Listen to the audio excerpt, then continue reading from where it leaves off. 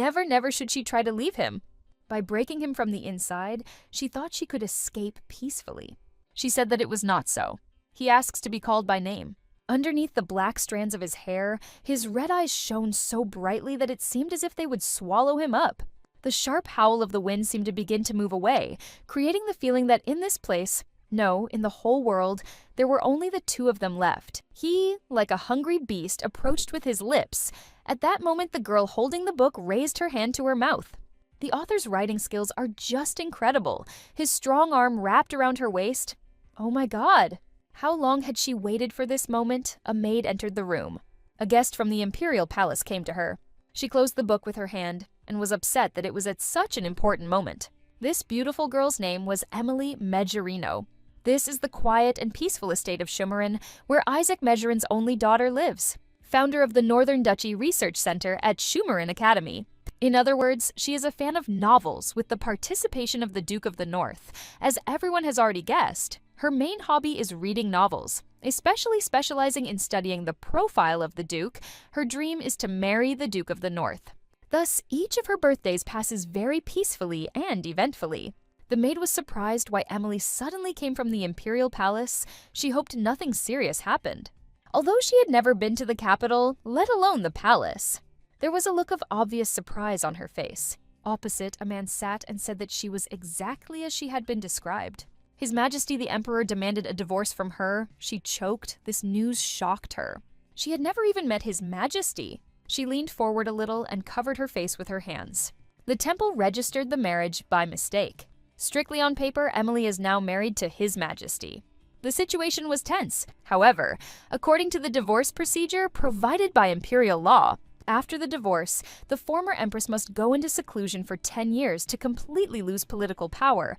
Therefore, the current name was ordered to move to Likai Island, meaning that she will not be able to return to the mainland for 10 years. In return, His Majesty offered worthy compensation, promising vast lands, wealth, and an estate. The screams from the estate were so loud that the gardener was shocked. It was too much of a reaction, because they made a mistake. Before they could finish speaking, Isaac grabbed her and covered her mouth with his hand. As Isaac held Emily, the man leaned away. The assistant asked Sir Ryan if this was really enough, to which he replied that they had done everything they had to. The estate glowed with sunlight.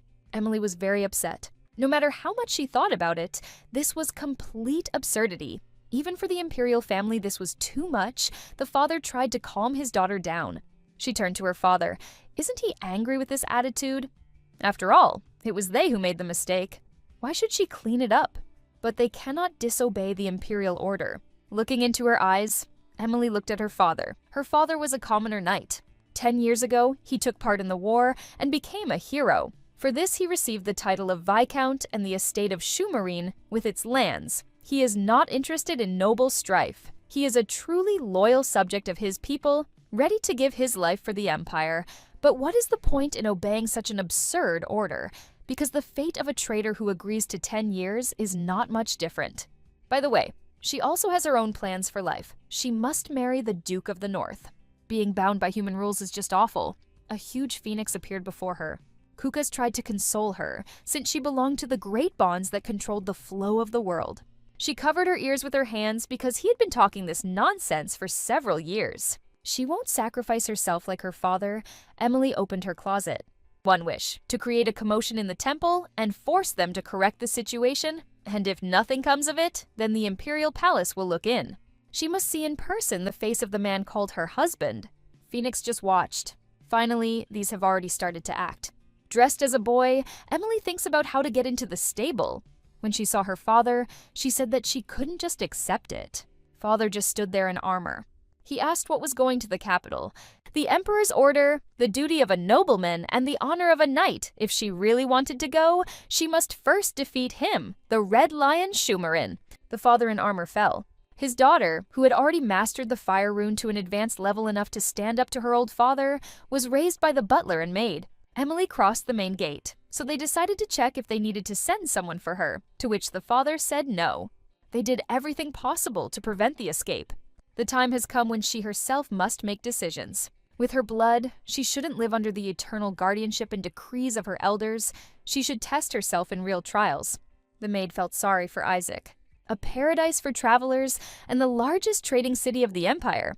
Since this is the only route from the south to the capital, not only all the merchants of the mainland, but also countless travelers, mercenaries, messengers, common workers, and bandits come here, so the place is always overflowing with people and money. People went about their business. Emily finally arrived. Despite her appearance, she is still the main character. She seemed to have overdone it when she decided to cover a 2-week distance in 3 days, galloping at full speed without any rest. The horse sniffed the hanging meat. She tried to bite off a piece. Then Emily stopped her and said no.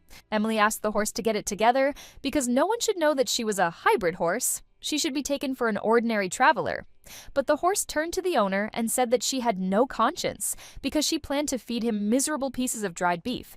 But he had to endure for a week. Emily pushed the horse into the stable and said that once they got to the capital, there she would eat whatever she wanted.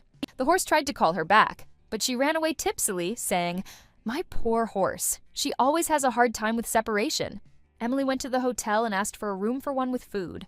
She parodies a guy. She put her hand on the table, exhaled, and said it in such a way that the men at the next table turned to look at her. He almost died of hunger. They brought her food, and these same 2 guys doubted that it was a man because he was kind of puny. But seeing how she was flying away from the food, doubts faded into the background. She was very hungry. At first she thought of leaving some for Shukrim, but then she realized that it was too risky and they could get caught. Shukrim, a hybrid horse? Its kind is one of the most ancient creatures, obtained from the mixture of dragon and horse. In other words, it can be attributed to the sacred beasts. It is an incredibly intelligent carnivore, so hardy that it can cross the entire continent in a week. Of course, their value is indescribable. Such beasts are difficult to find outside the imperial family, and she was lucky to pick it up on the road. Yes, that's right, she just bumped into him on the street, right in the middle of the battlefield. She offered him a piece of dried meat, but then he refused. Even if she was from those bloodlines, he would not fall for some peace. The war with the Servan Empire lasted 10 years. She grew as she progressed. Her father often took her with him to recent battlefields, and when she turned 10, she finally finished. Now that Emily has decided to enjoy her youth, she is told to spend another 10 years in exile. She really hopes that the emperor will be an accommodating person. Muta, the largest trading city of the Furza Empire, is the one who rules Muta. In some ways, they are even more powerful than the imperial family and more influential than the temple itself. The joint stock company is the Tom Holdings Corporation. There is no place in Muta that Tom's hands cannot reach, from children's candy to black market money. This huge company dominates the Furz Empire. Surprisingly, it is in the hands of one young guy, the founder of Tom Holdings, Tom Rukin. This time the price of imported hay had increased, and he asked to know why. Tom was approached by his ward. He wanted to know where this horse came from. The groom ran up and said that a guest had left her, Tom's hotel, and also let's check if everything was okay. Tom decided to clarify whether the man whose horse it was from a noble family, to which he received the answer that he was only a groom and apologized, since he did not know the details, but assumed that since he was staying at this inn, most likely he was a commoner. He looked at him carefully, and then he gave the order to find out about this man. One of his subordinates asked him why he suddenly became interested in the owner of this horse, to which he received the answer that if he wanted to conduct business competently, he needed to be more perceptive. He also added that this was not an ordinary horse, but a hybrid. The guy was surprised and asked where some commoner got it from. Tom assumed that their guest most likely had a reason for hiding his identity. But if this is an attempt by the emperor to send his man to them, the situation will change dramatically. The magical light of the moon fell on the hotel. Emily was drooling into her pillow. Unknown people got through the window and were surprised that it was a girl. She looks more like a runaway noblewoman. The duo known as the Knight Brothers, one of the legendary brothers, nothing can be hidden from them that can be stolen. In fact, they are petty thieves. They really hope she doesn't wake up. He asked his brother. He remembered how much wild mushroom powder was in her dish, enough to knock out a herd of elephants. So they can easily take all her things. One of the brothers was afraid that they would run into a beggar again, but this was actually a noblewoman. Suddenly his gaze fell on the sword and he asked what it was. The brother didn't know. He only said that it looked like some kind of antique, although she couldn't have been wearing a real sword. They assumed that the sword was expensive, but then Amelia kicked one of the guys. The guy hits the wall. His brother turns around, not understanding what is happening, and then she adds, "What a scoundrel." When did you manage to wake up?" Before he could finish speaking properly, in a matter of seconds he found himself pressed against the wall. Her eyes lit up yellow and she asked how they dared to disturb the Crete, the hired killers. Two guys were sitting with bumps on their heads. She ordered them to tell the truth and nothing but the truth. Emily asked if they were trying to steal my precious Creta, to which they said no. They didn't even know what this thing was, just thieves who wanted to get some coins. A couple of thieves were wandering around and completely by chance chose her room. It's hard to believe, but they swore that they were telling the truth. They only hoped to make a little money from young and inexperienced travelers. They usually slip sleeping pills to the visitors beforehand, and by the way, they are quite famous in these parts. Legends of the Muta, brothers of the night, capable of stealing anything and anywhere. This is their working motto. Emily asked, "Say whatever you want," and the guys looked at her questioningly. Sleeping pills are very expensive, but few people know this. But the powder of wild mushrooms perfectly fulfills the function of a sleeping pill, but they are perplexed why it did not work on her. Forest mushrooms. They have no effect on her. Schumarin's Red Lion, Knight Isaac Mejerino, was part of the nightly troupe along with Emily's named uncles and aunts. They included a young warrior who had earned a reputation as a master of medicine. Emily called her Aunt Greta. She made an invaluable contribution during the fighting when there were problems with the supply of medicines, while she managed to bravely take part in all the battles. The problem was that she became overly attached to little Emily and fed her these mushrooms, to which the father asked not to feed the child any poison. Thanks to the most subtle approach to dosing dangerous substances, Greta was able to develop a strong immunity to poisons in Emily. Practically no poisons affect her. The boys looked at her with their mouths open, and they asked how this was possible. Not only did she beat up two grown men like they were children, but poisons didn't work on her either. Emily said she thought she should turn them into the city guard. They started begging her not to do it. They promised that they would no longer steal. Hunger and despair drove them to this dirty deed. Their mother was seriously ill, and they could hardly find money for medicine. From the other side of the door, they asked if everything was okay, because a strange noise was coming from the room. The boys hugged each other and looked at each other in fear. They had been heard. She turned to the guys. Pointing the ball at the window, she told them to take the money and get out. They had 10 seconds to do everything. They asked in surprise if they were letting us go. They may be thieves, but it doesn't look like they managed to hurt or kill anyone, so consider this your chance to get off the slippery slope. They must definitely spend this money on their mother's medicine. They continued to look as if they didn't understand whether it was a joke or not. They collected the coins from the floor and thanked her for her kindness. They left with a bag in their hands. One of the brothers turned around, laughed, and said, "What a fool! She just believed this nonsense." Although they had never seen their parents in their lives, the second asked, maybe it would be better for them to deceive people rather than rob them. As they ran, for a second it seemed that they met the Red Witch again. The manager came into her room with a frying pan, afraid that there were burglars, but Emily reassured him and said that she was just trying to swat a bug. She sat down on the bed and exhaled. She doesn't remember her mother at all. Maybe that's why she gave in to her emotions. Her gaze fell on the window, and she asked if he was in cahoots with them. The guy didn't understand and hid. It turned out that he was not alone. As soon as Emily approached the window, they ran away. Apparently there is lawlessness in this area. How can you travel here when there are lies and murderers all around? His name is Max Lin, and he looks to be about 18 years old. He used central bank gold coins to pay, and they say that upon arrival he was covered in dust and dirt, like a homeless person. However, the guest boldly approached the worker as if nothing had happened. He quoted, "The room with food, please." He ate as if he had been starving for a long time, and at the same time he observed basic etiquette. Tom thought about it. Looks like a young scion of southern nobility. The hybrid horse in the stable looked emaciated. It would take at least 3 days of non-stop riding to get it to that state.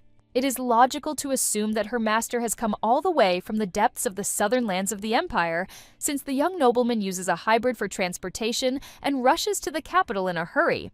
While hiding his identity, most likely, he has an extremely urgent matter. Here an observer appeared on the horizon and managed to conduct surveillance as he had ordered. Besides him, in the indicated place there were the so-called Brothers of the Night, small mittens who had been operating in their city for several years. He approached to help the young man in case of danger, but he easily overpowered the brothers. Moreover, if the observer understood correctly, he has immunity to any poisons. As soon as the guest suspected his presence, he immediately retreated. It's impossible to say exactly what rune he's using, but it seems they're dealing with a rune wielder. Tom asked Luke what was going on with the imperial family. Nothing had been heard from the Xena elders. He replied that there was no news yet. Xena only sent some financial reports. Nothing unusual. Tom increasingly suspects that this man is a spy for His Majesty, and he asked to arrange a meeting for them. Everything should go as naturally as possible. 20 years ago, the continent of Ashi was consumed by the flames of imperial ambitions. The imperial family, wielding the power to destroy human consciousness, swept through many countries, leaving behind devastation and mountains of dead people. And when the entire continent was on the verge of collapse, the Ferd's Empire, led by the knight Isaac Measurin, successfully recaptured the vast southern lands. It was this event that earned him the title of Red Lion.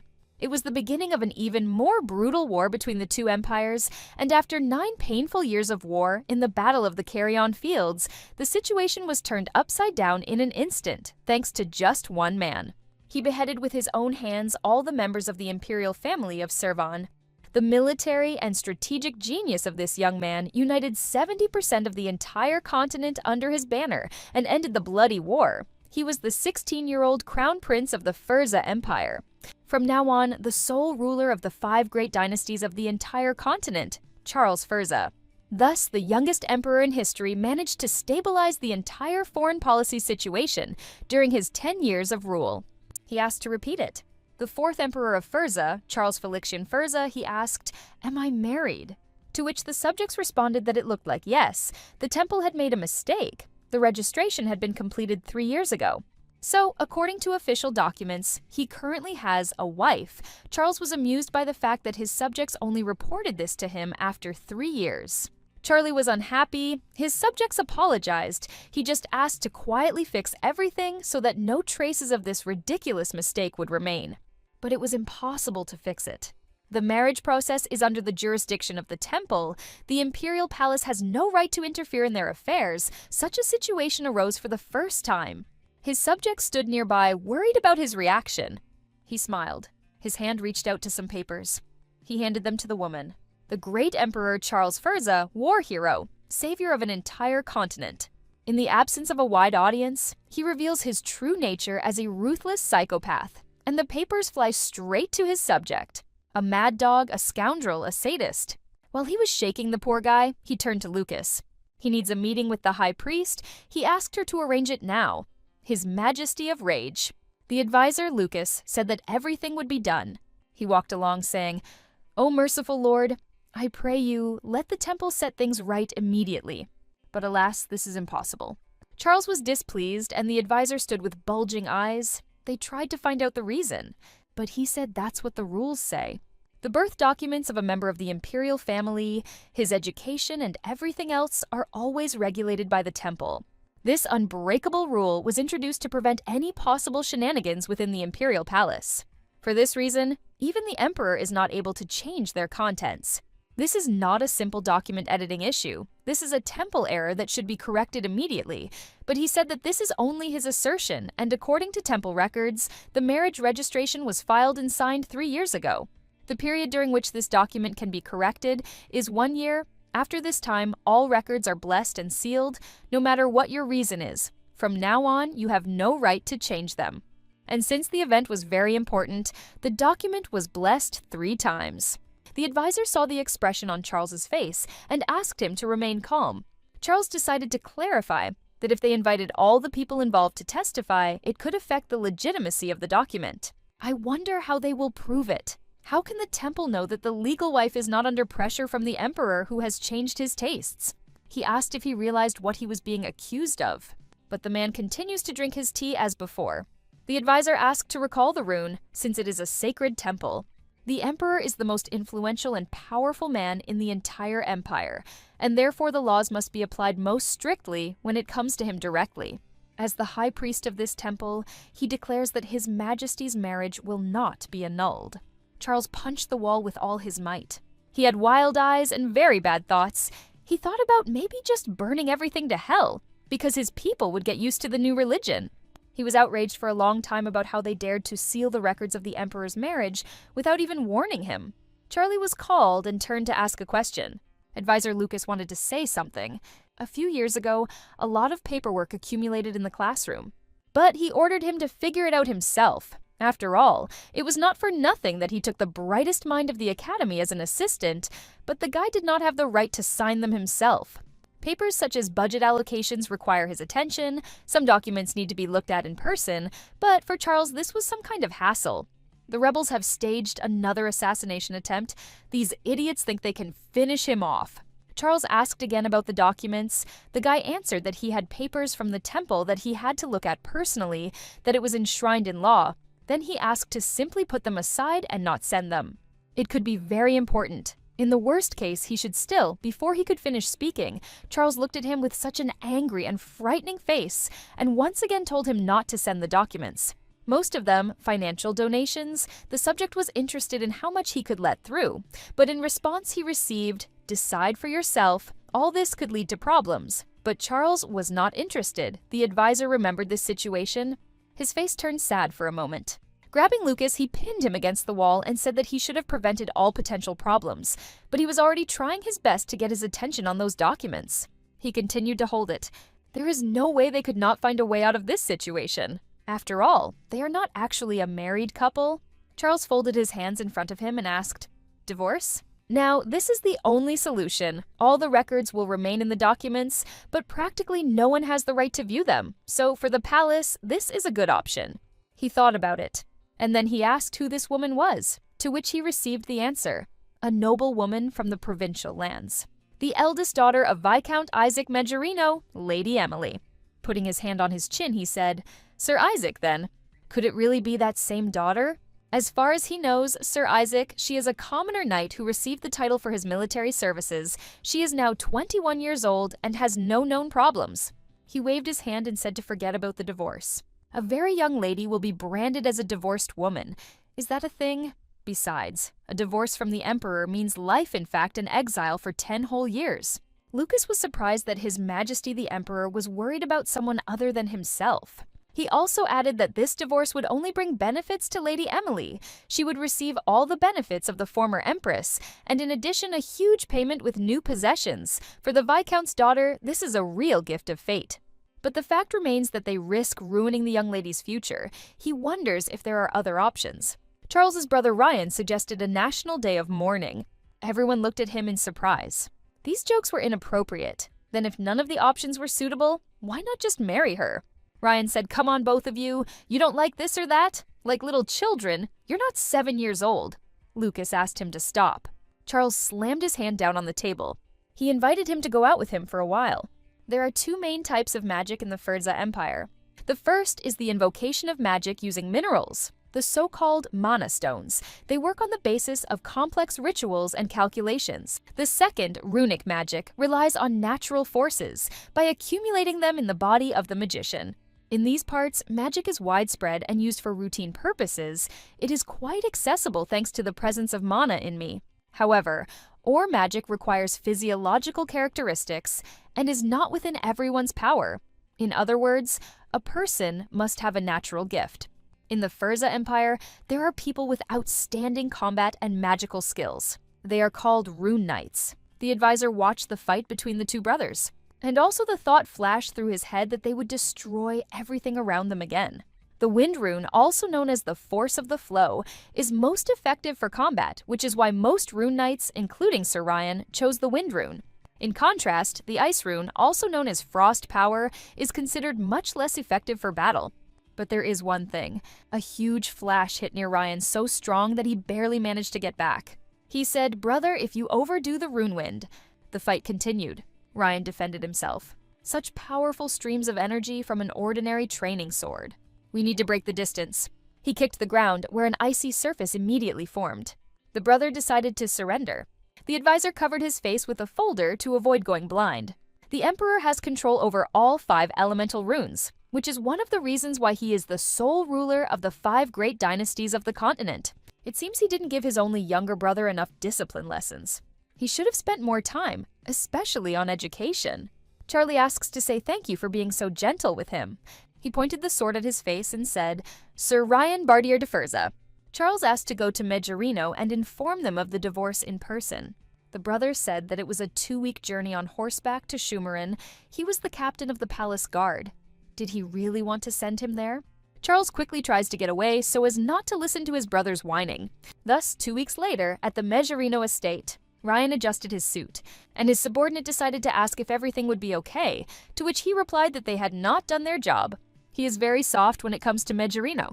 When this former commoner brazenly refused the emperor's offer to accept a position as commander of the troops, instead of punishing him, Charles granted Isaac a noble title and personal estates.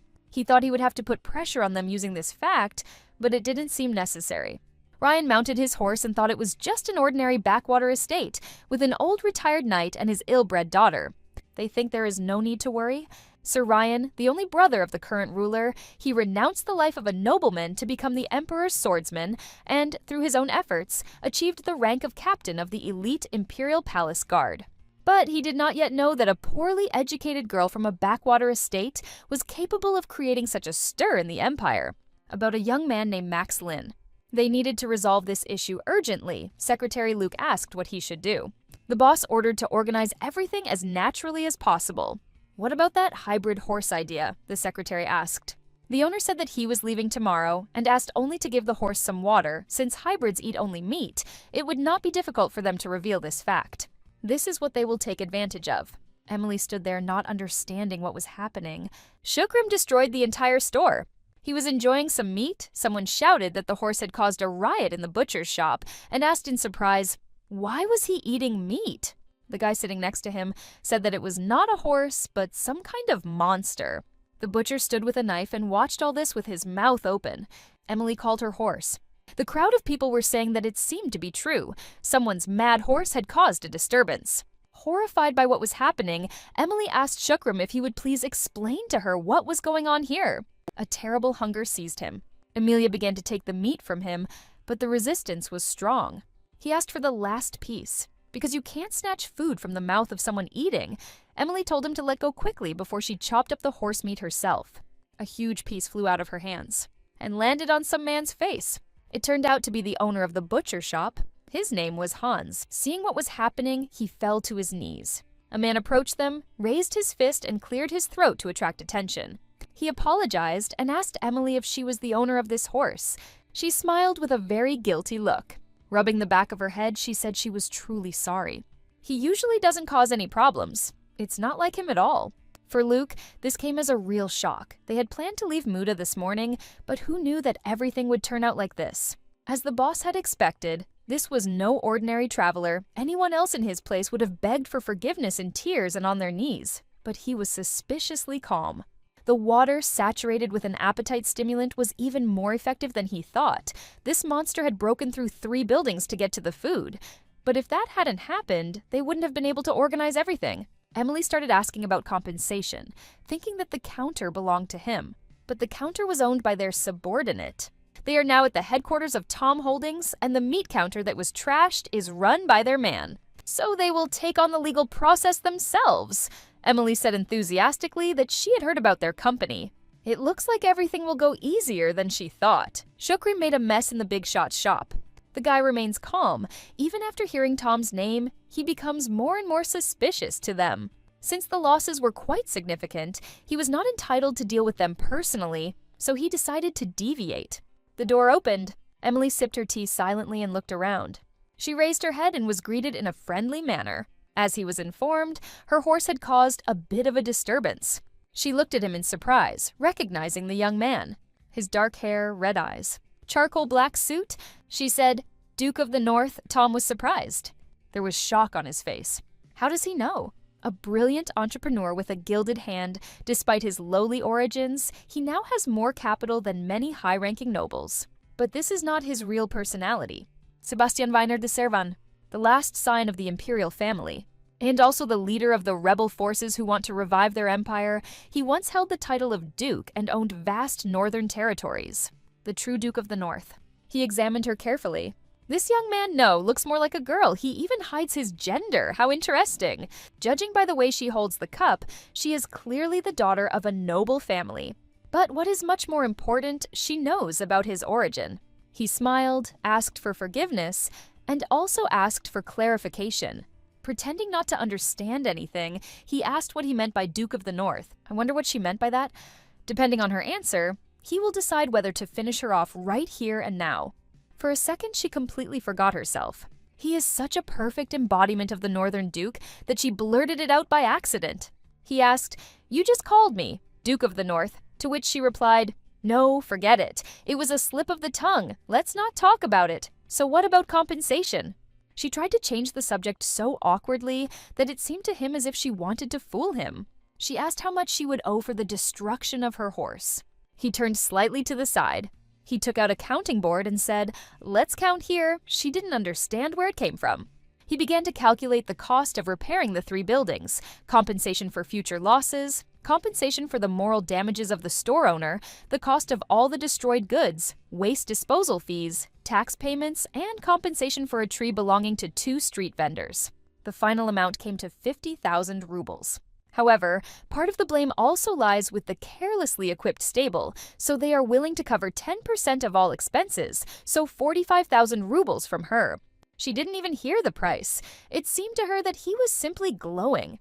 It was quite a tidy sum, but what could you do?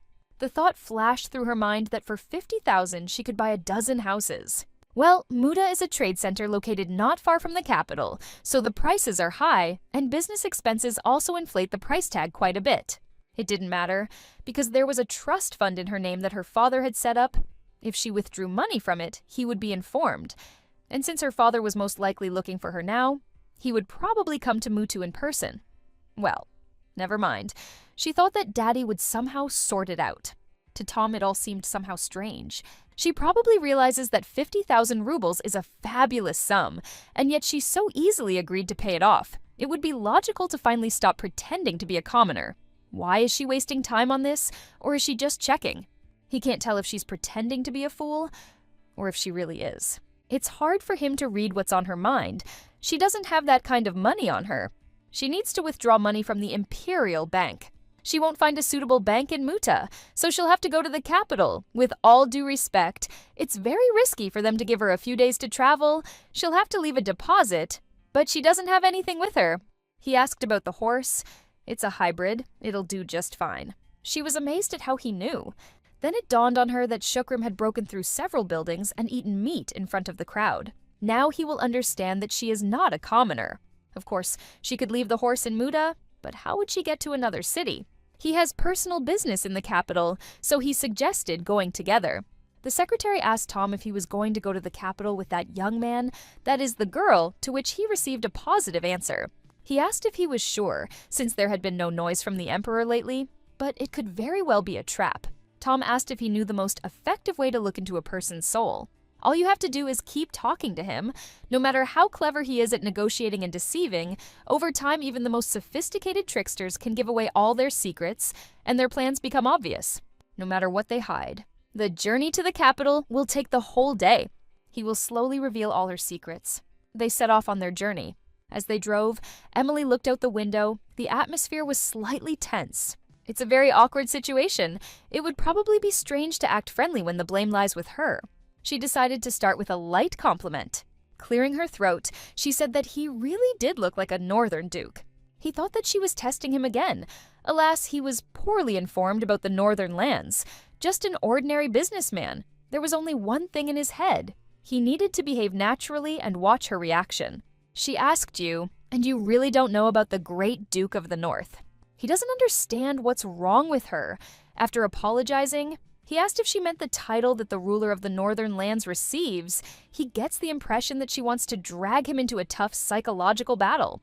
She extended her hand and pointed her finger at him. Emily will tell him everything he needs to know. Later, Sebastian would bitterly regret this. The first question, his beloved slipped and fell in the hallway.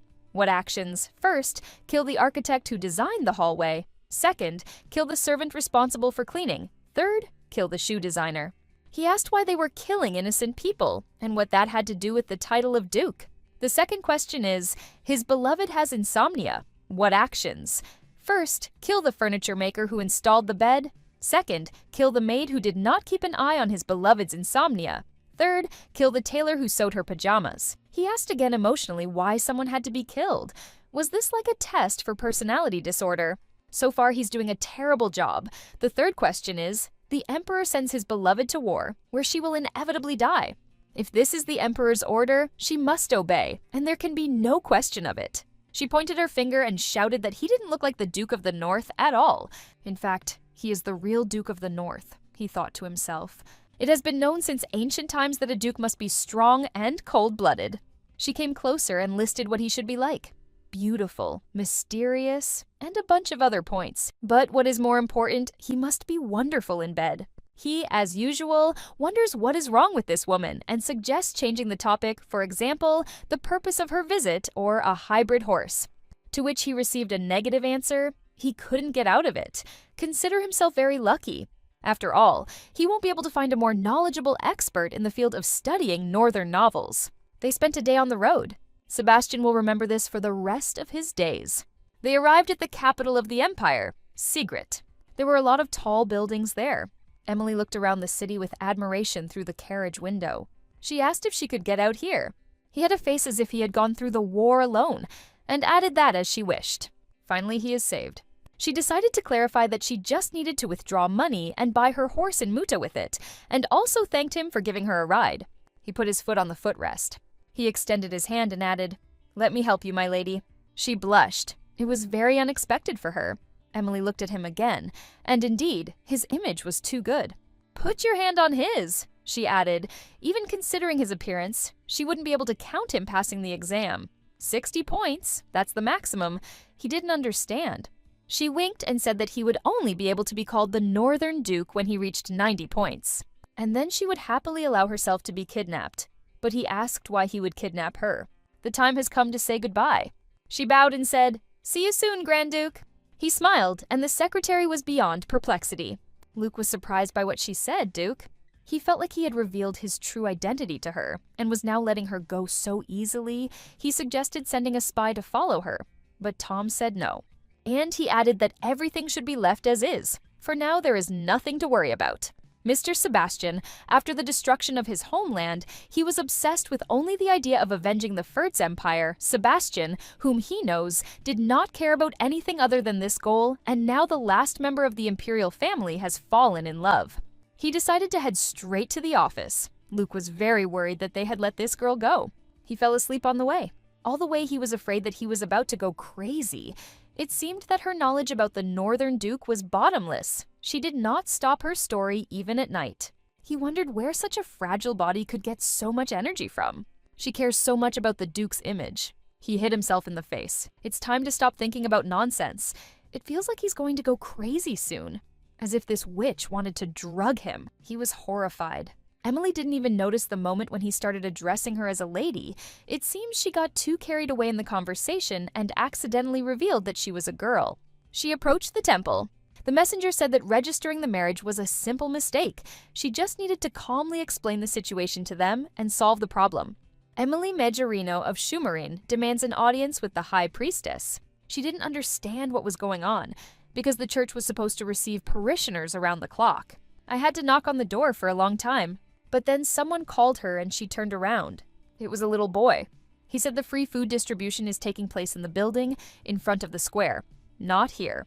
She was not a vagabond. Her name is Emily Majorino, daughter of the great Viscount Isaac Majorino, Lord of Shumarin, asking permission to meet with the high priest. The boy pointed to the side, hinting that she needed to leave. She hung her head and left. Suddenly the high priest came out to the boy and watched her leave. And also, if she comes to them again, they need to try to send her away again, but the boy had a question about why he doesn't want to let her into the temple. She needs to meet someone else first. Emily walked down the street, her stomach growling with hunger. She had been chatting so much with the Northern Duke that she had completely forgotten to eat on the road, but first she needed to get money from the bank, and tomorrow she would again demand a meeting with the high priest, and if they didn't let her in, she would simply break down the door. When she approached the bank, she saw that working hours were from 9 to 4, closed on weekends and holidays. Today was Friday, and it was just after 5 o'clock. She didn't expect such a surprise. How can a bank close at 4 o'clock? What do working people do? A moment of despair, but remembering the free food distribution in front of the square, she decided to go there. She was a little ashamed to take what was intended for the homeless, but right now she looked like it. Approaching the square, another disappointment followed because the distribution was over for today. It was only 15 minutes late. She sat down next to the tramps. I started thinking that maybe I shouldn't have given all the money to those thieves. Now she is alone in the capital, without a single penny in her pocket, and even without shoe cream, she will have to survive here for 2 whole days. At least her dear Krita is with her. Emily jumped up in horror. She was gone. Tom saw the sword. He immediately realized that the sword belonged to that girl. She got angry and thought that the Duke of the North had stolen it. Emily ran as fast as she could, thinking that with his lovely face and physique, he had originally wanted to intoxicate her. Lucas said, "No way, Your Majesty." Charles, as an emperor, simply wants to look at his people. If he gets recognized on the street, it will cause a real stir, so he wants to dress in something inconspicuous. Because his appearance is too recognizable. No one in the entire empire had such bright hair. He has no idea how many problems the guards will have with such a walk. Therefore, Lucas strongly requests to refrain from his secret checks. He proposed to organize an official tour of the capital with all the appropriate measures. Charles doesn't want too much fuss. Lucas is almost crying. A member of the palace guard, Vivi, agreed with Lucas's concerns because they were well-founded. They handed him some pills. They are able to change the color of hair for about a day without any side effects. He extended the pill to his mouth. If he uses the rune, the effect will disappear immediately, so don't forget about it. He looked in the mirror, and it was quite convenient. With such an appearance, there shouldn't be any problems. He opened the window and said not to say a word to the guard. Charles jumped out of the window. A frightened maid ran up to check if he was alive. Everyone remaining in the hall was just discussing when His Majesty would start adhering to official procedures, but it was high time for everyone to get used to his character. Lucas had never heard of such drugs before, to which Vivi slightly boasted that she was, as the people call her, a genius of modern medicine.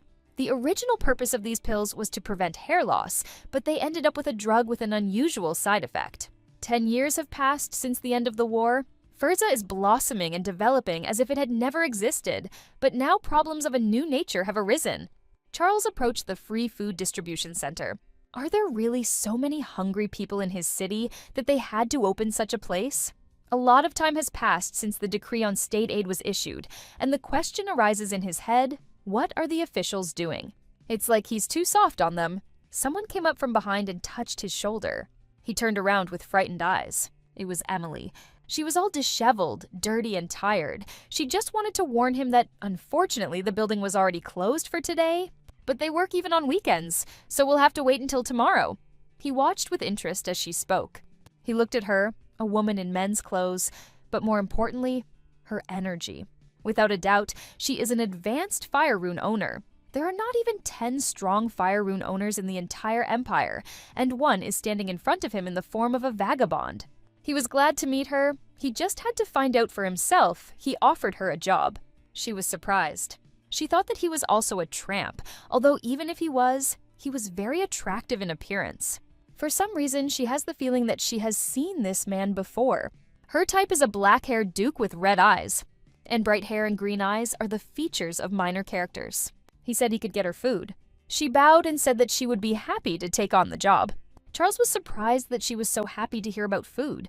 He introduced himself as Detective Martin, and she kept her cards close to her chest and gave her name. Max Lynn. She asked what she should do. Charles pointed at the man. He is suspected of cheating on his official wife. We need to follow him and find evidence. She rushed towards him. Hiding around the corner of the house, Emily began surveillance. With a gesture, she indicated that they should behave quietly. At that moment, she was irresistible. While Emilia was busy with her work, he looked at her and thought, the red-haired owner of the fire rune. The man continued to be watched as he walked calmly down the street. Feeling that he was being followed, he grabbed his bag. And then it sped up. Emily realized that he seemed to have noticed them. She shouted, "Stay where you are, you shameless bastard," and headed towards him. The target was at a dead end, and in Charles's head there was a question as to why he started running. The man was not so simple. He jumped over a high fence and disappeared. She realized that it was a wind rune. It was unfair to do so. She grabbed her new friend and told him to hold on tight, and he asked what she was doing.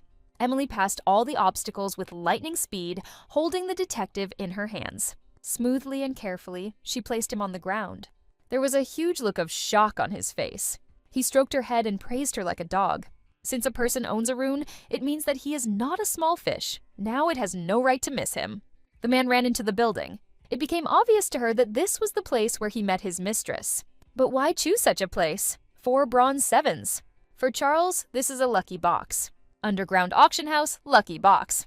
No matter how complex the client's order is, they are able to obtain almost anything. However, since absolutely all goods are put up for auction, clients are forced to wait until their desired item is auctioned off. And despite this, with a success rate of 99.96%, they have become the most successful underground guild in the entire empire.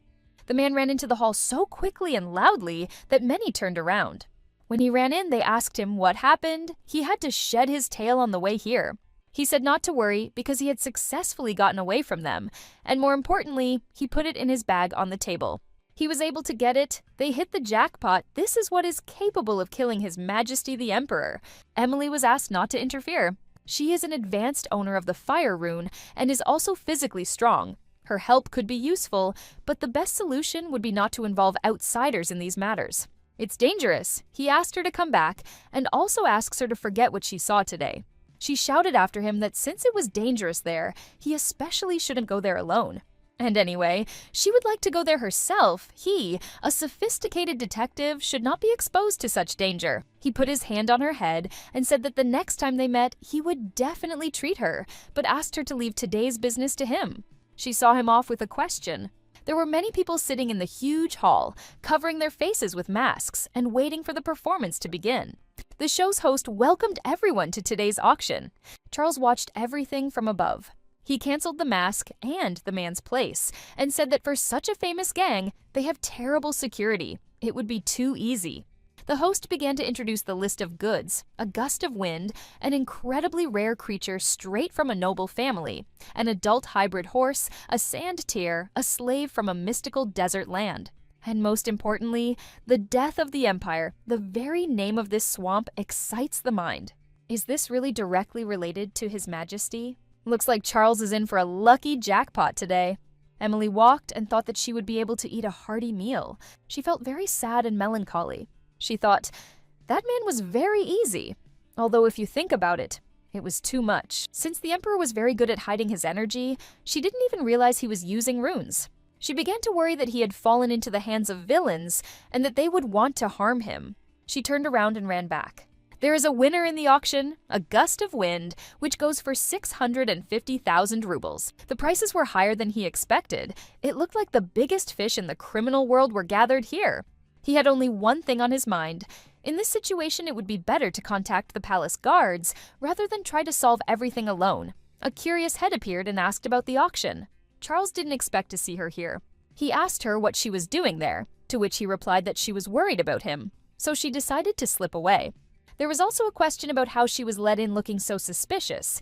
Surprisingly, the guards here are useless, she replied. From the outside, the place looked like some kind of barn, but looking down, she didn't expect to see anything like that.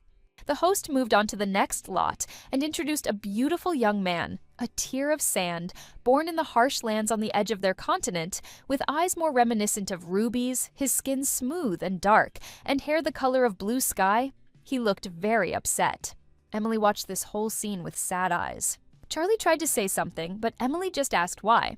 What have they been fighting for all these damn years? She jumped from the balcony, and she shouted to the detective, "I'm sorry, but right now there is more important business."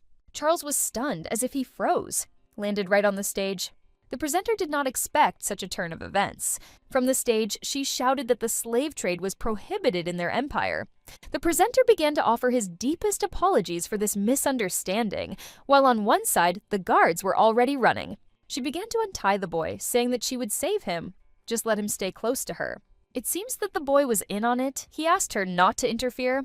Then she hit him on the head, which he certainly didn't expect. So small, but already learned to be rude, she picked him up and headed for the exit. Charles, standing on the balcony, thought that perhaps he should have listened to him better, although it didn't matter at all. The scumbags have several rune owners and are very proud of it, but at the same time they forget that each mage also has his own limits. When it comes to the owner of the fire rune, it is difficult to imagine anything more destructive. A powerful fire engulfed the building. It looks like she overdid it. The lack of practice is clearly showing. The boy woke up and asked to let him go.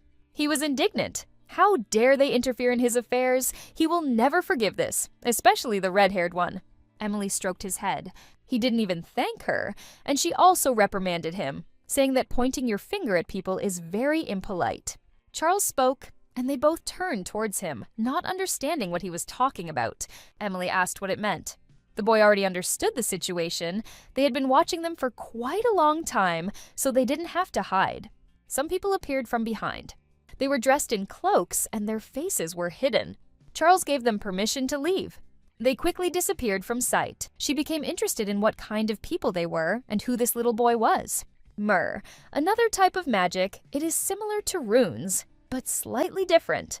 He advised her to lay low for a while because the auction house people would try to track her down, but Emily said there was nothing to worry about. In that same second, he seemed to evaporate. He left so quickly that he didn't even say goodbye. Apparently, he can take care of himself. She suddenly remembered that he had promised to treat her. The men sat on the floor and said it was very dangerous. Their operation was too risky. If the Sultan found out about it, he would be furious. If those two idiots hadn't shown up, everything would have gone according to plan. The easiest way to find his brother is to join a nobleman's family under the guise of a slave. The boy became curious if they found out who ruined their plan. The man with bright brown hair is the Emperor of the Furza Empire. The boy asked if he was sure, because he didn't look like him at all. They hadn't yet managed to figure out how and why the Emperor was hiding under someone else's appearance, but his energy gave him away. Therefore, the aura seemed familiar to him. Now that even the Emperor was aware of the events, they should return immediately. The pain that had previously bothered him. If you remember, he was distracted and didn't even notice. His pain suddenly subsided. They were unable to establish the identity of the second person. They only found out that it was a woman. Right now, the measure seems to have stabilized. His servants said that they had to hurry. Adam looked at his talisman. Memories started to surface. I think she said her name, Max. He wondered how soon they would meet again. Charles stood with wild, angry eyes and watched. He lectured his officials on how they could organize a slave auction right in his capital, something that this bunch of idiots do around the clock. The Emperor called everyone together in the middle of the night, without waiting for dawn. He doesn't need any excuses. He ordered them to take care of the well-being of his city, and they decided to ruin it. One of the officials was so scared that he even shed a tear. As it turned out, his brother Sir Ryan was involved. He told them that fish would not swim in excessively clean water. Charles's face showed great surprise. This news shocked him. He stated that as long as they could not monitor the criminal world, no problems would arise, so it was decided not to touch them. He asked again if they had indeed followed the district order, and also asked where he was now. As the captain of the guard, he is most likely at the scene now. What a mess they've made here. The subordinate turned to Ryan. They had almost cleared away all the rubble. Fortunately, not a single civilian was hurt. It looks like they were very lucky. He stepped on the envelope and picked it up.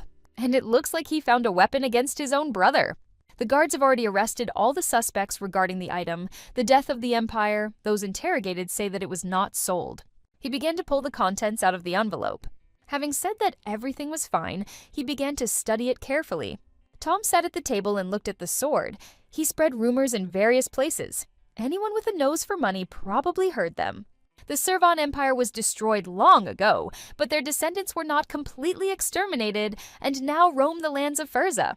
After 10 long years, they are ready to carry out their plan for revenge. Ryan set fire to the contents of the envelope and threw it on the ground. He wonders what expression his brother Charles will have on his face. Tom's secret office in the capital of the Empire, Xena's people began to act decisively. They intend to strike at the Emperor himself. Tom did not expect to hear such words from his secretary. What angered him most was that they did not first consult with him, their leader. Luke said that they were not satisfied with his plan because the preparations were taking too long. It seemed that they had some kind of trump card, and now they can't wait to use it to kill the Emperor. The elder said that tomorrow night, and he would be pleasantly surprised. A bunch of impatient old men, he has no intention of keeping cretins as assistants who only get in the way. After all, his plan is flawless. The nobles and subjects of the Servan Empire who survived the war with Furza formed a secret organization called Xena and spread its roots across the continent, sinking their fangs and claws into everything in order to one day restore the former glory of their empire. He can understand their lack of restraint, because many years have passed since the war. But these people don't realize that they survived it only because they never met Charles Furs in person. They can't even imagine what this man is capable of. Luke said, okay, he'd take a look at their so-called trump card. Tom said it was too dangerous and it would be better to send them there in a group. He has no intention of helping them, even if they are idiots. But they will surely carefully prepare the scene since they are in the capital. Why not watch everything from the front row? They start tomorrow night. Emily slept on the street. She had absolutely no strength. She was very hungry. These days had exhausted her and wrung her out like a sponge. The supplies she had managed to get hold of disappeared in a second as soon as she turned away. And as she had been told, even the homeless had their places assigned, she could not sleep wherever she wanted. And it was unexpected for her that the capital would be such a cruel city. Emily blamed two people for everything. The first was the damn emperor with his marriage, and the second was the vile detective. She would never forgive them. A boy came up to her and pointed his finger at her hand. He wondered if he was new here, to which Emily responded something like that and asked if she had taken his place. He held out his hands, in which was freshly baked, deliciously smelling, warm bread. With a smile on his face, he said it was for her. She asked what about him, to which he replied that he was given food in the canteen and that he would be able to get more later. It was free bread meant for the starving, he said. She looked very exhausted, so he decided she needed it more. Tears formed in her eyes. This capital is beautiful. It ate and cried at the same time. There was a large gathering of homeless people in this place, all going about their business. Emily thought it was a rich city and didn't expect to see so many homeless people here, but she just didn't know. The homeless and poor deliberately flock here from different regions. Since the emperor is personally responsible for the well-being of the capital, it is much easier to get help and support here, and some vagabonds are even hired. The boy was from Shumarin and lived in a small nearby village, but his parents abandoned him and he miraculously managed to reach this city. No one cares about the people as much as His Majesty the Emperor. Emily froze in one position. She immediately remembered the house and how she walked. There are also many poor people in Shumarin. There is not a single place without them. She spoke like a noblewoman, and the boy hopes that soon His Majesty will put an end to poverty in the empire. Before he could finish speaking, the sandwich flew straight into his face. It was unexpected, even for Emily. She asked why they were throwing food around, and was immediately told that they were feeding a homeless person. He laughed and said that his appetite had disappeared from the nauseating stench and where all those rats were coming from. What is the emperor even thinking about? He could have cleared the city long ago. The boy sat so confused, and his face showed strong disappointment. Emily's facial expression changed in a second. The guy who threw a sandwich at the boy asked if he knew who he was baring his teeth at. Not much time passed. He was already standing with knocked-out teeth and a broken arm. While the guard was taking him away, he was shouting something threatening, and Emily stood there with her hands tied. The rules in the capital are strict. The guards came running very quickly, but at her home everything could be resolved with a simple handshake. In general, it would not have been difficult for her to get out of that situation by using the rune. Emily lost consciousness and fell face down on the ground. Due to malnutrition, she became very weak. It seemed to her that she could not stand it any longer. She needed normal food. The guard officer tried to tell her something. The man she beat up turned out to be the son of a high-ranking official, not to mention that street fights are strictly prohibited. The officer didn't like being ignored. He asked her to state her name, age, where she was from, and the purpose of her arrival in the capital. She decided that she needed to calm down and tell him the truth. Her name is Emily Meggerino. She is the daughter of the Viscount of Shumarin, and she has come to the capital to meet with the High Priest and His Majesty. He asked about her ID, but she said she lost it. Name, age, and occupation unknown, probably entered the capital illegally. Show signs of psychological deviations and delusions, may be dangerous to society, no need for further investigation, verdict, 3 months imprisonment. Emily thought it was unfair. The man sitting next to her in the cell asked her if it was her first time in prison. She was imprisoned unfairly. Or rather, she is partly to blame, but the blame does not lie solely on her, even though she hit one idiot once, but he got into trouble himself. To a large extent, it was self-defense, a real outrage. Her cellmate listened to her attentively. He put his hand on her shoulder and said that everyone says that. Night, the cell door opened. The same cellmates came in wearing raincoats, hiding their identities, and they handed the man the same raincoat. Everything was ready. The operation to eliminate the Emperor was starting right now. They called themselves Xena's Silver Assassins. In the corner sat 2 beaten guards. It was obvious that they had been beaten very badly. At the right dosage, the wild mushroom powder works great. It's good that they collected them in the right quantity, and the antidote works too.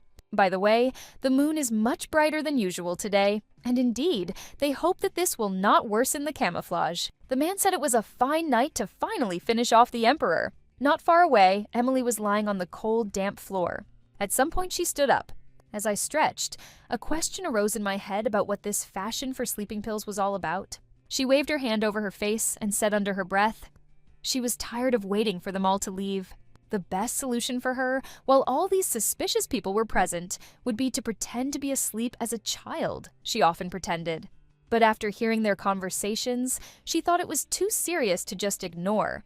An assassination operation, this beautiful night to finish off the Emperor, she thought of finding the duty officer and reporting everything to him. The dark corridor was illuminated by a beautiful white-blue light from the moon. Go outside, she looked. Hearing the conversation, the cut turned and looked in their direction. One from the inside of the palace, it was strange to them that there was not a single guard there. It all seemed somehow irresponsible. She tore off a piece of fabric from the suit that the duty officer had given her. She had to clean up someone else's problems again. She tied a tight ponytail on her head. Ryan saw his brother in the hallway and called out to him without showing it. He said hello and waved at him. Charles turned around. This was a great opportunity. In an instant, he seemed to fly towards his brother, grabbed him and swung his fist. He was looking for this little bastard. He was interested in the auction that Ryan had arranged. If at least one slave was sold at it, his brother asked him not to get excited.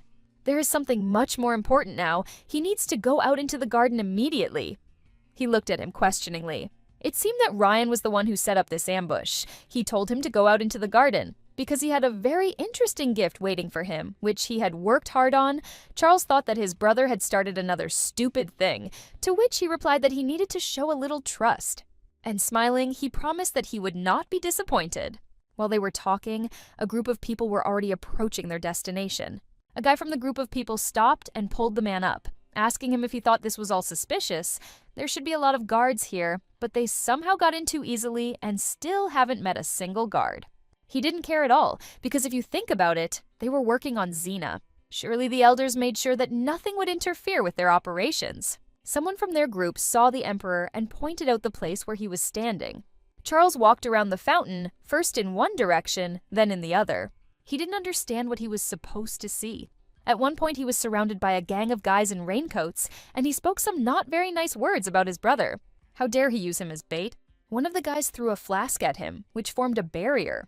This is a technology to contain magic and is most likely very expensive. A lot of money was spent on it.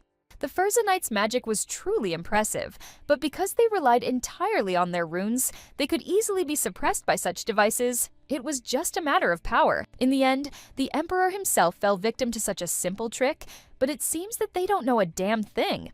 The Rune Knights do not resort to third-party sources of mana because they are extremely ineffective and easily destroyed. You just need to apply more force. This seemed like complete nonsense to them, so they all jumped up and rushed at the Emperor, saying that his own pride would destroy him.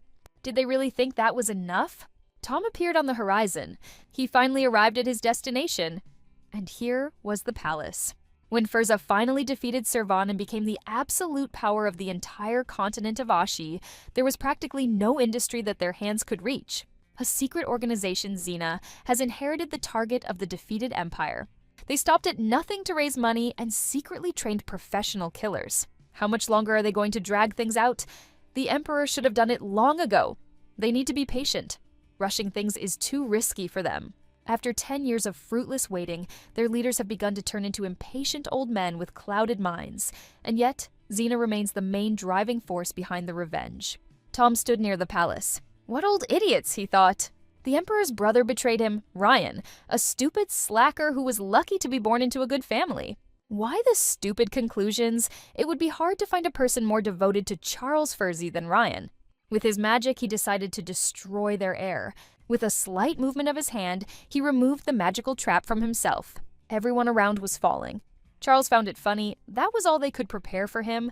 How insignificant. The guards ran up. They were very worried about their emperor. They didn't understand what was happening. All the guards were suddenly gathered and ordered to wait inside, and then the alarm sounded about an invasion. He figured that nothing special had happened. His brother had simply decided to give him a gift and asked why no one had warned him. He didn't kill anyone. He just ordered them to be taken away. It looks like they were Xena's people again. Vivi accepted the order and said that she would beat all the information out of them. Lucas was extremely surprised that the garden remained intact and unharmed. Charles's mother loved this garden very much. If it had been any other place, there would have been devastation all around. But since the emperor's mother treasured this garden, he deliberately used only the water runes so as not to break anything. And yet, even the most experienced master found it difficult to control his energy so precisely. It was a real surgical operation that only one person in the entire empire was capable of performing. He ordered that the Rhea be brought here immediately. Vivi accepted the order with pleasure and went to look for him. Lucas asked her where she thought he could be found now, but she had no idea herself. He's probably hiding somewhere from the emperor, as usual. Ryan, the more he thought about it, the more he admired his own genius. He managed to get Xena's rats to come out of their cellars so easily, and what's more, he immediately handed them over to his brother on a silver platter. When he stood on the street, he did not expect such a turn of events. A girl ran past him. He seemed to fly towards her. He was interested in who it was. For Emily, it was unexpected.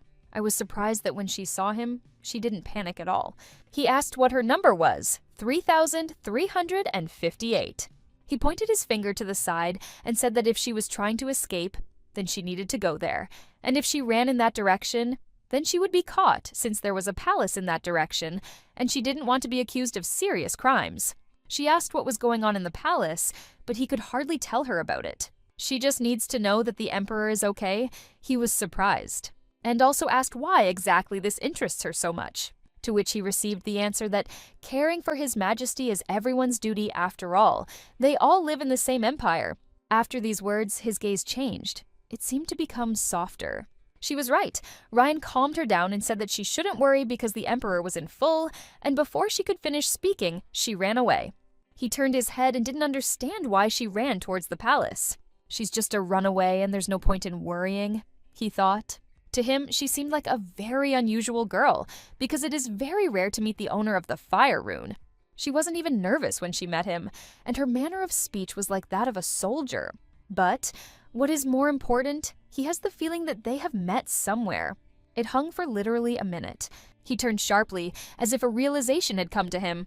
He recognized her, because this was the same Emily Majorino whom he had visited at the estate. He was only interested in one question. What the hell was she doing here? For her, this was a good opportunity to meet the emperor in person, to ask him all the accumulated questions, and at the same time ask him to drop the charges against her. Finally, she could at least see her husband's face. Ryan's eyes lit up and he ordered that they make sure that not a single mouse escaped from the castle today. Emily kept running. She didn't understand why no one was visible. Conversations were heard in some direction. They still haven't found him. They answered His Majesty that they have no idea where to look for him. Suddenly, in one of the alleys, she noticed him with his subjects. In joy and with the words, "I'm going, hubby," she sped up. Charles turned his head sharply as he heard someone run past.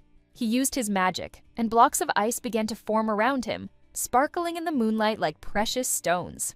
By this action, he tried to protect himself from danger in connection with recent events. Scratching his head, he thought that most likely it was a rat that ran by. Lucas turned to His Majesty. "You can't throw magic so carelessly." The floor was destroyed. They would have to do some repairs now. He begged them to refrain from runes at least sometimes. It turned out that the man in the cloak and mask stopped her on purpose to remain unnoticed. She looked at him with frightened eyes, and then took a closer look. This man seemed familiar to her. It was Tom Rookin. He leaned over a little and exhaled when he saw that they were gone. He removed his mask and wondered what my lady was doing here. He was also interested in the uniform she was wearing and asked, "Have you escaped from prison? They don't want her to be charged with a serious crime." She began to approach very quickly. She wanted to ask, "What is he doing here looking so suspicious, Duke?" No, more precisely, Director Tom. His face tensed. At first she seemed just strange to him, but now it is clear that this is an extremely unusual girl. He could have guessed from the start that she was an excellent fighter. And besides, hybrid horses are not for just anyone, but a question arose in his head as to why he had just saved her. He became curious about how many points he got today. She had already said back then in the square that you could only get a pass by scoring 90 points. Emily was surprised why he decided to ask about this. He gently pressed her against the wall. A slight tension appeared. Tom said that the Duke of the North must be strong, cold-blooded, and also mysterious and beautiful. He approached her, but first they needed to get out of here. With a huge shock on her face, she answered, 95 points. Someone laughed very loudly from behind. These two were very surprised at that moment, as if they were first graders who had been caught. They did not expect that there was someone else present here. He apologized for interrupting this solitude, but he tried for a very long time to catch up with her. They looked at him. He was touched and laughed with a hint of sarcasm, and then parodied, strong, mysterious. But these two disappeared as if at the snap of a finger. He missed her again. Ryan thought that this one, 3,358, was indeed Lady Emily. She recognized the masked man, but it didn't seem like they knew each other well. And the man next to her he began to remember.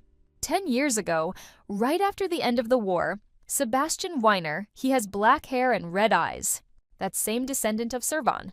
This year he would be 12 years old, the same age as Ryan, and at that moment he asked Charles if they would meet again or not. He swore that he would find it himself. It was only a matter of time. Ryan noticed that he had matured a lot.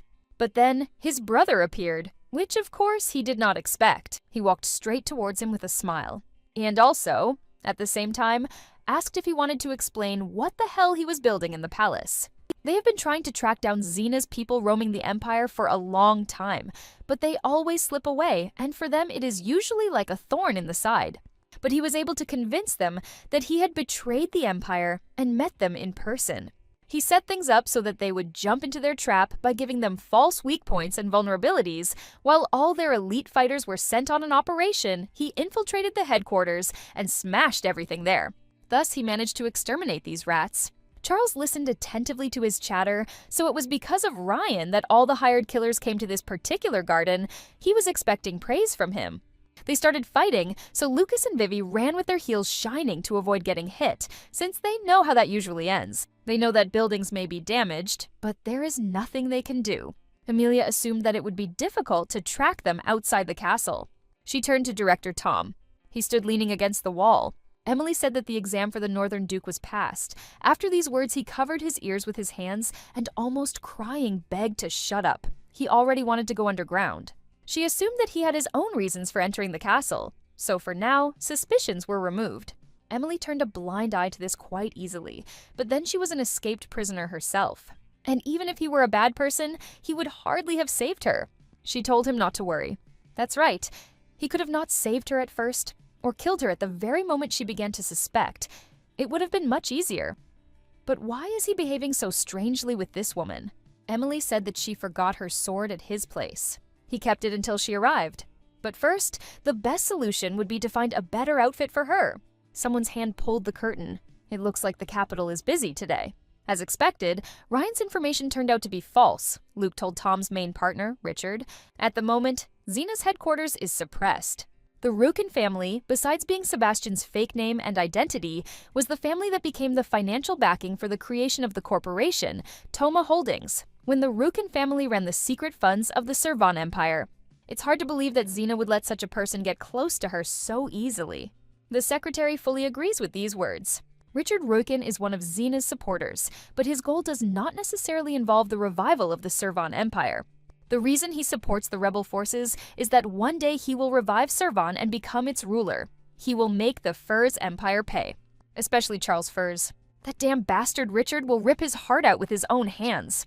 The secretary tried to somehow cheer up Sebastian. Unfortunately, he is not particularly smart, either in politics or in military affairs. He is just an entrepreneur who knows how to handle money, and the most important quality of any entrepreneur is the ability to see the value and potential of each person.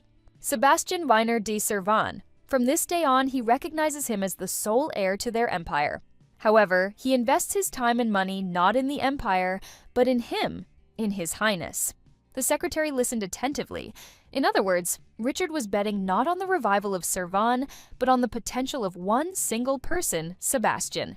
The gentleman said that he intended to personally observe what was happening. Luke hoped that he would not get into trouble. Sebastian is not one of those who are so easy to catch. Everything will be fine. The young master is back. With him, another lady. The secretary asked again, "Wait, what?" "With the lady." With him was a girl in a prisoner's uniform. These words struck Luke even more. He also asked what color her hair was. The master ordered that a bath be prepared for her and that clean clothes be selected. Richard didn't understand what to make of this, since he had sworn that he had no intention of being distracted from his main goal. The secretary began to reassure him. Perhaps Mr. Sebastian was already at that age to find himself a companion. This is not very critical. After all, the young man is allowed to feel a little romance. He was silent for a while, and then he said that apparently he made the wrong bet. Tom was sitting at the table with a sword lying next to him. He thought that in the end he had to bring her here. People might misunderstand him, but he couldn't just abandon her on the street. However, nothing more, and then he began to examine the sword. Once he returns the sword to her, this strange connection can be broken. He noticed that the sword was very old. He had been well looked after, but time was merciless, and he guessed that he was already over 100 years old. Everything clearly indicates that the blade is far from ordinary. It could be patched up and modified. This weapon could be a real treasure, and how could it be so carelessly forgotten? Then Emily knocked and said she was finished, and he allowed her to enter. After all, it doesn't even belong to him. He wanted to say welcome back, but at that moment he froze. Tom seemed unable to believe his eyes. She seemed to be shining, a warm bath. This is the best thing that humanity has come up with. And she thanked him for this opportunity. He was confused as to why she had suddenly changed so much. And again, this blow to the face. He handed her the sword she had left behind. Well, since the item was now in the owner's possession, she might, he wanted to say, go back. But it was already midnight outside, so he decided to give her the guest room for the night. She thanked him and said that it was very kind of him. She also asked him to devote some of his time to her. If they hadn't stolen her things, they wouldn't have gotten slapped. The men started apologizing. Finally, she got her ID back. All that remains is to withdraw the money, and she will finally be able to redeem the collateral. In fact, Tom had completely forgotten about him. After all, this whole story with the debt was only a pretext to determine her identity, but simply refusing the money was now too suspicious. He thought that there was nothing he could do, and that all he could do was take the money and forget about this misunderstanding, especially since it was unlikely to be a burden for her, since she was a noblewoman. But Sebastian didn't yet know that in the bank, which he considered the end of all the confusion, an unexpected truth would be revealed. Emily said that there was some kind of mistake and asked to check again. But their client list does not include a person named Emily Majorino. There is simply no such person on their list. She said that she even had her ID with her and showed it. But the girl has already checked several times. Only Isaac Majorino is listed in the Majorino family. Emily began to insist because her name was definitely on the list. Tom tensed up. The girl began to arouse more and more suspicion. The bank employee continued her search. She picked up the folder and began running her hand through all the names. And then she voiced Emily Majorino de Ferza. The people in the bank turned to look at her. This is some kind of nonsense, because only 2 brothers survived from the entire family. Theoretically, this is only possible if she is an empress.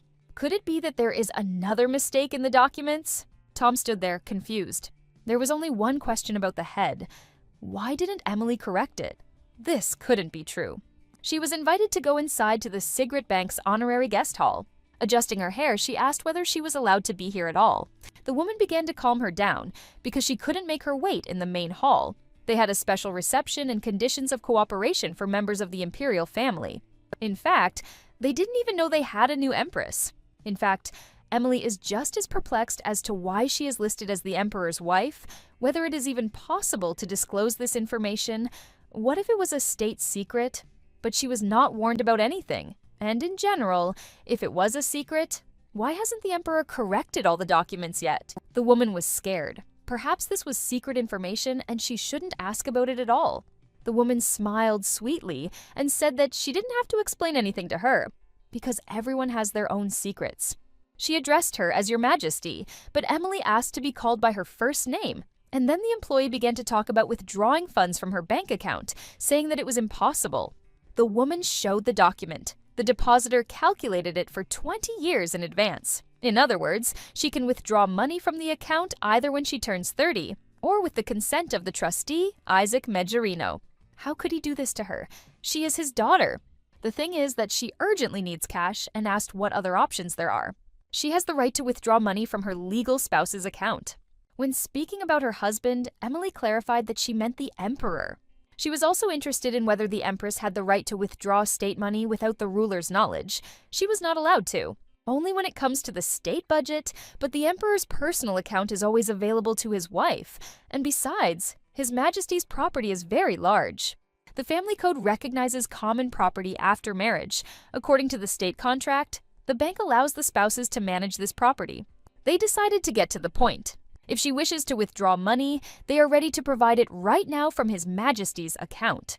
Amelia was surprised that everything was so simple.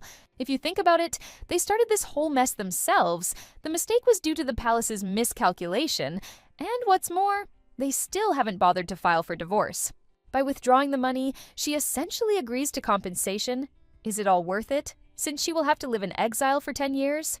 Tom continued to wait for her near the door. He couldn't believe what he was doing. He remembered the situation in the carriage.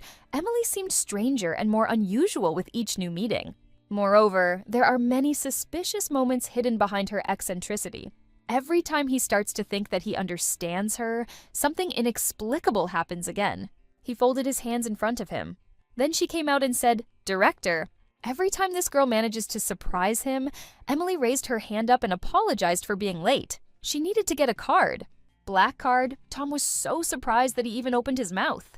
The black card, a premium card of Secret Bank, intended exclusively for the most honorable clients, can be used in almost any area. They say that in the entire Furza Empire, there are not even 10 of them. It was time for them to leave. She quickly headed towards the exit because she still had some business to attend to. He doesn't understand what's going on. The woman who was filling out her card, she heard Emily call him the director, adjusted her glasses and looked closer. She realized that it was indeed him. A man whose fortune is comparable to the budget of a small country, the director of the corporation Toma Holdings, Toma Ruiken. She wondered why such important people had shown up at the bank at once. His Majesty is furious again. A record was set this month. Application rejected, Charles asked. The papers flew at one of the emperor's assistants. The fact is that for several generations, there has not been a single recorded case of divorce of the imperial family. They recently discovered that according to the law, the emperor and empress must be present in person to give their consent to the divorce, after which the certificate is sealed in a magical artifact. Charlie was annoyed that they had come up with all these ridiculous rules. The assistant suggested that they were introduced to prevent the emperor from abusing his power. He asked to bring him Emily Majorino. The ambassador of the Majorino family arrived, and it was reported that the Viscount's daughter had gone missing. He yelled, "You empty-headed cretins, find her," and everyone ran out of the room and went looking. The emperor stood up, placed his hands on the table, and exhaled. He was irritated by this whole divorce situation, and the girl had disappeared too. She ran away to avoid exile. Took things to the extreme. He no longer cares that she is the daughter of such a man. His only desire is to find her. Red hair, a young 20-year-old girl, and Sir Isaac, who just happened to use fire magic in battle. He remembered that girl who pretended to be a boy, and her words about what they had been fighting for all those damn years. The slave trade is prohibited in their empire. Everything fell into place. We decided to ask Ryan what you look like, Emily Majorino. They need data to start searching because he was at the estate and saw her. He described red hair, almond-shaped eyes, slightly rounded face, naive expression. She also wore a prison uniform with the number 3358. The advisor asked to refrain from jokes because this was a direct order from the emperor, but he was not joking. Lucas decided to skip this point about the form. But he said that it was the purest truth. The advisor was surprised. Ryan asked if his words were confirmed, whether he would be willing to take responsibility for not writing this item down. Lucas tensed up after these words. Charles entered the room and asked why no one had left for the Viscount's estate yet. But he hadn't had time to prepare yet, because the order was given only a few hours ago. He needed to finish things in the palace. It was clear from the emperor's expression that he was at his limit. Before he could use the rune, Lucas screamed in fear that he was already leaving. He quickly signed some paper. Ryan asked if he could join him and go with him to Isaac Majorino's. He has personal matters with Shumarina. The advisor had no reason to refuse. It is necessary to hand in the leaflets as quickly as possible. This is an extremely urgent matter. Ryan could see Lucas was worried and deliberately egged him on, asking if he remembered they were in a hurry. They hope that they will not be let down and continue with their paperwork. We've received invoices for work in the gym. We need to look at them and approve them. We need to finish the work on the leaflets and send them to headquarters. This was a direct order from the Emperor. There was no time to delay. Search for extremely important person. Reward 500,000 rubles. Prison number 3358. The boy ran happily down the street. Today he was given 2 loaves at once, which made him very happy. Suddenly he heard a strange sound and turned around. The guy suddenly grabbed him by the shirt and hung him up. He finally caught that little rat. The boy immediately remembered the one who threw the sandwich in his face. The guy didn't come alone, but with a group of friends, and added that he would somehow catch the red-haired bastard, but for now, he would deal with him. He pointed his fist at him and said that he would pay for humiliating him. The boy closed his eyes in fear. He was very scared. In an instant, Emily appeared and kicked the guy so hard that he flew back several meters. She added that if he had been in her area, she would have broken his legs, so consider it easy, but he got off easy. They didn't expect that he was being protected by nobles, so they quickly ran away. The boy thanked her for her help. She asked, "Baby, don't you remember me?" He was very surprised. The boy asked, "Are you the older brother?" First Tom waited while she was filling out the card, and now he was dragging her down the street, and why was he doing it? She handed him the bag. There was more than enough money to get to Shumarin, and she also gave him a letter that would let him into any establishment. And a little later, she would be able to take him to work on their estate. Tom watched this whole scene, and you could tell from his face that he had too many questions. The boy carefully hugged everything she gave him, as if it were the most valuable thing in this world. He also asked why she was doing this for him. She understands that life was not easy for him in his native land, and she also apologized for sending him to Shumarin again. But this is the only place where she can help him. She asked him to wait for her there. The happy boy waved his hand at her. She waved back and said goodbye. Emily was very kind to this boy, and Tom wondered if they had known each other before, but she simply repaid him with bread. Despite her high-born position, from the very first meeting, it was clear that she was very different from ordinary aristocrats. Where else would you meet a noblewoman who mastered martial arts? Since childhood, she had often been at the front and probably did not notice class inequality due to her irresponsibility. Her title blinded her to the hardships ordinary people go through. But thanks to this title, she can now at least somehow help them. Now she will definitely be able to pay him back. This situation with the boy touched his heart. She bears the imperial family name, has taken part in the war between 2 empires since childhood, owns a rare fire rune, managed to escape from prison, and now she has also got a black card. But what is more important, what is her connection with the Emperor? He doesn't want to let her go and thinks about how to keep her. Emily said that it was time for them to go. Suddenly, Tom turned to her. As far as he remembers, he scored more than 90 points on the test. Emily didn't understand why he said that. Once he got 90 points or higher, he would be able to hold the title of Northern Duke, and then she would happily allow herself to be kidnapped. And if he scored 95 points, then consequently, he passed the test. He walked up to her and said, "You also said then that you would allow me to kidnap you. What do you say? Your offer still stands?" Emily blushed and was surprised. With a quick, sharp movement, Amelia jumped back and refused him. Jokes aside, she can't really allow herself to be kidnapped. And then he reminded her that she herself had given permission for this. She also asked what had suddenly come over him. She was interested in him, and Emily asked what happened right after she got the black card. He said that wasn't the case at all. He was afraid that they would stop keeping in touch once the debt was paid. He wants to get to know her better, but there is an insurmountable wall between them. Is there really no other way out? Emily rushed forward. Emily headed to the bank, and Tom followed right behind her. Having spent her entire childhood on the battlefield, she later enjoyed a quiet life on the family estate, graduated from the academy in Shumarin with honors, and read more than 100 novels about the Northern Duke as part of her academic work. But the experience of real relationships is zero. Emily had only one thought in her head: what a scoundrel he is. He knows that he is handsome and is now trying to seduce her. Tom wondered if she herself didn't want this, and Emily wondered if maybe she should have agreed. But it didn't matter to Tom, because he wouldn't let her go anyway. Emily had to get herself together, because she hadn't come to the capital for the sake of an affair, but to resolve the issue of a mistaken marriage. She turned and addressed him. She understands his feelings, but right now she is busy. and before she could finish speaking, some piece of paper flew right into her face. Tom could hardly keep from laughing. She asked what it was. They began to study the leaflet together. It had her photo and a reward for her capture. A young girl with red hair and almond-shaped eyes, some guy shouted on the street. Currently in hiding, wanted for committing several serious crimes. Warning, wanted person has great power, please exercise caution. Urgent decree from the imperial family, reward, 500,000 rubles. Ryan and the advisor headed to the estate. They stopped and he knocked on the carriage window. Lucas asked what happened. He got out of the carriage and felt sick. Ryan said that as an imperial advisor, he should be stronger, to which he replied that they had been racing at full speed for a whole week.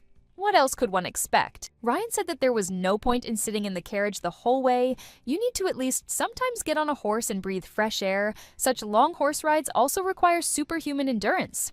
Also, Ryan decided to say goodbye. This is where their paths will diverge. Lucas decided to inquire about his personal business in Shumaran.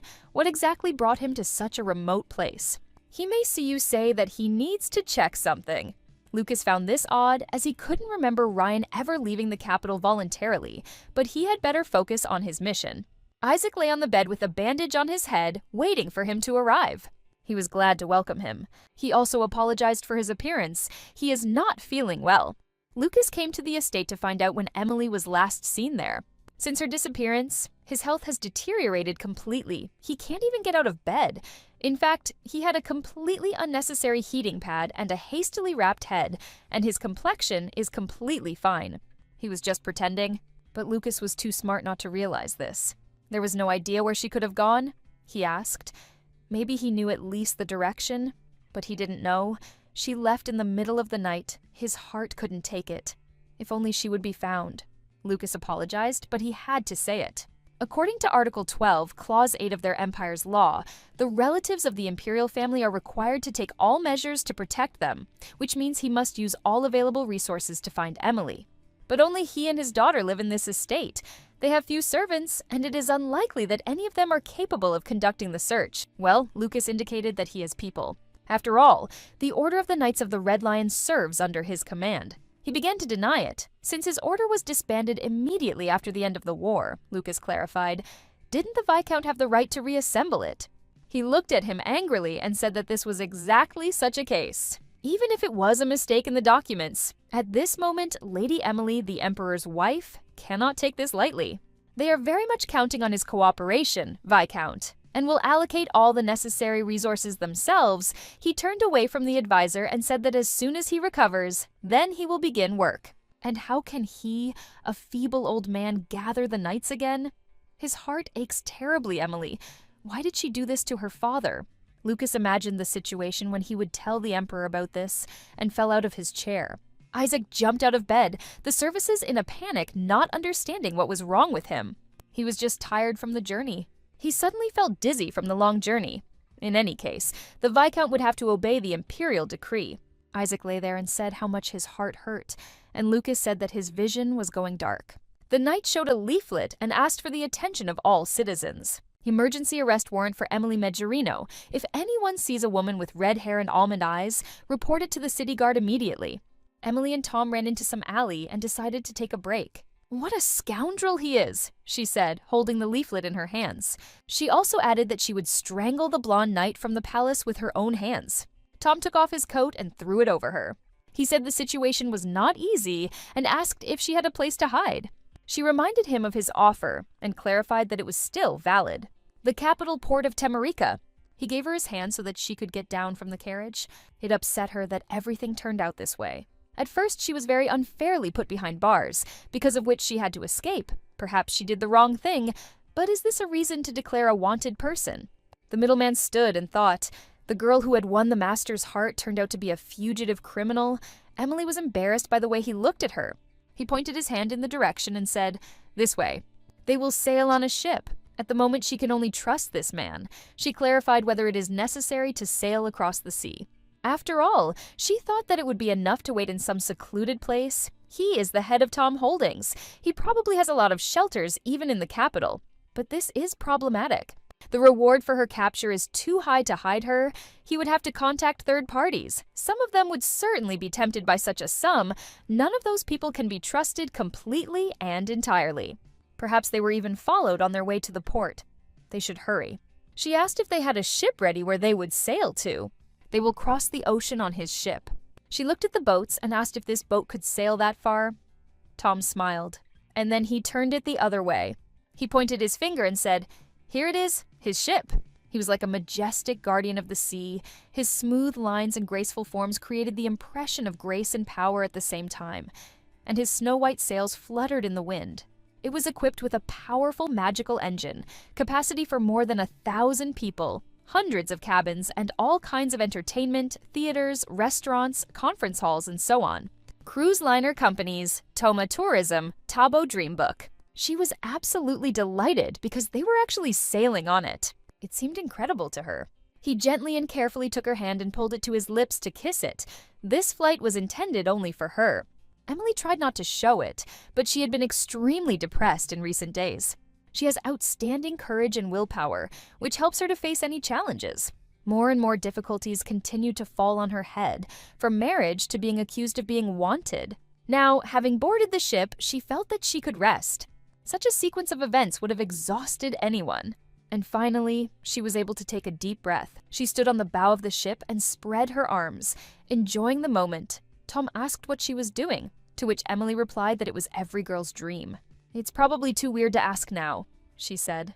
But Emily pulled herself together and still asked if he was afraid to help a wanted fugitive, because it was too risky for his reputation. And besides, the capital would certainly pay attention to the sudden departure of such a ship. He touched his chin and thought. And then he suggested discussing all this at the table. Tom, like a true gentleman, moved a chair for her. He just waved his hand. At that very moment, several waiters appeared and began to look after her and pour wine. He said that at the moment they were in no danger. Thabo Dreambook was on an exclusive route regulated by the Furza Empire, so there was no reason to worry. He took out a map and spread it out on the table. They are sailing to a popular spot among customers.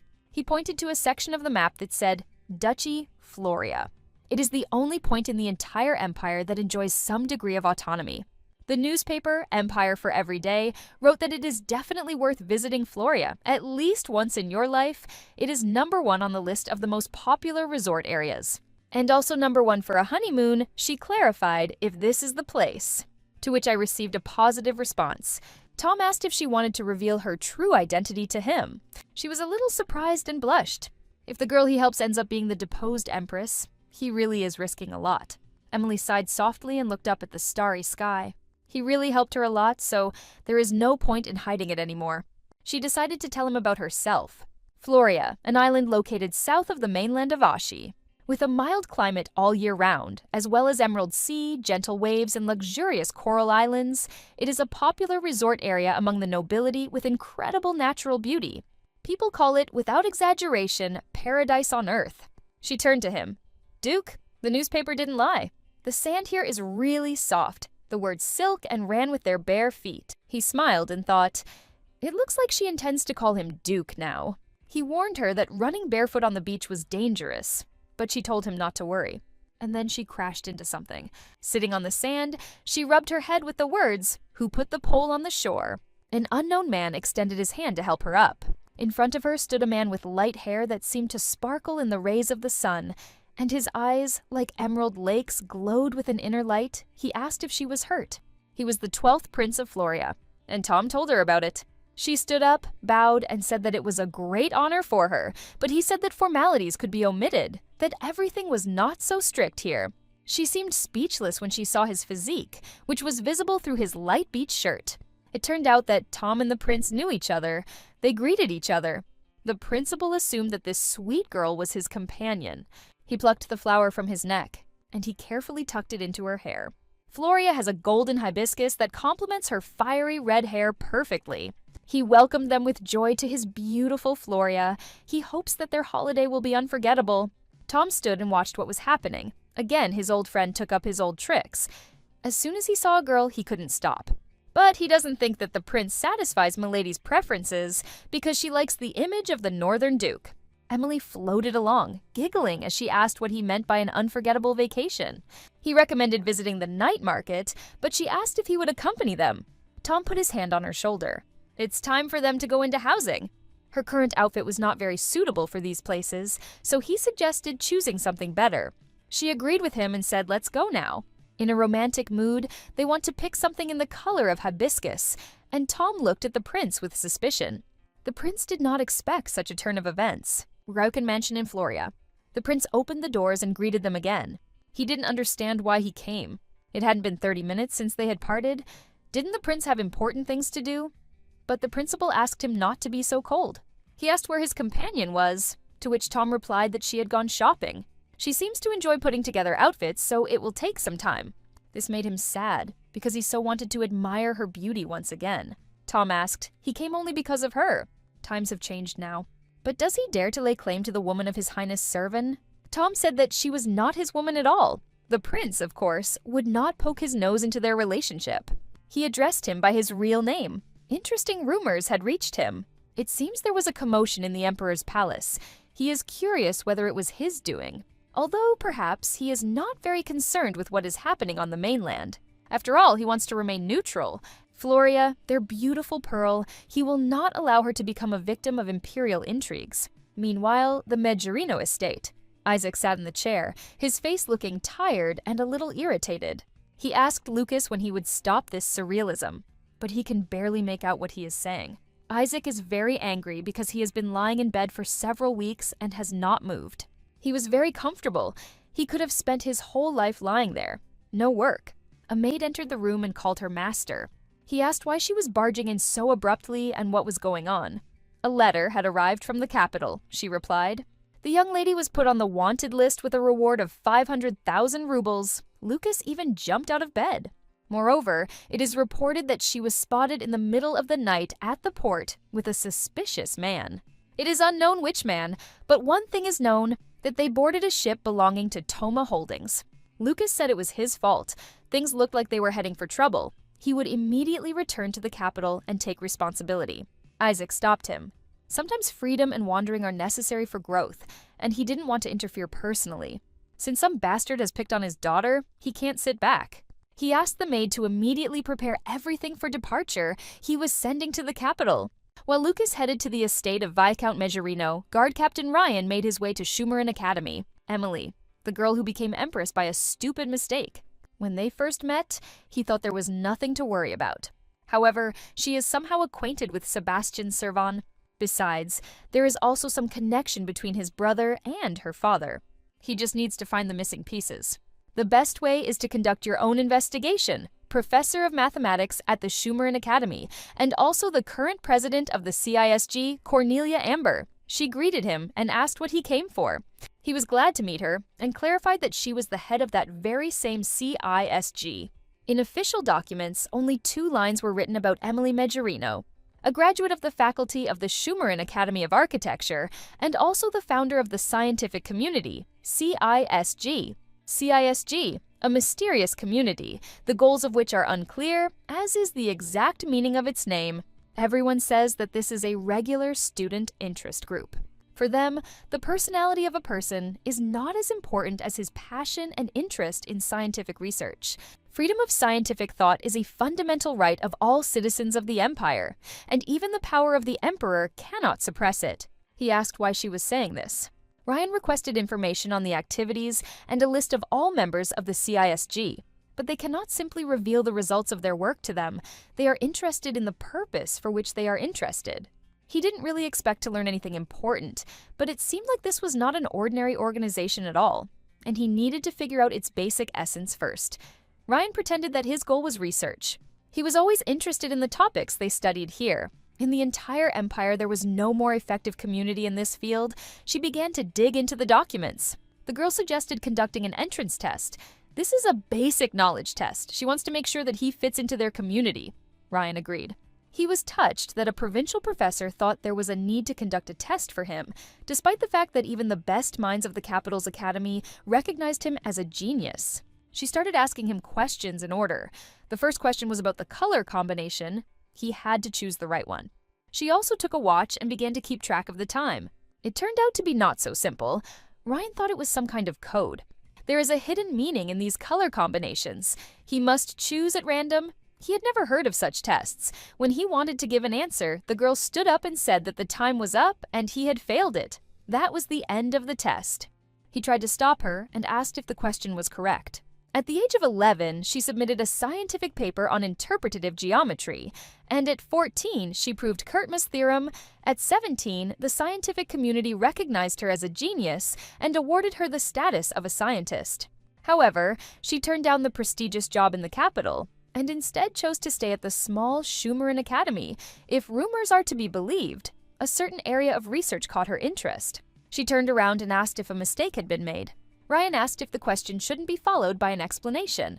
She told him to pick the right combination of colors but didn't even explain what they meant. She got angry and said, "Look, my friend from the guard, did you really want to join the CISG without even knowing the basics?" Ryan tensed up.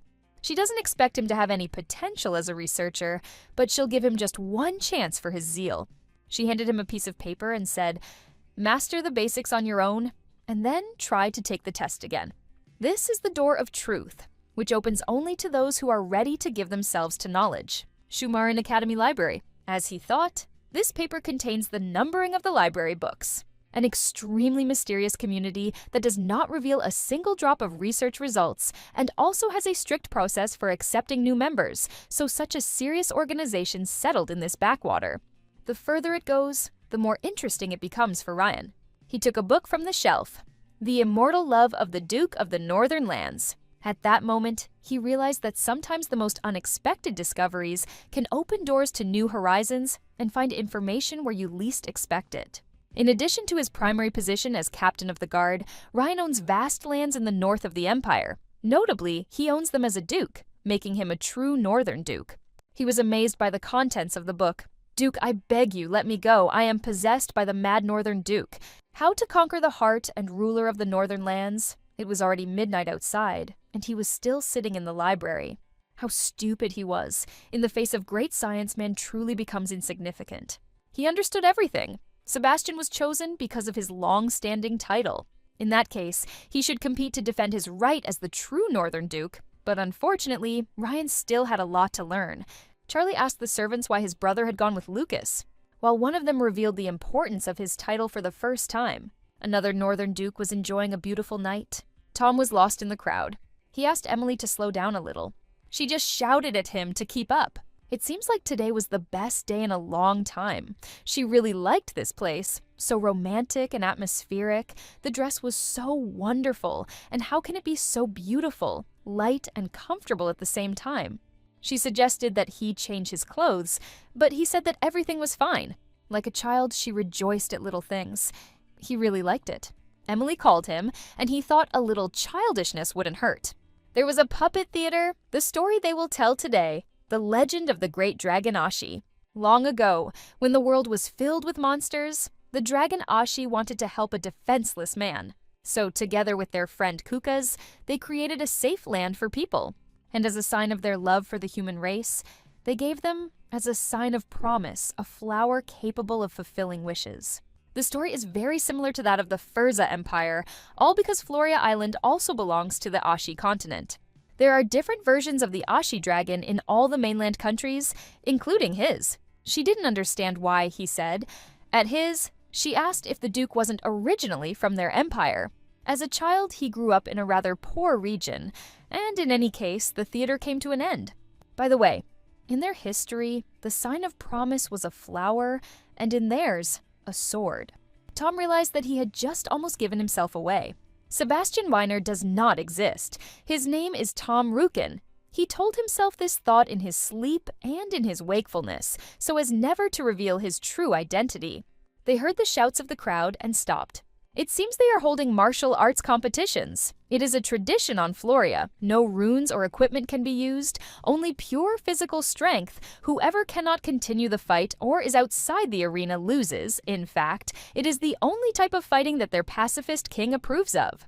The huge muscular man shouted out who of them all was ready to challenge him. The martial arts genius Ruben. Before he could say that, she probably wouldn't be interested in watching her disappear. She came out to fight him and clarified that she simply had to defeat him. He turned to her. "Baby, if she wants to play, let her find another place. Here she can get hurt." In response, he received, "Listen, uncle, close yourself." The man's face needed to be seen at that moment. Tom came closer. It was all too unexpected. It looked like something interesting was coming. Interesting? She was definitely a noble lady.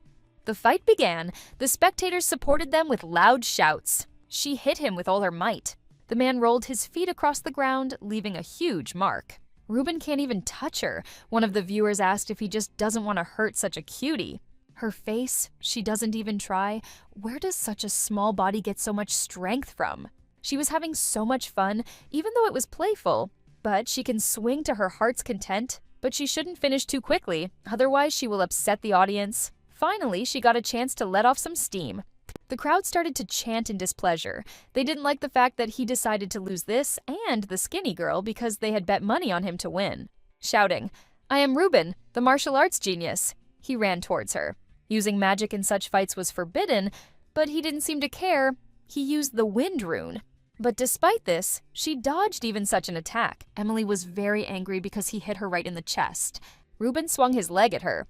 The crowd stood and held its breath, because no one had ever put on such a show before. The man flew very far and could no longer get up. Tom intervened in the fight and hit him, trying to protect Emily.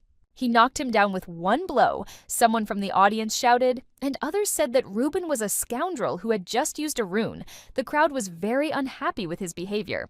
Tom approached the judge and said about the use of runes, "They are prohibited." Since he was right, he also asked that the girl be declared the winner.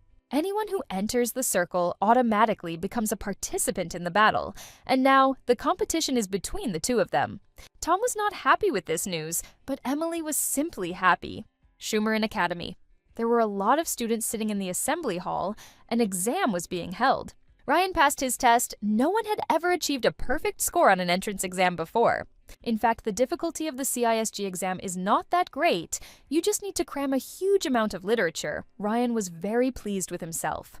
Professor Cornelia Amber congratulated him and shook his hand. He hoped for a productive cooperation. She decided to briefly tell him about the activities of their community. They are the center of study of the Northern Duchy, striving for the collection and comprehensive study of relevant literature. He inquired about the Great Purge and asked the professor to tell him more. She was surprised, because how could one not know such basic things, and asked the student to tell her. The Great Purge, an event that occurred in the 3rd year of Emperor Charles I's reign. Their current emperor ascended to the throne at the age of 16, immediately after the end of the Servian War, a fact that the high nobility was extremely outraged by. This led to constant assassination attempts and attempts to overthrow the emperor. But it all ended with 6 dukes and 11 marquises being left without their noble titles. This is called the Great Purge, and since then, there have been no titles higher than Count in the First Empire. Ryan clarified the exceptions. Only 2 families managed to escape the consequences of that case. The exception was the Duke of the House, Lecanois, who maintained his loyalty to the emperor, and also the Duke of the House, Bartier, also bearing the surname de Ferza. Ryan asked who was the head of the Bartier house. The girl answered, the emperor's younger brother, Duke Ryan Bartier. They are well erudite. The lands belonging to Duke Bartier are the northeastern borders of the empire, including the Zire Ridge. He put his hand on his heart and said, "It turns out he is Ryan Bartier, the great Duke of the North you have been so desperately looking for." The professor and student looked at him in surprise. Cornelia said not quite. It doesn't fit. After all, the Duke must have black hair. In fact, he is a Duke. The girls began to sort of belittle him. His eyes should not be blue, but red. Besides, his character does not at all correspond to the Northern Duke. The professor shouted for them to stop the charade, and everyone sat down in their seats. Now that they've finished their greetings, she announces the schedule for this year's CISG annual seminar. Attendance is mandatory for all students in the community, especially newcomers, whose membership may be revoked if they fail to attend. Ryan asked if it was time to coincide with the day of the founding of the empire. She answered, yes, the day of the CISG seminar coincides with this holiday. Rai turned pale because he was the captain of the guard. The venue, the main hall on the 4th floor, he asked how he could leave the palace on such an important day. The city of Muta. The groom fed shukrim, and the horse really did eat only meat. No matter how much you watch, you are still amazed by it. What a delight it was for him when his mistress left him here. At first, he was a little confused. While he may not work and still receive meat 3 times a day, Emily's debt continues to grow and grow. The girl got a new horse. The horse asked if there were any more clients. She said yes. A group of travelers had dropped in to see them. It turned out that this horse was also a hybrid. The horses began to talk to each other. They knew each other. He asked Shukram why he wasn't with Emily, to which he replied that it just happened that way. But he immediately realized that if he was here, then Isaac was with him. Isaac walked into the stable and saw a familiar face. Isaac and Lucas made it to Muda safely. The Emperor's advisor urgently needed a rest at the hotel because they were driving for 1 week instead of 2. Isaac asked where they got this horse from. The groom answered that he was here as collateral. Shukram turned pale because Emily's father shouldn't know anything. He thought, this means his daughter owes 50,000 rubles. Everything was correct. In addition to this, all expenses for the maintenance of the collateral property are transferred to the general debt. Every day, the horse eats meat calculated for 25 people. Isa put his hand in his head, because how could one think of giving Shukram as collateral? What is his daughter doing?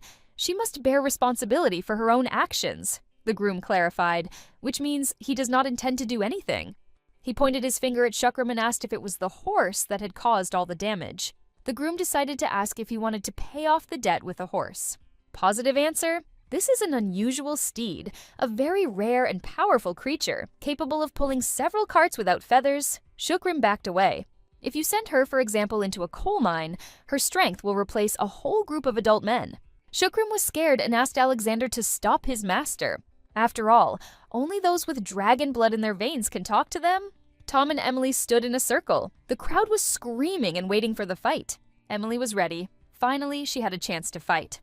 He offered to play along, but was she confident in her abilities? He is not used to giving in. We must not let our guard down. This girl is so damn strong. If she's too careless, she might regret it. Of course, this does not mean that he will seriously fight her, but he will not back down too easily either. The judge raised his hand. After he said start, Emily ran straight towards Tom. He was surprised that she was going to kick him. Before Emily could lift her leg, he grabbed it. She asked what he was doing. Tom asked her not to do that because everything was visible. He blushed. Having said open, she hit him in the chest and was very pleased with herself. Tom fell to the ground face down, and she, contented, waving her hands, began to walk away. Port of Floria. She showed concern and asked if he was too upset about yesterday. She felt ashamed that she hit him when he was distracted, but who knew that he would fall from one blow? Tom said not to worry. It was his own fault for letting his guard down. He was only interested in what she intended to do next, as he already knew, due to an error in the documents, she was temporarily considered the Empress, and when Emily went to the capital to sort everything out, she managed to end up behind bars. If she continued to sit here, the problems would not resolve themselves. That's why she's thinking about returning to the capital. Someone screamed at him to watch. There was a pirate flag. They received special permission from the ruler to enter these waters. He asked her not to worry, Floria. It is not a neutral zone. Any conflicts are suppressed here. Pirates, brave warriors, keeping in their hearts only one love, the ruler of the seas. Emily's eyes lit up so much that she suggested that the Duke go to them and promised not to create any problems. A thought flashed through his head, so she herself realized that she was always drawn to them. They can of course go, but there is one problem. Emily turned around and her eyes became very sad. There were people there. Their clothes were worn and patched, as if life itself had left its marks on them. Each of them looked around with hope and anxiety, their eyes shining with fatigue. They looked at each other. Their suffering was tangible. The mother tenderly hugged her child and tried to calm him down in this difficult moment. She pressed him to herself, as if wanting to protect him from the whole world, which seemed so harsh and merciless. Emily asked if they were pirates, but Tom didn't have time to answer. A passing man said that they were refugees. After the Great War, many residents lost their homes and lands. People who could not settle anywhere now live on ships. No one would want to take in a bunch of hungry mouths. She asked about the flag. They don't have citizenship, so they have to wear a pirate flag so that the real pirates don't bother them. Luckily, the King of Floria understands their situation and even supplies them with supplies. Emily didn't understand. Because the ruler of Furza accepted all the surviving citizens of Servan as subjects of his empire, it was stated that no one would be expelled from their native lands. But for some reason, refugees appeared. The man turned to her and asked if she was a noblewoman. Can the misfortunes of war pass by absolutely everyone? Someone always benefits, and someone loses everything. She had a question about where the emperor could get resources to help absolutely all residents. Even if people start to complain about what to do when Furza has already seized their lands, there are no lands without poor people. The man apologized. He had said something blabbering. If they had seen enough, let them leave. This is reality. Charles Furza, he maintains the image of a war hero and a noble ruler, but his true nature is. Emperor Furza personally declared that all people in the conquered lands were rightfully considered subjects of Furza, and also said that every citizen of the empire had the right to a safe life. Otherwise, he couldn't help but say it. Emily pointed to the Duke's ship and asked him to sell it. Tom said, sure, it would be a good refuge for refugees without a home, but Thabo Dreambook is a marvel of marine engineering and an important link in the Tom Holdings fleet. Besides, yes, it costs too much, at least 20 million rubles. Emily held out a black card, and she added that she would pay immediately. Tom and the man were very surprised. They completed all the paperwork, and now the owner of the ship is Emily Megerino instead of Tom Rukin. She addressed all the refugees and asked them to listen to her carefully, showing the document. From now on, this ship will be their home, and it is the grace of His Imperial Majesty Charles Furze. All the refugees were very happy. There was a sincere smile on their faces and some kind of relief. Sebastian had many times felt the urge to object, for example, because of the embezzlement of money from the Emperor's personal account, especially because the refugees had transferred the pirate flag to their new ship, and because, Thabo Dreambook, they had renamed Charles Furze. But what worried Sebastian more than anything else were the dubious and even dangerous cries of the refugees. However, it is now possible to legally bring charges against Charles Furze. And such an opportunity cannot be missed. Emily and Tom stood on the shore, enchanted by this spectacle, and waved their hands, seeing off the ship, a bright yellow sunset slowly descended to the horizon. Painting the sky in warm shades of gold, the waves of the waves reflected this magical light, creating a shimmering glare. A man ran into the room. He was very excited and urgently looking for Lucas. There were two subordinates sitting in the room. They asked what happened. The man stood at the door and tried to catch his breath. He urgently needed Lucas, but they said that he had gone to Shumaran on a business trip. They asked again what happened. Someone withdrew more than 20 million rubles from His Majesty's account. One of the subordinates began to be indignant, because how could they dare to touch the Emperor's property? The money was withdrawn from a black card issued for the joint ownership of the spouses. In other words, the fugitive Lady Megerino is spending the Emperor's money. His Majesty looked as if he already wanted to kill someone. Out of spite, he had an audience scheduled for today. If they reported to him now, he would definitely finish them off. Guardian Vivi was walking down the corridor at that moment, and when she saw them, she decided to ask, "Do you have a report for His Majesty?" Problems have arisen again. They were in huge trouble and asked if she was in a good mood now. She smiled. She was in a great mood because the long-awaited guest had arrived. The Emperor sat on the throne, and here they say, "Let us welcome Isaac Megerino." The door opened and they entered the hall. Isaac, Lucas, and their companions arrived in the capital. The two guys hiding behind the doors began to show the Emperor's personal account to Lucas. His Majesty's personal account is being robbed. Emily opened the black card. Isaac Megerino, a former knight of the Royal Guard, he gained recognition on the battlefield, bravely led the Order of the Red Lion. After the end of the war, he was granted a noble title and the lands of Shumaran. In the Megerino family, there remained only the Viscount himself and his only daughter, and that is where his information ends. Megerino, the Red Lion, Sir Isaac, it turns out that this is the same daughter. But judging by His Majesty's reaction, there is clearly something else. Count Lucas reports his arrival. Isaac knelt down on one knee and bowed and added, "Viscount Isaac Megerino arrived by order of His Majesty." The Emperor rose to his feet, adding, "Sir Isaac!" And then he took the sword and tried to strike him, but he parried his blow. It turns out that Isaac got Vivi's sword and belts. Charles was sure that he would ignore his words as usual, but this time he had some free time. It was a misunderstanding, because how dare he ignore the orders of His Majesty? Apparently, in his absence, he had improved his fencing skills significantly. Lucas doesn't understand what's going on. Sir Isaac once taught the Emperor fencing.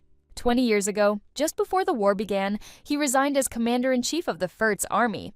The Servan army has already crossed the borders of Roxine. The truce concluded in Requenois will soon expire. They are literally on the brink of war. Even his father once said that their army needed a strong general. In such a situation, where he was going to go, abandoning the capital, but he does not abandon, his sword still faithfully serves the Furza Empire. For its protection, he will make every effort, no matter where he is.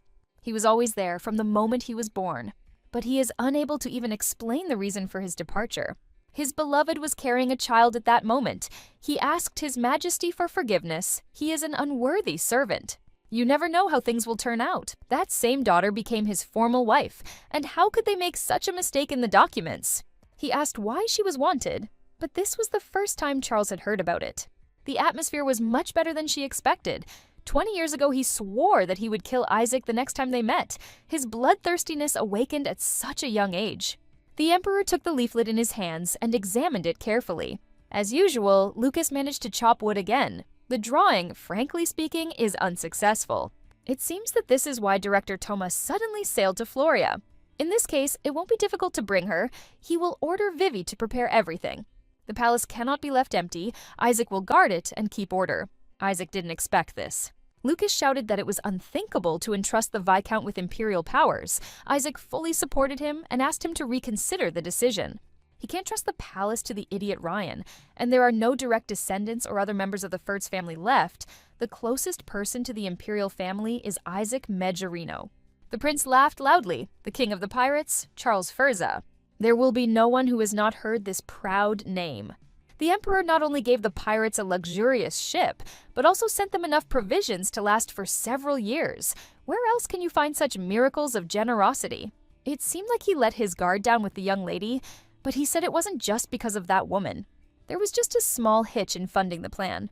Buying a plot of land in the Lurt Mountains due to the unexpected discovery of a gold mine, land prices skyrocketed. This caused some problems. There is only one place. From the Carrion side, everything will go smoothly. They are already close to the finish line. The prince asked when they will organize the ceremony of the beginning of construction. Immediately after the founding of the state, Tom answered. Several weeks have passed since their arrival in Floria. The Duke told her to make herself at home and not to worry about expenses. This place can truly be called heaven on earth, but she begins to worry that she has wasted too much time. She is worried that she still hasn't received a reply letter from her father because he should have received it a long time ago.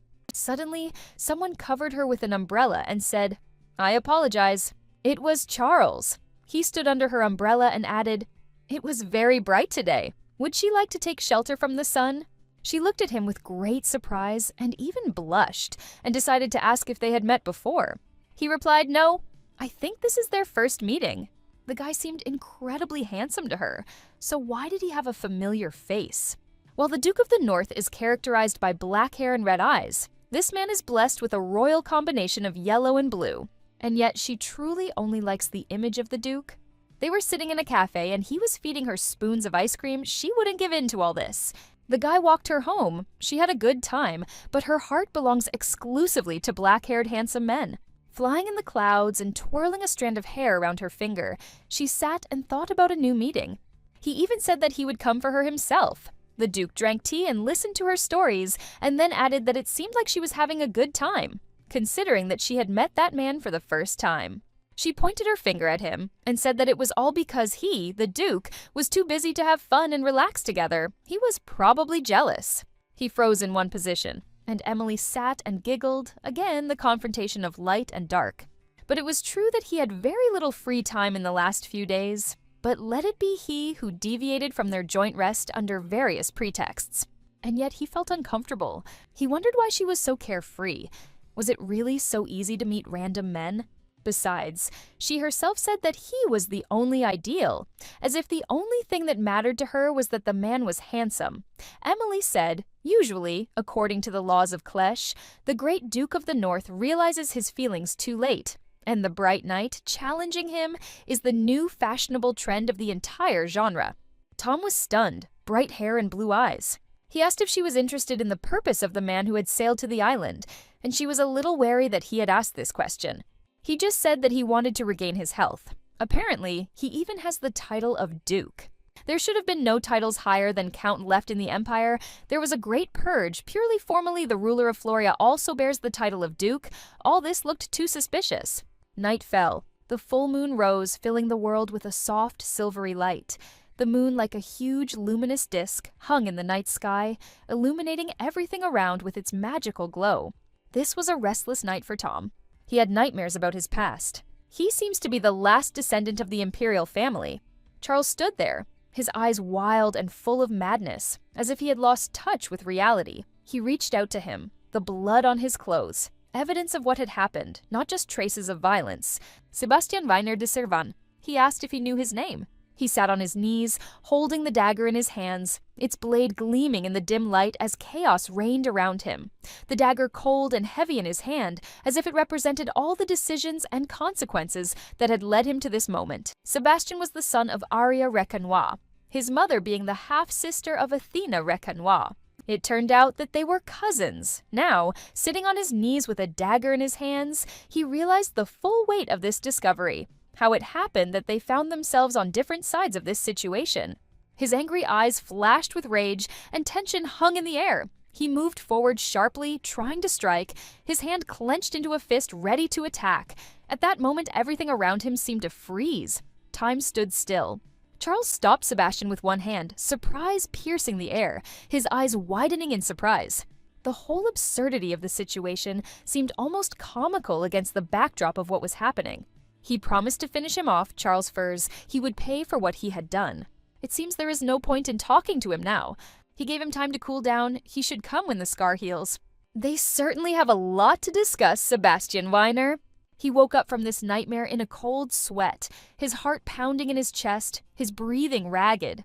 He jumped up, the images from the dream still spinning in his head, and Charles's angry eyes, the attempted blow, and the moment when he stopped it with his hand. Thoughts were flying around in his head like wild birds. Unable to find a place to land, he felt tension tightening in his chest. He said, "Damn Charles Furza." Richard apologized for not having had time to prepare a proper reception. He did not expect that he would have to receive guests from the palace early in the morning. Isaac Mejerino decides to pay a visit to the Rukin family. Count Lucas, the youngest graduate of the Imperial Academy, holds the post of advisor to the Emperor and also bears the title of the brightest mind of the century. Since Lucas himself is accompanying him, it means that the person is really important. They came without any warning, citing an imperial decree. I wonder what's going on. Surely there was a leak after that incident, but he carefully covered up all their tracks.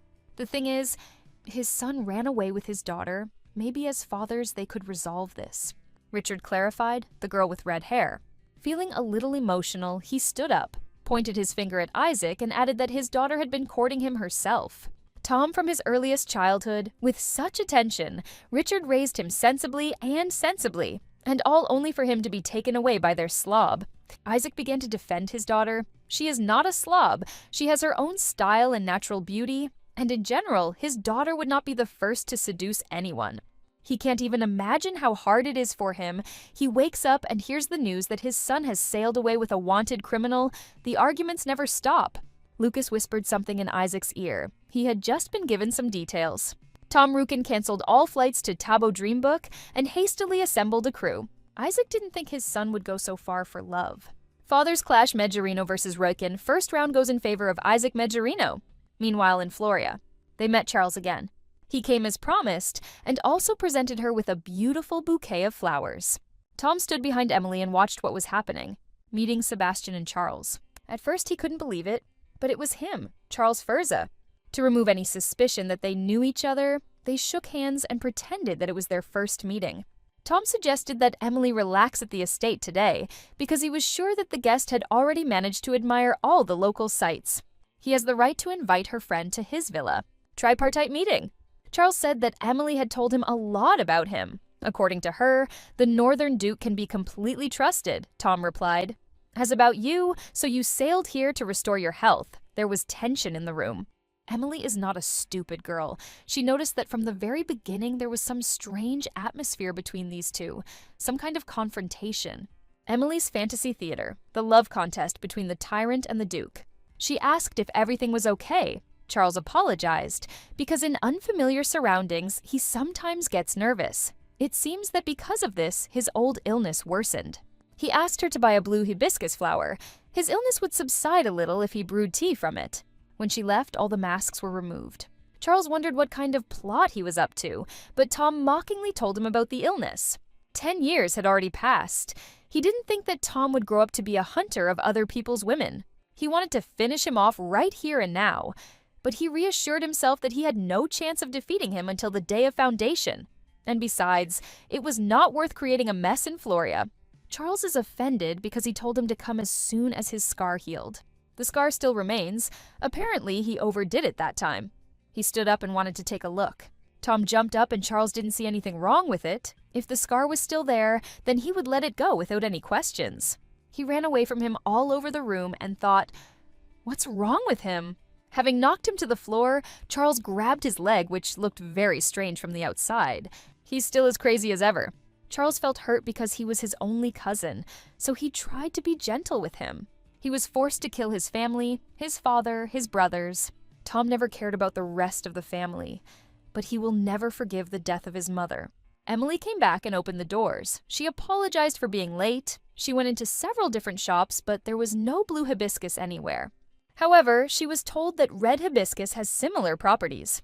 They raised their heads and met her gaze, a hint of shame in their eyes. She froze in place. I couldn't believe my eyes. 2 men, so this is a confrontation. Tom started shouting so that she wouldn't think it was a misunderstanding, to which she replied, "It's okay, Duke." Luxury 5-star room, Floria Hotel. Charles sat on a chair and sipped his cold drink. Vivi asked Emily Meggerino in surprise right now from Sebastian Weiner. These two live together, and they are closer than he expected. It seemed Emily knew his true identity, although he was unsure. He left them together because he had to play the role of a sick duke recovering from his illness. They sailed to Floria in a hurry to find her, and then Charles sent almost the entire crew back, leaving Vivi behind. But now, instead of returning the runaway, all he did was enjoy the dates. He was simply interested in getting to know his wife better. "This girl is not a toy," Vivi said. Hadn't he heard that Emily, the youngest knight of the Order of the Red Lion, had literally grown up before the eyes of their comrades? Vivi had never contradicted him before, but now she suddenly became so serious, he didn't particularly like it. She guesses that he left her here because of her origin as a replacement for Isaac. And yet, he should not neglect Emily. She strengthened her immunity to poisons with great care and attention. The room was a real mess. Tom said it was a big misunderstanding. Their guest suddenly staggered. He just wanted to catch him, but also lost his balance. And Emily has already imagined all sorts of things for herself. Tom blushed instantly. He was really just trying to help. Emily said she wouldn't tease him anymore. However, one thing really bothered Charles. Before they return her, he needs to check something again. He entered Tom's estate wearing a suit that completely covered all parts of his body and also wore a mask so that he would not be recognized. The reason he hid his identity when contacting Emily was because he wanted to know what the daughter of the Red Lion was like. Meeting Sebastian Weiner was quite an unexpected turn of events, as he seemed to have found 2 escaped rabbits at once, so this was a very successful trip for him. He's just worried that the 2 of them are in the same bedroom. Tom stood with a pillow in his hands and defended himself from Emily. She assumed he doubted her massage skills. Emily chased him around the bedroom. Tom said that a lady shouldn't barge into someone else's bedroom like that. She replied that he could deny it as much as he wanted, but she understood perfectly well how he felt. He seemed very hurt when she started spending a lot of time with another person and telling him about it. And even when the guest arrived, he resisted him. Here one can only draw one conclusion. Every laugh of hers and every word about him was like the tip of a knife piercing his soul. Emily said that he obviously missed her a lot. Tom, feeling his heart beat faster, tried to hide his embarrassment behind a mask of imperturbability. So, she came to give him some time and also to help him relieve his fatigue by giving him a massage. Tom asked if it was really a massage. It felt like something was broken, but this technique was always practiced by soldiers. Charles stood quietly and watched. His face even turned red from the pain. Emily said that his shoulders were tight and she would fix it now. At some point he felt very awkward. He felt his cheeks starting to burn, and this added even more embarrassment to him. He pushed her away with the words, "Enough." He himself did not expect that he would react so sharply. And then he threw her onto the bed and froze right above her. The room was silent, broken only by the sounds of their heartbeats. She looked at him with a mixture of fear and anticipation, not knowing what would happen next. He felt cold sweat running down his back and his heart pounding in his chest, as if the situation was getting out of control and he didn't know how to react to it. She broke the silence and said, "It seemed like it was the second time." He didn't understand what she was talking about. Then Emily recalled their meeting at the palace and added that he was rapidly improving his performance and would soon reach 100 points. In any case, he would like to relax in solitude. Charles now seems to understand what kind of relationship they have, but he can't leave without appreciating his wife's skills. She wished him good night. Before she could close the door, they tried to attack her.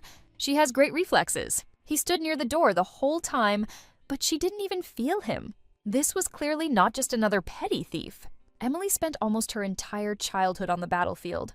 Her warrior instinct screamed that she was facing a very formidable opponent and that she needed to resort to her strongest move to survive.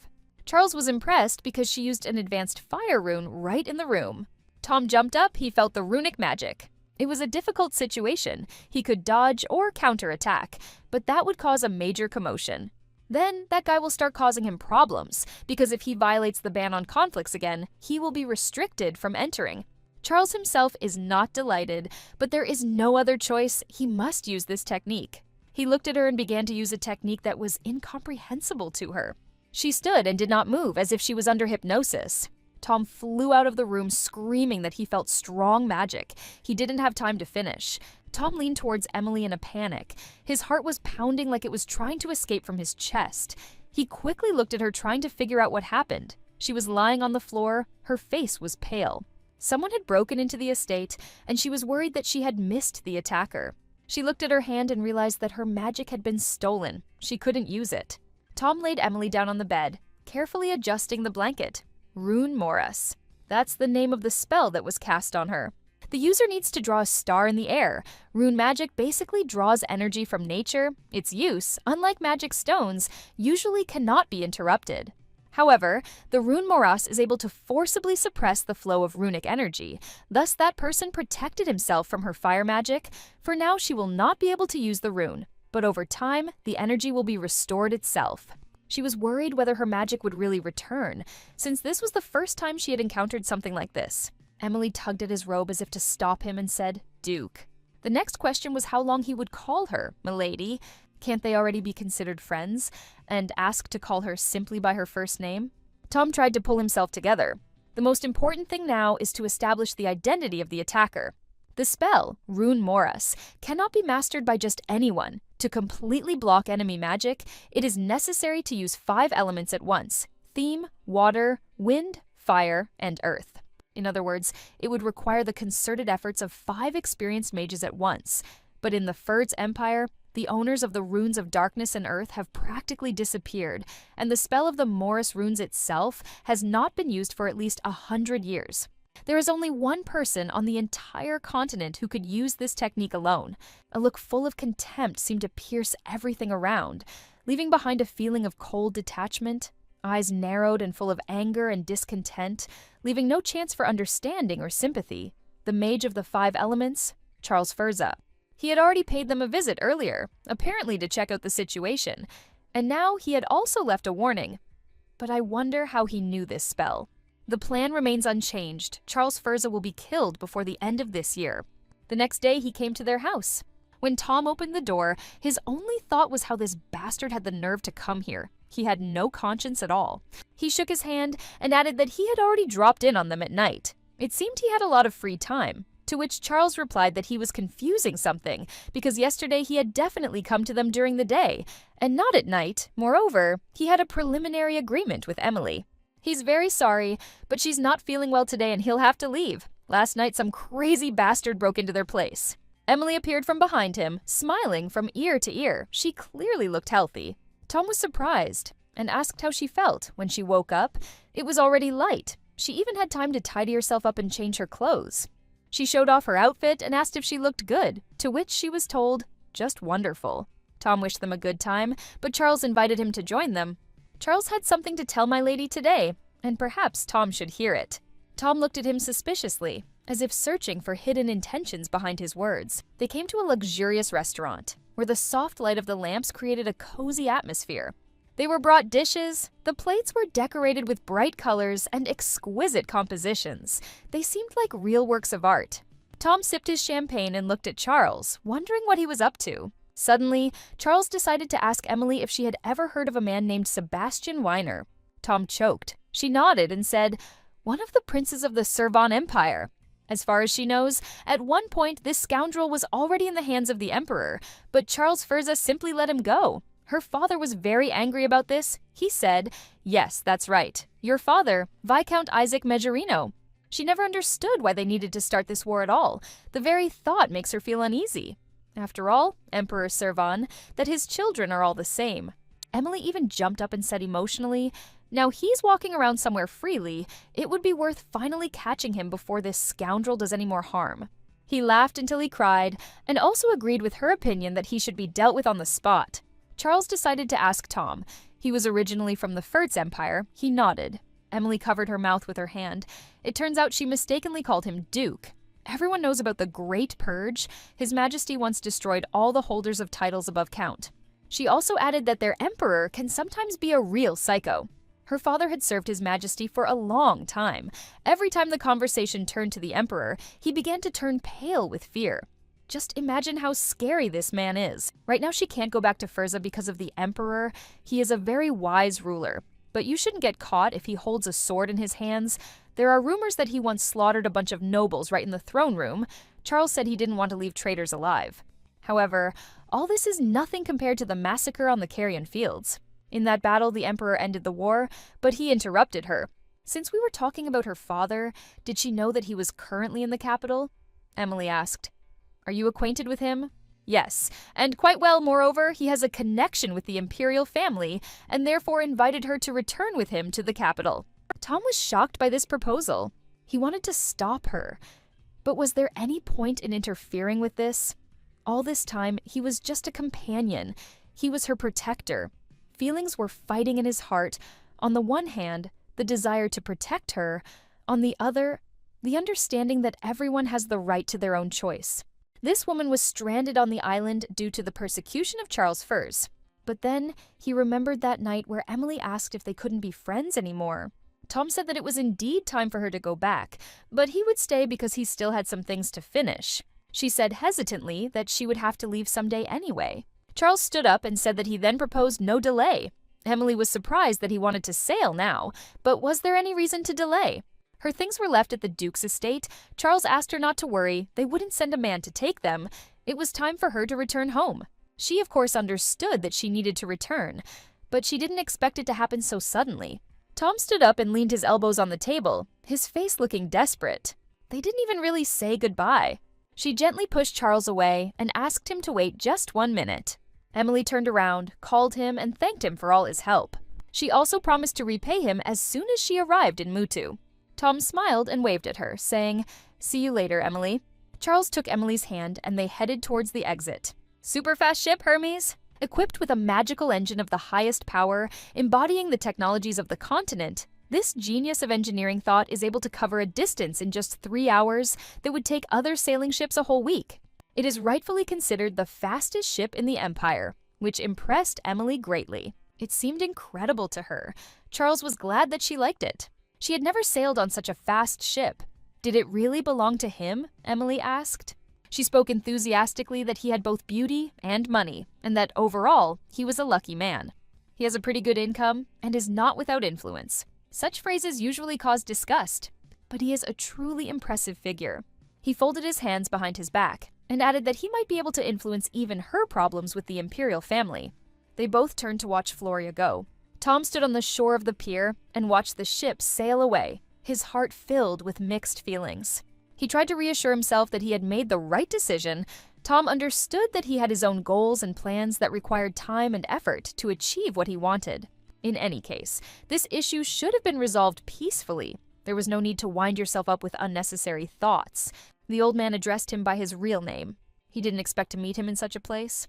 Tom's eyes lit up. How dare he call his name so unceremoniously? He barely survived the Xena disaster, and now he dared to come to him. It seems that his long life has taught him nothing. The old man clarified that His Majesty was indeed going to turn away from Xena.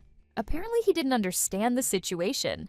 Whoever allowed these idiots to carry out that insane operation, they themselves are to blame for allowing the organization to be destroyed. It seems like he's still planning to carry out his own plan, but he knows that Charles Furza just left Floria.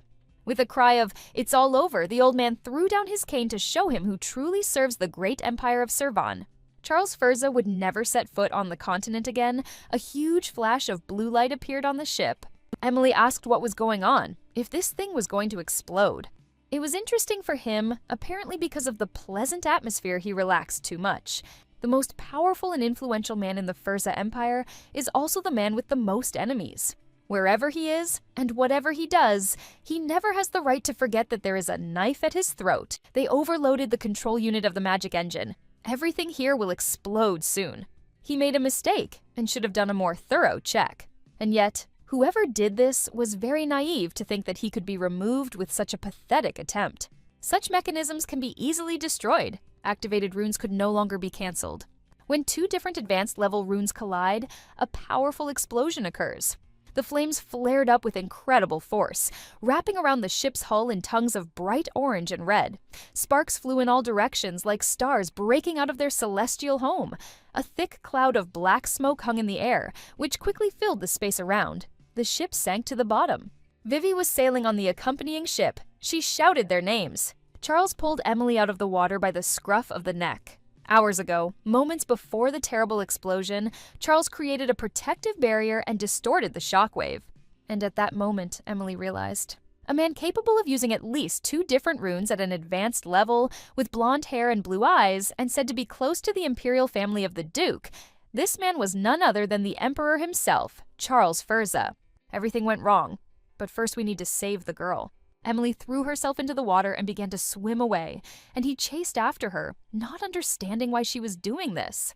If she is caught, she will be accused of insulting the Emperor, and in the worst case, she will be charged with attempted murder, which is tantamount to the death penalty. He shouted that if she floated away, she would be sentenced to death. They sat on the sand and watched the sunset. Emily turned to him. "Your Majesty?" Since the Emperor was sitting next to her, she immediately began to fuss and make a fire.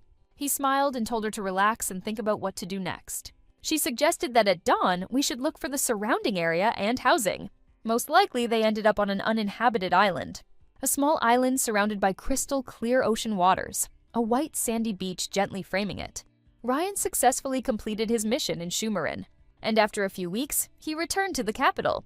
There was some kind of running around in the palace. He was greeted. Lucas and Isaac walked towards him. Ryan remembers him declaring that he would never come here. He wonders what brought him to the capital. Lucas began to fill him in on the situation. It turns out that his brother personally went to Floria to return Emily Meggerino. Therefore, all the work that he abandoned, that is, that His Majesty entrusted to them, must be completed. They hope that with his arrival, the work will go better and faster. Sir Ryan ran and the two tried to stop him, but he used a rune. The first day on the desert island, he used the rune and made sure that there was no land or other islands nearby. It was difficult to determine how far they had deviated from the course, and there was no way to contact the capital either. They urgently need to figure out how to get out of here. Emily, screaming, "Your Majesty," ran up to him holding a huge green snake in her hands, saying that she had gotten them breakfast. He suggested looking for some fruits, for example, on palm trees, but she said that it was much better to eat meat to have strength. She asked him to wait a little bit so that she could cook it very tasty, but he refused. Now they should think about how to get off the island. Since the island was uninhabited, they could neither get out nor contact anyone. She asked what if they were stuck here forever. He believes they will spend the rest of their lives together. She asked, together with His Majesty, until the end of life, to which he asked in response, "She is upset." She thought she had fallen into a genre of confinement. He didn't understand. Objectively speaking, no one is holding her captive, so confinement is not suitable. Usually in this genre, a dungeon or, at worst, a bedroom appears. Charles finds this woman increasingly strange. Emily had set up a shelter very quickly, and she was a good hunter. He had to admit that her survival skills were impressive. Moreover, she knows about 3 lines of smoke that signal the need for rescue. I guess it was Isaac who taught her everything, even better than he expected. They heard some sound and looked closer. There was a ship there, and apparently the people on it noticed the distress signal. It seemed that luck had smiled on them. Emily was jumping up and down and screaming to be noticed. Someone answered from the ship. Before them is a majestic ship, the Charles Furza, the next in line of the great pirate king, and they are ready to support them without any conditions or discrimination. be grateful to the mercy of their great pirate king. This was something new. Since he had ascended to the throne, there had been many attempts to overthrow and humiliate him, but for anyone to use his name without his knowledge, moreover, it was some kind of dirty gang of pirates. Emily noticed that he started using the rune and stopped him. They are not pirates at all, but refugees. They are good people. He asked how she knew this. She bought this ship with His Majesty's money and gave it to good people. Charles turned white and asked with his money. She showed him the black card. He put his hand on his face. What was she thinking when she arranged this? In the first letter, they themselves wrote that her family was entitled to generous compensation, so she thought it would cover all the expenses. But she hadn't received the money yet. Moreover, why spend it on refugees who were not connected to her in any way? All these people lost their homes because of the war. She understands that it is impossible to make everyone happy. But at least she wants there to be fewer hungry and homeless people in the world. And she is sure that His Majesty would also want this, so she asked not to execute her. Even if he cancels the compensation, she will try to return all the money. He laughed and said, "Well, I don't know. She is a magnet for trouble, and yet there is a desire to get her." These words surprised her. The man in the boat swam closer to the shore. Emily stood and waved at the man, and Charles took her by the waist with one hand and asked for forgiveness. He added that now it was his turn. She looked at him with incomprehension. Charles took her in his arms, but did she ask to call His Majesty by her name? The boat was of no use at all, since he used rune magic and walked across it as if it were the ground. Having put Emily down on the ground, he looked over the carriage. Everyone looked at him. An advanced rune, a blonde man with blue eyes, it looked like the Emperor himself was in front of them. He added, "It turns out that he can consider himself the captain of their ship. The Pirate King has descended from the heavens, and even the heroine was with him." She pointed her finger at herself in surprise. One man even shed tears. He always believed that one day he would visit his people. This was all, of course, wonderful. One of the sailors ordered to bring something. Charlie decided to change his clothes. Pirate King hat, Pirate King belt, Pirate King cloak, Pirate King full set. Everyone started praising him. The outfit was to his taste. Not bad at all. These people know how to please the king. They decided to entertain the Pirate King, to show off their talents. One of the sailors rode a unicycle and juggled at the same time, and the other could balance plates on his head. Charles enjoyed this performance. One granny came up to me and said that she could predict my fate. Emily immediately ran up to her. You can tell everything from the line on her hand. The old woman took her hand and began to look closely. This line promises unexpected wealth. Emily started jumping up and down and asking to see her fate in love, at which point Charles asked for her card back. She walked up to him with a guilty look and held it out to him. They had very little time. The old lady continued to study the line and said that a wonderful union was definitely awaiting her. She asked about the Northern Duke, which the Emperor did not like at all. The old woman also added that a moment of happiness would be followed by a long shadow of loss. All this is very tragic. Why is her thread of life connected with someone who is no longer alive? These words were incomprehensible to anyone. She held out her palms to see the Pirate King's fate line. Fate is such that it cannot be changed. The connections and lives of each of us depend on the great wheel of fate. The future is set invariably. When the old woman said, "Great wheel," Emily thought it sounded familiar. Charles refused because he does not accept fortune-telling. The Emperor wrote something on a piece of paper, and then he took the seagull, attached it to her leg, and sent her on her way. It's about a 2-hour drive to the base in the Bourbon Strait. The sailor changed course as ordered. Charles called everyone on deck to give orders. All the people stood waiting. He looked at each of them thoughtfully. He sent one sailor to the right. He sent the other one to the left. He ordered the third one to take the barrel, and then sent him to the right. When Emily came up, you didn't understand what was happening. Whatever the case, it doesn't look like he's going to return the ship. One of the sailors brought a glass of water on a tray to treat her because it was very hot outside. Calling her a heroine, she asked not to worry about her, and she was not so big to be called a heroine. Life rejected and despised. Thanks to her, she found peace for the first time.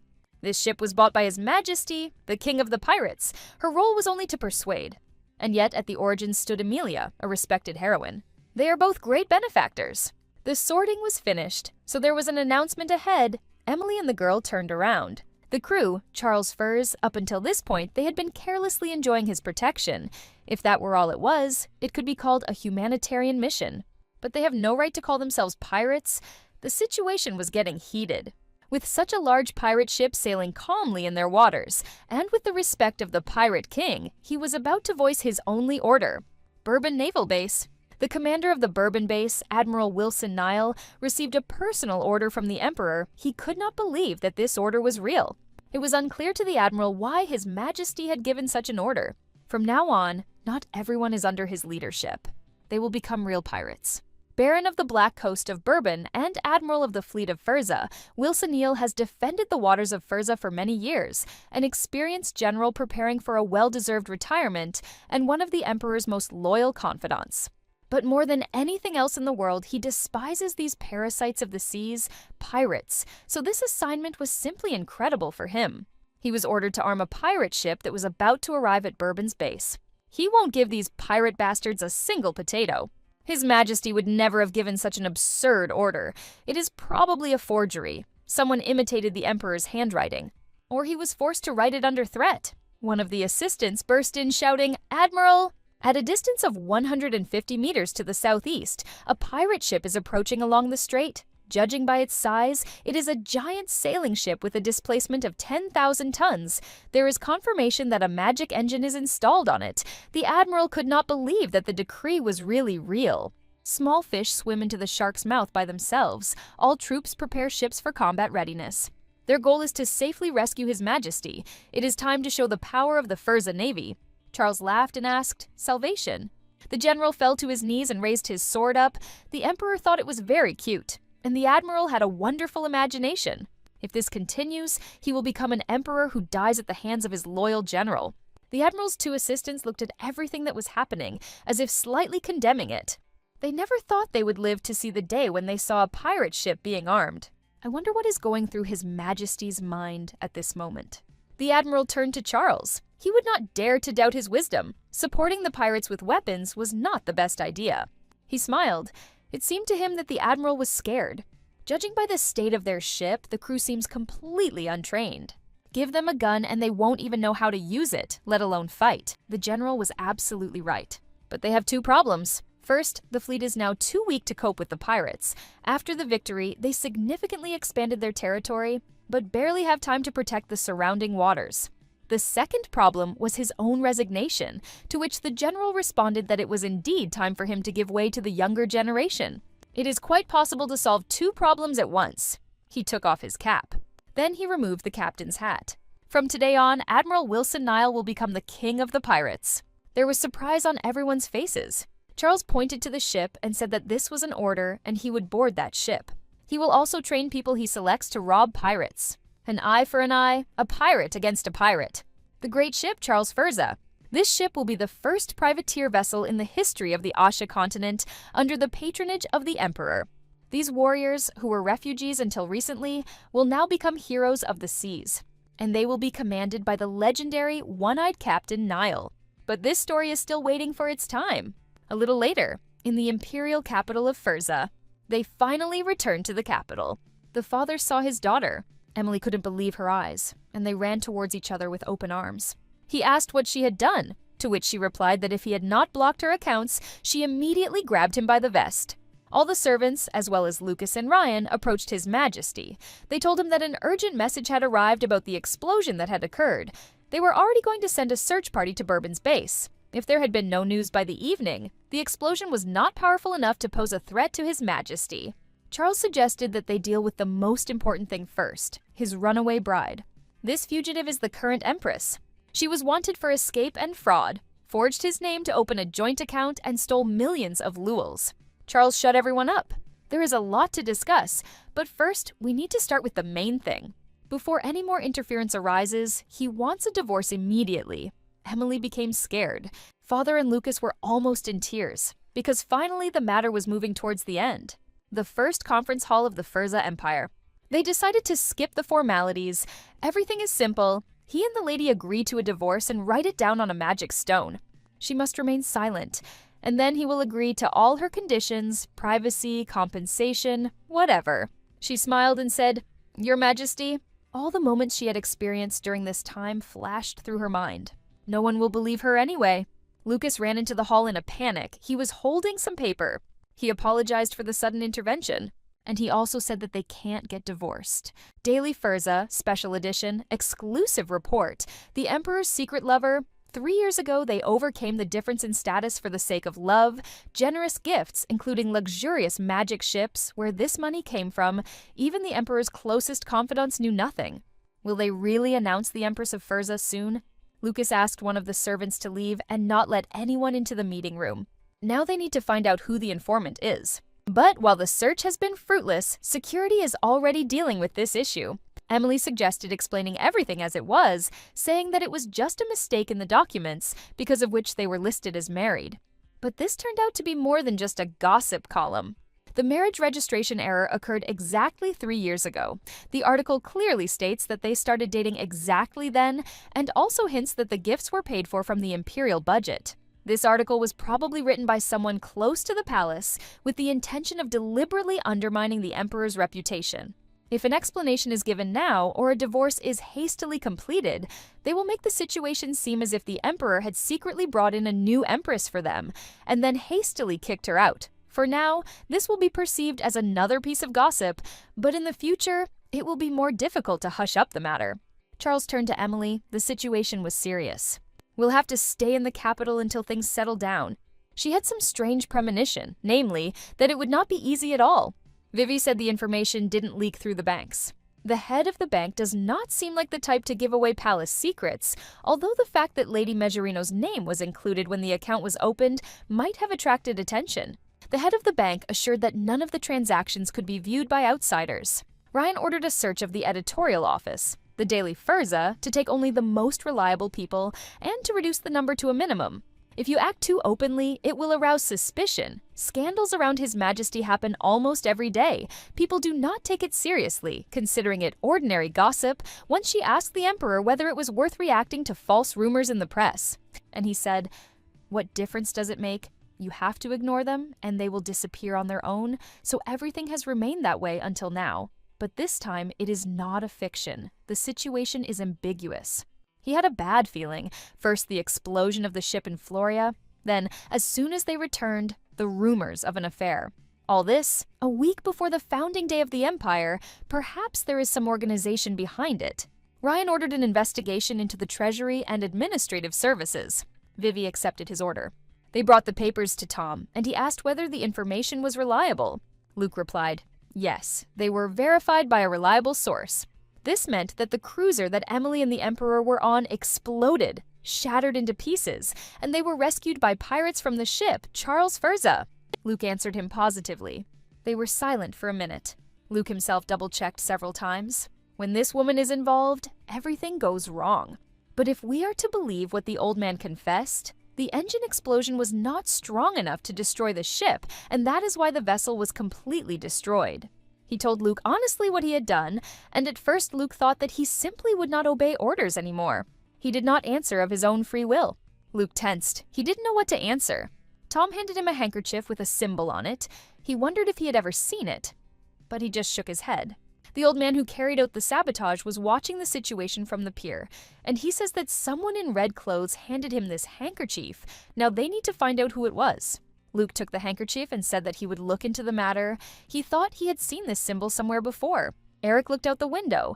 There was only a week left until the day of the celebration of the founding of the Empire. They had spent more time in Floria than they had expected. Now they need to focus on business. The woman was smoking a cigar and was still under the impression. The president of Furza's largest company, Thomas Holdings, seemed such a young and charismatic man. And he was surprised that she, the largest landowner of Rilt, was also such an elegant lady. She thanked him for the compliment and became embarrassed. Now everything depends on her last step. He put the document on the table. Once she signs it, the deal is complete. She looked carefully and thought. For her, this is an extremely profitable deal, but she still has something that worries her. The Rilta Mountains are barren, dangerous lands. Even tourists don't go there. When he said he was going to build a resort in the area, she thought he wanted to buy cheap land and make something worthwhile out of it. But gold had recently been discovered there, and prices had doubled or tripled. Despite this, he insists on that particular plot and its size. As if we can't live without this land. Tom asked if she had changed her mind about the deal. Of course, she didn't change her mind. Mr. Riken was successful in everything he did, so she thought maybe he had a brilliant idea that she could join in with. This land was still a burden to him. There was no gold mine there. He turned to the woman and asked about the symbol on the scarf. She happily agreed to tell. She became interested, he is also interested, in the Church of Happiness. The Church of Happiness, the state religion of Furza, is a cult of creation, but freedom of religion is allowed. It seemed to him that this was a sect, which had recently been gaining great popularity. All the serious people who knew a thing or two about money were already there. Nobles, high-ranking officials. She decided to tell them a little secret. The man who brought her to the Church of Happiness is a real giant in society. This man, Prince Eugene Weiner himself, the last heir to the vanished empire of Servan, one of the highest members of the Church of Happiness. It was a strange turn of events for Tom.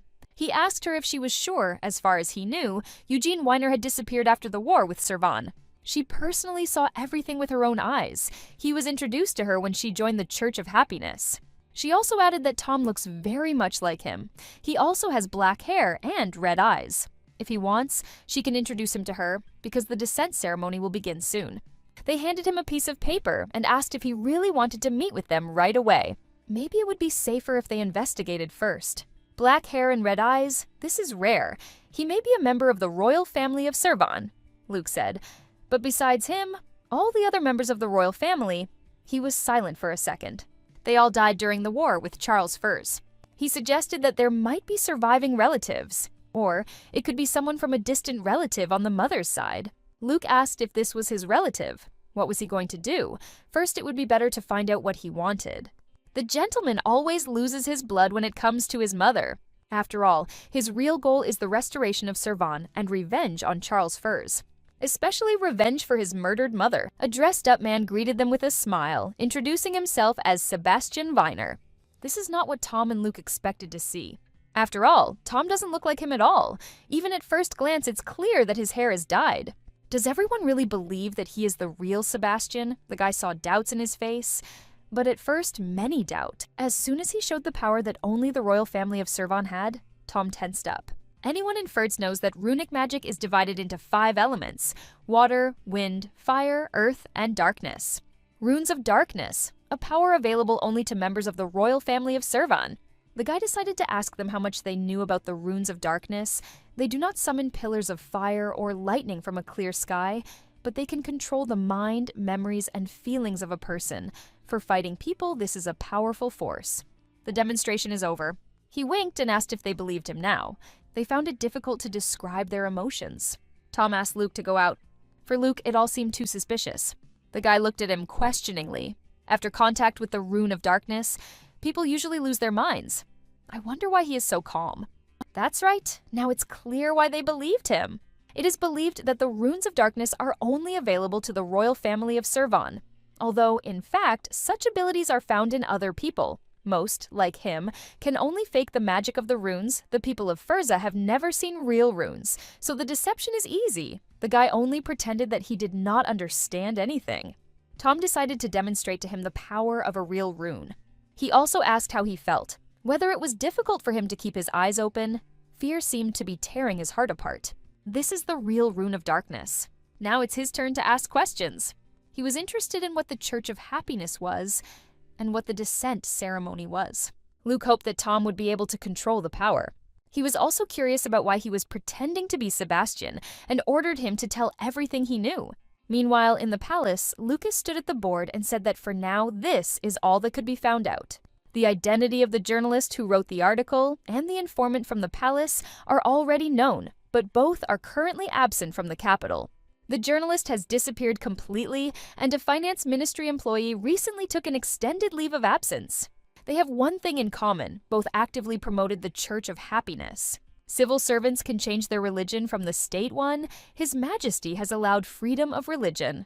Finance Minister Robert asked why he decided to take a holiday in the middle of the holiday, to which he replied, "The Church of Happiness," supposedly holding an important event in the north, which seemed strange to him. Because what kind of organization in Furz organizes holidays that overlap with the Foundation Day?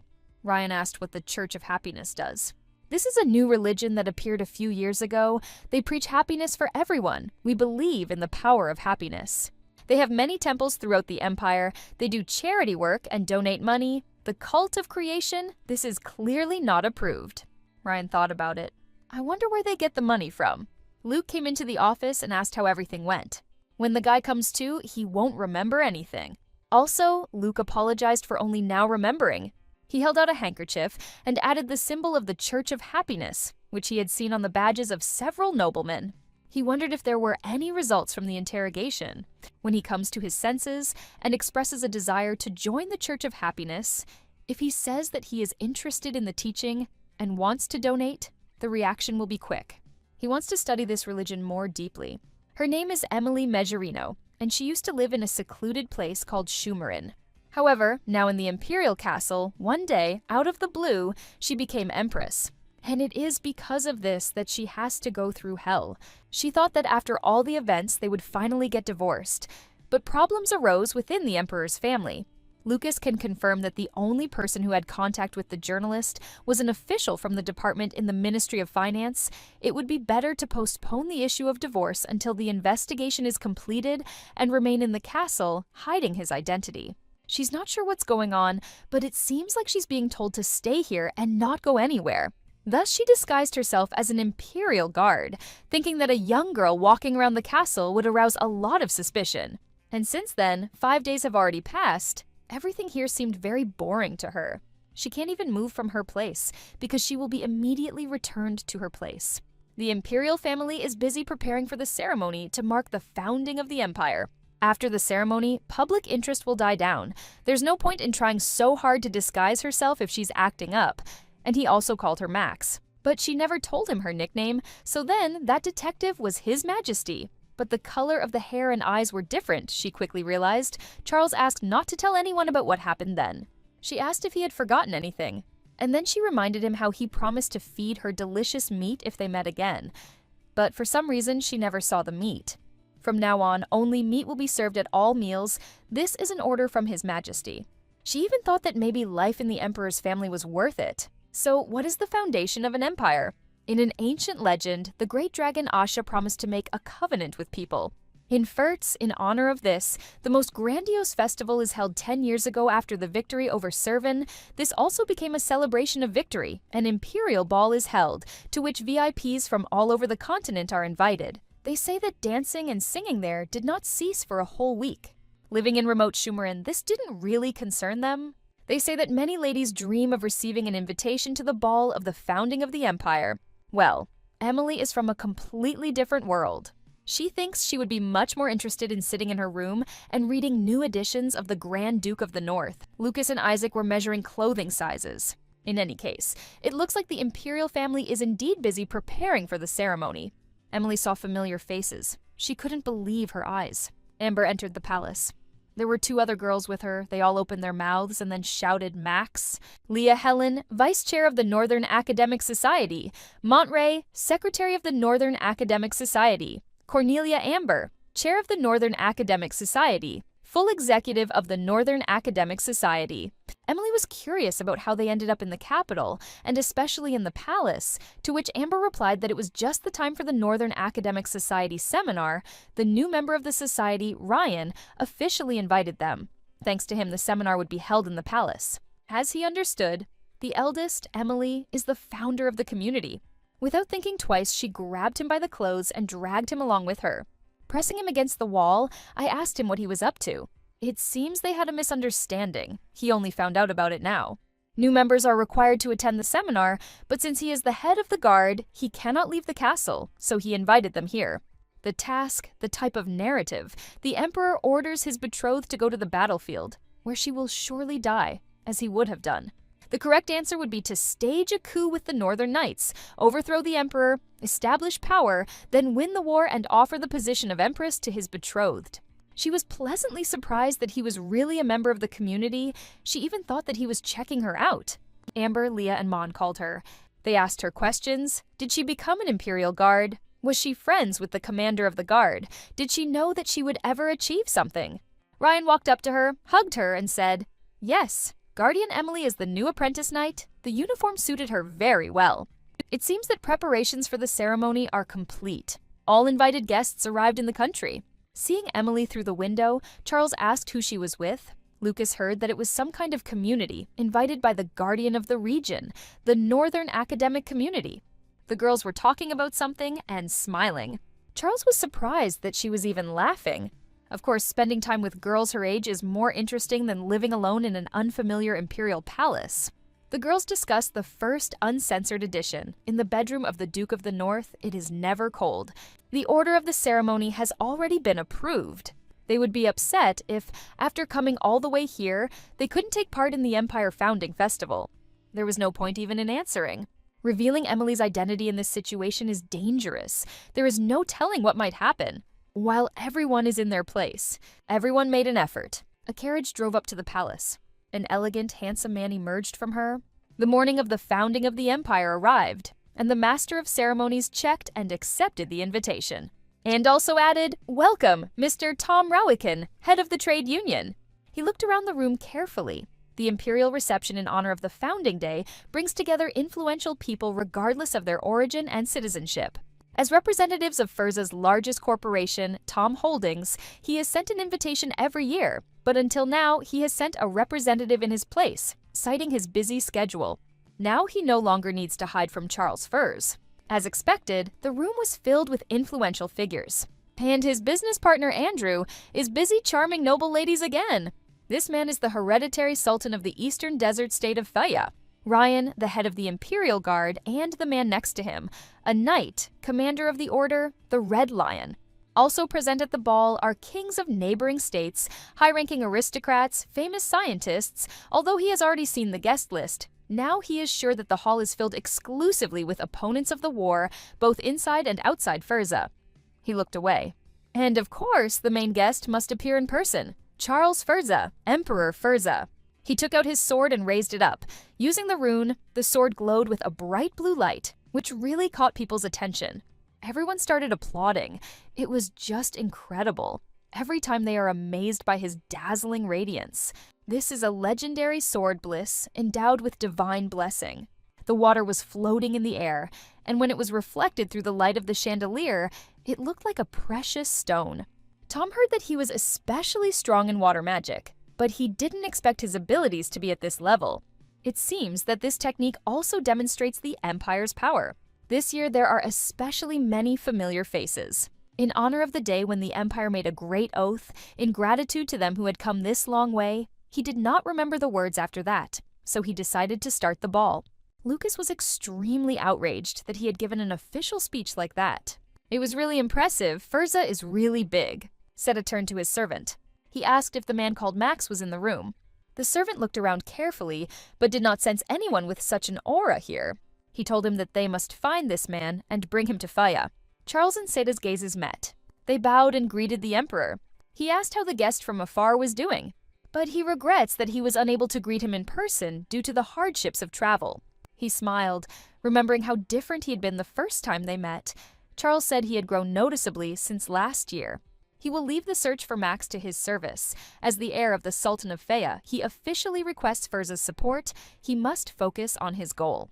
Meanwhile, in the conference room, at the annual seminar of the Northern Club, presentation of new books by the Northern Dukes and publication of sales ratings, exhibition of sculptures, paintings, and other secondary works of art, a report on the state of affairs in the field of translation and theatrical productions. Happy and fulfilling moments continue.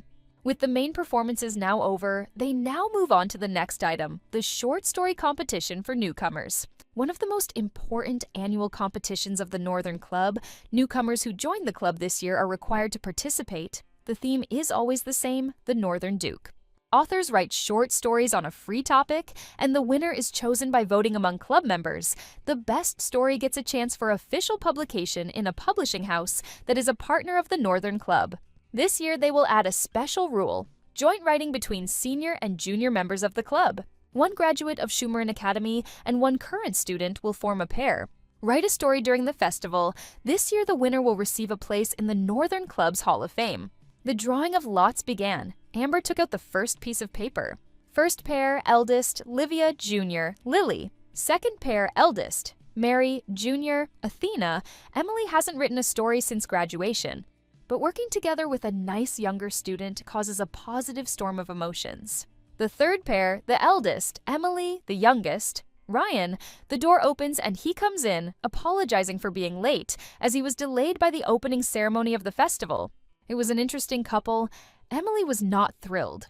She even started shaking a little, and even wanted to burst into tears. Rye thought about co-writing with a mentor, and his mentor is Emily. She was on fire. They would have to win to live up to the reputation of the founder of the Northern Club, only first place, in which case Ryan would just have to not interfere with her. A maid came into the hall. She was looking for Max and also asked if there was a person with that name in the hall. Emily ran up and asked what was wrong. By order of the Emperor, they must accompany her to today's ball. She couldn't believe her ears. The true virtue of a servant is the ability to keep a calm expression on her face. Bertha has been serving in the Imperial Palace as a lady's maid for 10 years. The servants must not show any emotion, even if His Majesty suddenly orders them to receive an unknown guest on the day of the foundation of the state. Even if this person is completely inappropriate for the status of guests at the ball in honor of the founding of the state. The true skill of a servant is to hide any curiosity and personal judgments. There is little time to prepare. They need to hurry. There were many servants gathered in the room, all of them busy with their work. It's sometimes impossible to hide your emotions. Emily looked absolutely stunning. But the thoughts in Emily's head were only about who she was and where she was. The servants began to applaud, showering her with compliments from head to toe. She was beautiful. A real heavenly beauty. One of the maids was ashamed that she had not noticed her and her true charm earlier. His Majesty did indeed order her to be brought to the ball. It will begin very soon. She does not understand what he has planned, but now it is impossible for anyone to find out who she really is. The maid asked her not to worry, as long as she just snapped her fingers. His Majesty had provided everything especially for this evening. The girl opened the box. Emily was surprised by such a smart move. As the ball began, the guests received an unexpected announcement. In keeping with the spirit of the holiday, which is meant to unite everyone, regardless of origin and citizenship. This year, the ball in honor of the founding of the state will be held in the form of a masquerade. Everyone was given identical white masks, and it seemed that even the invited guests were hearing about this for the first time. If masks were brought with them, they would differ in style and decoration. And the meaning of the masquerade as a way to hide identity could disappear, which is why he chose this option. He calculates even the smallest details of entertainment. It was a hastily made decision. The order was received several hours before the start of the ball. Everyone started putting on masks. Tom could not believe his eyes. In the distance, he saw a familiar silhouette approaching. She entered the hall like the embodiment of a half-forgotten dream, so that even the air around froze. Permeated with the aroma of jasmine and mystery, her dress, woven from 1,000 blue shimmering sequins, it flowed along her slender figure. Her face was like a marble statue and lived under the brush of a brilliant master. Even the most caustic Soviet lionesses fell silent, watching her go. There was no one more beautiful at the ball. Her fiery red hair flowed in waves, her scarlet lips frozen in a slight smile, and her yellow almond-shaped eyes. Her gaze slid slowly across the hall, as if touching everyone but allowing only one to hold it. Andrew immediately recognized Emily, because how could you not recognize a girl with such a figure and such hair? She was the beloved of that very partner. The servant turned to his sultan. "It is she," he said. Seda was speechless. He examined her carefully. This is a truly holy act. The ball, a must-have in any romantic novel, from debutantes to court balls, is a classic of classics, because it is that moment when hands touch, feet accidentally step on each other. Their eyes meet, and it becomes that very spark that makes you realize love. She was worried that she wouldn't have enough ideas for the competition, but she would make the most of the situation. Suddenly, someone extended their hand to her and asked her to do them the honor of dancing the first dance. The head of the Northern Trade Guild, he was surprised that she recognized him. But how could she not recognize him? She smiled sincerely and gave him her hand, and was also very glad to meet him. It feels like there is fire in the place where you touch, a piercing sensation somewhere in your chest. The air seems heavy and hot, but a chill runs down your spine. Emily warned him that she had never learned to dance and would most likely step on feet. Tom said that he would lead, also adding that she could step as much as she wanted. Charles ruined the moment for them. He came up and said it was too rude to take your partner right out of their hands. He leaned over and added with a little pressure, "It was he who invited her." Tom wondered if he could call him Your Majesty, if he could even show that they knew each other. But it was he, Charles Furza, who chose the music first. If he didn't like it, he should have met his lady at the entrance himself. Charles didn't like this tone because his interlocutor couldn't tell the Emperor how to behave with his partner. Tom pointed out to him that the masks weren't worn to communicate as equals, and they headed to the training room. Since the dance didn't take place, Emily decided to go out onto the balcony. The two of them, ever since their first meeting in Floria, had a tense atmosphere, and she hoped that they would become best friends. Male friendship always begins with a fight. She is upset that she was unable to dance with the Duke, but for the sake of their strong friendship, she is ready to give in. Moreover, it was incredibly funny. The dark-haired Northern Duke, not real, and the golden-haired Emperor, real. She thought that maybe it was worth using this as material for a book. It would be brilliant to make the Emperor a woman, so there would be a tyrannical Empress, a Northern Duke, caring and kind, and then the Empress locks him in a dungeon, a classic plot, but with unexpected twists. Someone behind him said that he would definitely win the competition, because who can he trust if not himself? She looked at him with a very sad and disappointed look. Ryan felt bad because every time he found her and saw her, she had such a look. Since they are now partners, he would like to become friends with their future daughter-in-law. To which she asked who he called daughter-in-law. He added that they were not officially divorced yet, so formally, daughter-in-law. Living in a palace is hard. She heard that she was not allowed to leave the palace until the celebration was over. Ryan took off his mask and said, "His Majesty gave such an order, but is it possible to live blindly following other people's words?" The founding of an empire is a grand event, the biggest and most luxurious holiday not only in the Furza Empire, but in the entire continent of Asha. She really needs to visit the main square. He invited her to go there together in search of inspiration. After all, this is an official study on behalf of the Imperial Academy. She smiled at him with great desire. Her smile was sincere and warm, like a ray of sunshine. And then they shook hands. The ball was in full swing. The women whispered. The two men who had just passed were in fact the Emperor himself and Tom Rukin. They were going to fight in the arena of the Imperial Palace. Tom and Charles looked at each other carefully, as if studying each other. He knew the rules. If you drop your sword or touch your knee to the ground, you lose. There are a lot of spectators today, so runes are forbidden. He put one hand behind his back. He said as a slight concession, he would fight with one hand. Tom stood in the semi-darkness, his face illuminated by the dim light that came through the windows. At that moment, his eyes flashed like two bright lights, full of mad brilliance.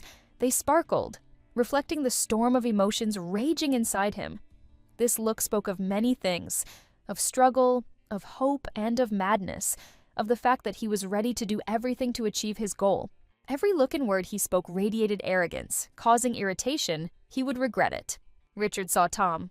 He couldn't find him during the reception. He disappeared too abruptly. Enemy of Servan, sworn enemy of Sebastian. Richard was truly rooting for him. He had to win. Isaac stood behind him, interested in looking at that same Tom Rukin who was trying to seduce his daughter. It was very rude to mention such things at a masquerade, and besides, it was probably his daughter who was trying to seduce him. Isaac was irritated by these words. He added that he was even ashamed to watch him fight. He was rooting for his Majesty. After all, he had not trained him to lose to such a worthless person. Another confrontation between fathers had begun. Their blades connected. Whoever wins this duel will get the first dance with Emily. Emily giggled, then added, "That was really nerve-wracking." The maid entered the room and turned pale when she saw the dress.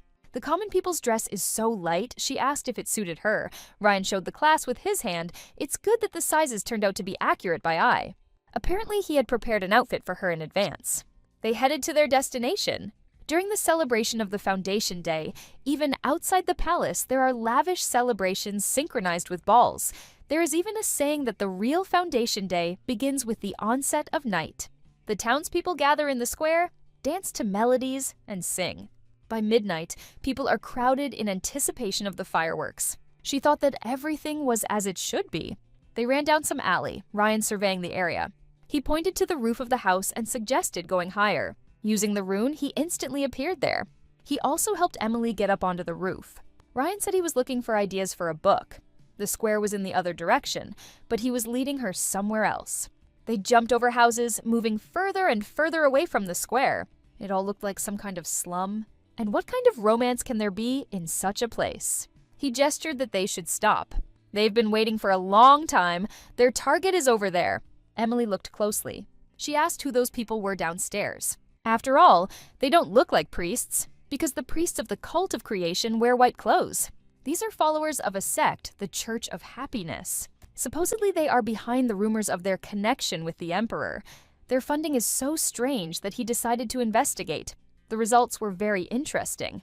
They find poor people or people in difficult situations, offer them free help, and then force them to hand over all their property to the sect, after which their families are moved to an estate owned by the sect and turned into lifelong workers, a classic sect. Emily had a rather surprised look on her face. She was a little angry because Ryan had brought her in to arrest these crooks, but not to find material for their story. She was also wondering why they have the royal guard. She doesn't think she will help the investigation much. They went downstairs. Actually, it's his plan. Max, said the Sultan, putting his hand on her shoulder. He asked how long he could wander around anywhere. She didn't understand who it was and what he wanted from her. When he entered Furza's auction, she dragged him out of there without permission. She covered her mouth with her hand. This is the same boy Ryan thought the prince was doing here. She was surprised at how quickly he grew up. He took a deep breath, collecting his thoughts. He came to her with a request, but Ryan apologized and said that they were busy. Seth asked Emily to be his wife. There was an instant frozen expression on their faces. Their eyes widened and their eyebrows raised, and there was a brief pause in breathing. A sudden, deafening, startling fireworks display erupted in the sky, bright, blinding flashes tearing through the darkness, reflecting in the windows of houses. Emily's mouth dropped open in surprise. She even had a speech impediment, and then a question followed. Emily didn't understand what was going on. He decided to introduce himself formally. His name is Seda Nasr bin Zayed al-Faya. He is the legitimate heir to the great state of the Sultan of the Kingdom of Faya. He originally came to this national holiday to discuss cooperation with Furza, but one of the reasons was also that he was looking for her. He wants to propose to become his wife, the wife of the Sultan. Emily was very surprised by such a proposal. It seemed like complete nonsense to her. If she remembers correctly, Faya is that desert country on the eastern edge of the Asha continent. Faya and Furza have always maintained good relations. But why would the heir to the throne of such a state? Apparently he fell in love with the savior of his life, to which Seda replied that this was not the reason at all. He understands that in Furz it is impolite to propose to someone he is not so close to, but due to the measures, he has no choice. Now that she had said it, he remembered that His Majesty had said something similar. Emily was interested in what it was, Mir. In Faya there is a power called Mir. Similar to how rune magic is used in Furzi, it is a magic that controls time. It is incredibly powerful, but at the same time extremely complex and dangerous. It is so difficult to control that an unprepared body simply cannot withstand it. In Fae, only the Sultan is able to wield this magic freely, so the power is passed down through generations to maintain continuity. But over the centuries, the accumulated measure has become so powerful that now the human body can no longer accommodate it. Among the Sultan's heirs, only he was able to accept all this power, but it is unstable and can get out of control at any moment. They tried many methods, but nothing helped. However, when he touched her, a miracle happened. The mirror began to stabilize. If the measure gets out of control, the consequences will be catastrophic. So he asks her to go with her to Faya once again. If he becomes Sultan, she will automatically become Empress. You can't just offer her such a position, but he asked not to worry about it. The wife of a Sultan is not the same as an Empress. It's a title for women with special powers that secretly help govern the country, and it's not just one specific woman, and feelings aren't required. She can live in luxury and surround herself with any men she likes. It all sounded very tempting, but she couldn't just leave for another country, so Seth began to offer her gold, ancient knowledge. He would give her everything she wanted. What bothered her most was that he was just a child. He took his pendant to show her. The magic began to work. She only saw a temporarily rejuvenated version, thanks to the measures, but next year he will officially become an adult. He seemed like a baby to her, but he still asked her to take his proposal very seriously because Faya's fate depended on it. She lifted him up, and then she hugged him, saying that he was much cuter like this. Emily offered him to stay here in this body, and she would raise him well. He did not like it at all, because no one dares to treat the hereditary sultan like a kitten. Ryan turned around. The cart with people had already started its journey. He grabbed Emily's hand and asked her to hurry, because they needed to get into this carriage, since it was heading to the estate of the Church of Happiness. If they miss it, there's no telling when the next opportunity will come. The cart was a few meters away from them. They were almost late. They looked very tired. It was difficult to say a few words because of the shortness of breath. There were also other people in it who looked at them strangely and suspiciously. Ryan took the initiative into his own hands. He told them not to be afraid because they were also followers of the Church of Happiness. Hearing that they were being taken to such a good place, they could not resist and simply jumped into the carriage. One granny said what decent young people they were. Emily asked what was on Ryan's mind. The headquarters of the Church of Happiness is a very closed place. They tried to get in there, but they only accept families. Apparently, they are so afraid of being exposed that they allow strangers to come near them. Therefore, they pretend to be spouses with them and get inside. Emily tried to tell him that he was talking nonsense, but he covered her mouth with his hand so that she wouldn't talk too much. She wondered why because he had security, Ryan was the commander of the guard. How could he pretend to be the husband of one of his subordinates? Emily thought that this man was the only one showing common sense here. In addition, she has enough fighting skills to protect herself if something goes wrong. And most importantly, she deeply cares about the safety of His Majesty, caring about the well-being of the Emperor. It is the duty of every subject of the Empire. It is a matter of the Emperor's safety and the future of their country, and she has already agreed to help. If he says so, then she really has no other choice. The woman in the cart began to calm her son. He was hungry, but she encouraged him by saying that they would soon get to a good place. Emily understood his plan roughly, but why should Seth go with them? They both looked at him. Ryan asked why she took him with her, but Emily only now found out that in fact, Paradise had simply grabbed him and dragged him into the carriage. She suggested saying that he was her son, but they needed to say something believable. When the carriage in which Emily and her companions were riding crossed the border of Zikrit, a blow the sword broke in half. It flew several meters to the side and hit the floor with a loud sound. When this happened, Charles and Tom stopped. A battle was ending in the Imperial Palace. Meshurin and Ruikin, the battle of the fathers. Isaac was pleased, as expected. His Majesty dealt with this pathetic upstart with one hand. Isaac Meshurin won 2 victories and 2 defeats, 0 draws. Charles put his sword to Tom's throat. Ruikin lost. It was dangerous. Even with one hand, he began to lose for a moment. Charles was impressed that he had reached such a level. There was no need to give it his all. It was possible to simply assess his strength and end in a draw.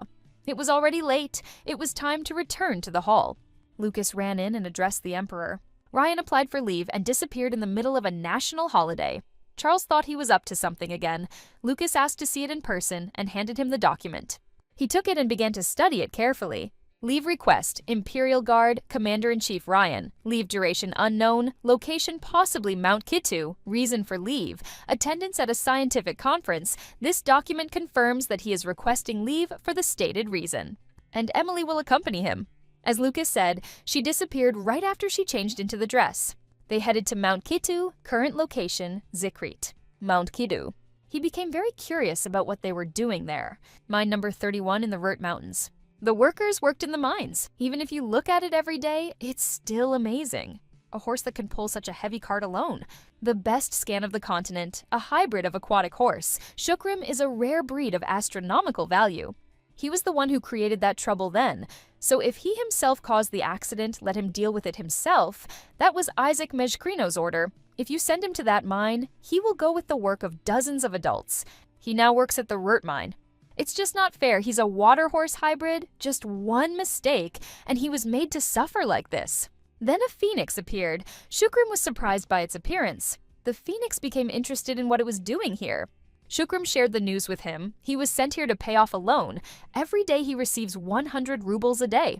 Phoenix had asked him earlier not to go far from Emily, but he couldn't help it. Everything was too confusing to explain. Their mistress was in danger. Perhaps the great chain of fate accelerates the flow of the connection. He needs to get back to her urgently. Shukrima must never forget who she really is. He didn't want to cause her any more trouble, but it looked like he would have to. His shackles were in little pieces. The man who was working in the mine turned around after hearing a strange sound. He rushed past the workers at lightning speed, raising dust, causing everyone to cover their faces. They didn't understand what it was. Shukrim rushed at great speed. He had a premonition that the mistress was now suffering. He didn't want anything to happen to her. The girl at the church greeted them and asked about their relationship. They introduced themselves as brothers and sister. Headquarters, Church of Happiness, Kitusan. She asked again, brother and sister. Ryan introduced them all by different names. He was the older brother Louis, Emily was Shay, and Seth was Sia. One of the servants leaned towards the girl and said that they were not at all similar and it would be better to clarify. They stood there as if nothing had happened, playing their currently important role. Emily decided to tell, in fact, that is the secret about their birth. The first father saw the first mother and fell in love at first sight, so the older brother Louis appeared, but the first father died. Valiantly fighting in the war, it was hard for the mother to raise a child alone, so she got married a second time, but then she died in a carriage accident, and the second father married the second mother, so she appeared, and the younger brother Say, his story is even more complicated. The girl asked us to wait here while the documents were being prepared, and everyone breathed a sigh of relief. Emily did a great job. As I expected from the chairman of the Northern Union, she also felt that they agreed a little too easily. The distinctive feature of sex is that they evaluate success by the number of recruited followers, and their 3 young people, for them, are not bad prey. Although, to be more precise, not 3. 2 adults and 1 child. To Seta, this just sounded ridiculous. Ryan wants him to pretend to be their little brother and help with the investigation. He put on a sweet face and begged him to stay with them for just a few days. It wouldn't last long. He had already requested support from Furza. He remembered how he had previously infiltrated the ranks of slaves, about the time when he was almost sold at auction. Seta is looking for a criminal who escaped from Faith to Furza. The plan was to infiltrate the slave ranks and track him down through connections among the Furza nobility. He was sure that the criminal would try to establish contact with corrupt aristocrats. But unfortunately, this plan failed, and as the heir of Sultan Fei, he formally requested assistance from Emperor Furza at the gala dinner to celebrate the Foundation Day. The Emperor agreed to help, so he would also do them a small favor. Ryan wonders if it's true that the Sultan's heirs are sent undercover to hunt down criminals, and even as illegal slaves. It was too dangerous. Emily asked why he was looking for it alone. Ryan also suggested that he might be his relative, one of the Sultan's heirs. He pointed his finger at Emily menacingly and said that his proposal of marriage still stood, so she shouldn't forget about it, as if he was evading the answer. Seta asked her to think carefully, because until now, no one had managed to stabilize the Mer, and she would become the hero of Fea and her savior. But she didn't really want such fame. There is no choice. Then Emily screamed that she was married. A moment of silence, he tried to contain his emotions. He also looked from Ryan to Emily, covering his mouth with his hands in surprise. Seta first thought that they were together, but the guys jumped up and said that it was some kind of misunderstanding. He also began to think about the fact that she was married, and he could not marry a woman who had a family. Well, he also asked if he would investigate why her presence was stabilizing the measures. Would she be able to help? She nodded. Now we need to figure this out. He asked what their next plan was. But then a girl came in and addressed them, dear converts. She thanked him for waiting and asked him to follow her. The estate is in the purest and most sacred place. On top of Kitusan, they need to continue walking up this road. Emily went to the carriage because it was very cold in the mountains, and she could warm up in it. Then a hand was placed on her shoulder, as if stopping her. The girl turned to her. Sister, this was transport for honored guests. For the followers, she pointed down with her hand. They would have to walk along this road. They all looked at the structure in slight horror. Sometimes people fall down, so she offered to take the rope and handed it to them. Emily felt like there was something wrong with this plan. There was no end in sight, and they would truly rise to the very top. Emily asked Ryan if he had thought of a backup plan, but unfortunately, as it turned out, he did not foresee this. Emily screamed that he was an idiot. They could barely stand on their feet. Ryan even picked up Seth and sat him on his back. They were finally approaching the finish line. There were so many plants there that in such weather, it seemed they couldn't even grow. Suddenly, a man came up and asked about the newly arrived followers. Emily nodded, and also added that when they got up here they should be met, and also asked where they could get the same fur cape. They were thrown into some room, told that these were their new living quarters. From today onwards, they were not allowed to go beyond the fence. If they needed to leave the territory, they would need to get permission. If they failed to meet the established harvest quota, their rations and essential items will be cut. They were ordered to clean their rooms by evening. She decided to take advantage of the moment and try to use her fire wound. Ryan stopped her because they might notice, and then problems will begin.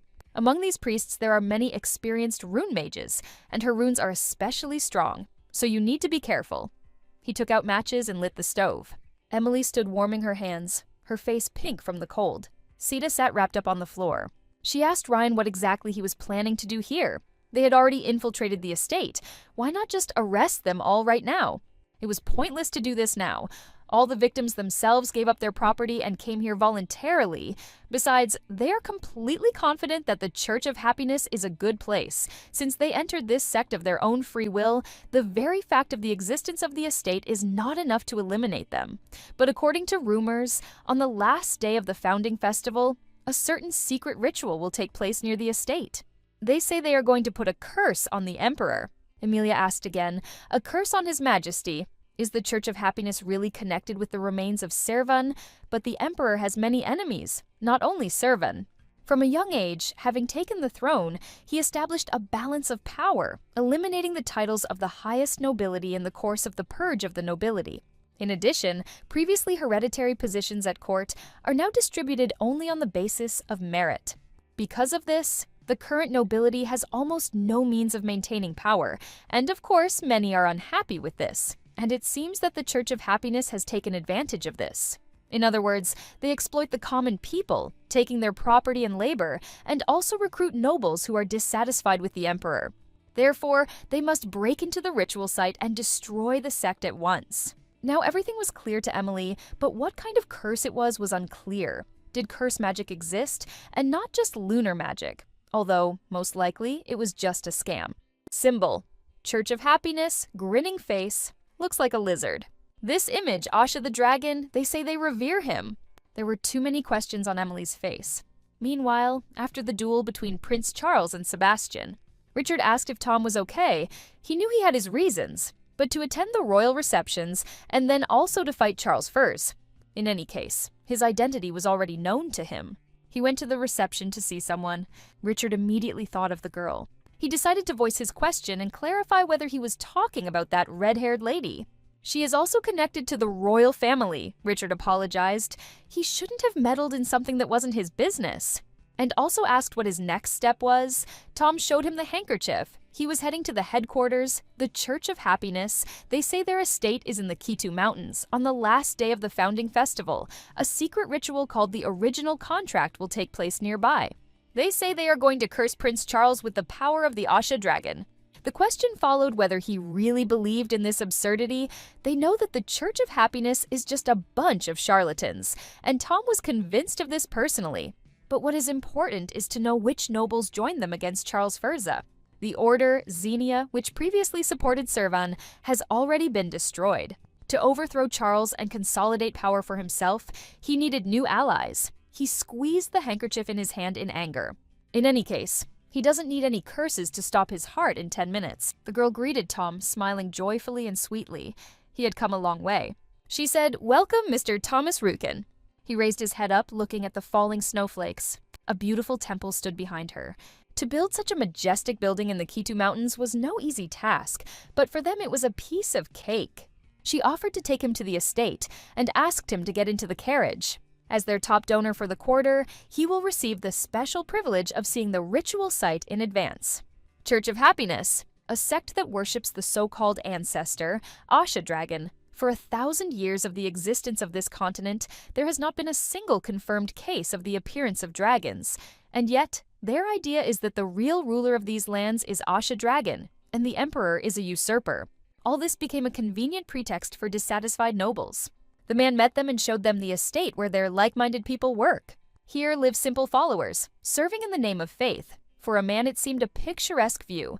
However, people almost naked, frozen, and on the verge of illness stood in the cold, periodically rubbing their hands to warm up a little. He invited him to look around, and then they would take him to the place of the ritual. I hope it's much worse than Tom thought. Previously, he thought that if this organization was harming Furzy, it would be better to just leave them alone. But how could it be called a benefit to allow this to continue? If he kills Charles, what awaits him next is a question that remains a mystery. Until now, he had only thought about how to revive Servan and take the throne. But is the pursuit of power for the sake of revenge the right path? Will he really be able to become a ruler? He walked so thoughtfully that he didn't notice how he stepped on a plant that the girl was planting. Her hands were red from the frost. He asked for forgiveness. It was his mistake. She asked him to be more attentive. A simple, sorry, is not enough. They looked at each other. Neither he nor she had expected to meet here, in this place, at this hour.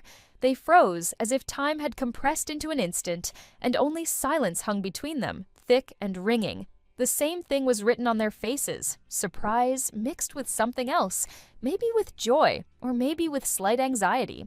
He opened his mouth to say something, but the words got stuck somewhere in his throat. She was silent too. Only the corners of her lips twitched, an uncertain attempt at a smile, a question that remained unanswered for now. Everyone around was busy with their own affairs. But here, in this small, as if islands of an unexpected meeting, time seemed to have stopped. And then came the question, "What are you doing here?" She asked him the same question. Each of them needs to hide their identity. They shook hands to remove any suspicion that they knew each other. It looks like they both have circumstances that are best left unsaid. The girl is hard to keep track of. If this continues, her personality may soon be revealed.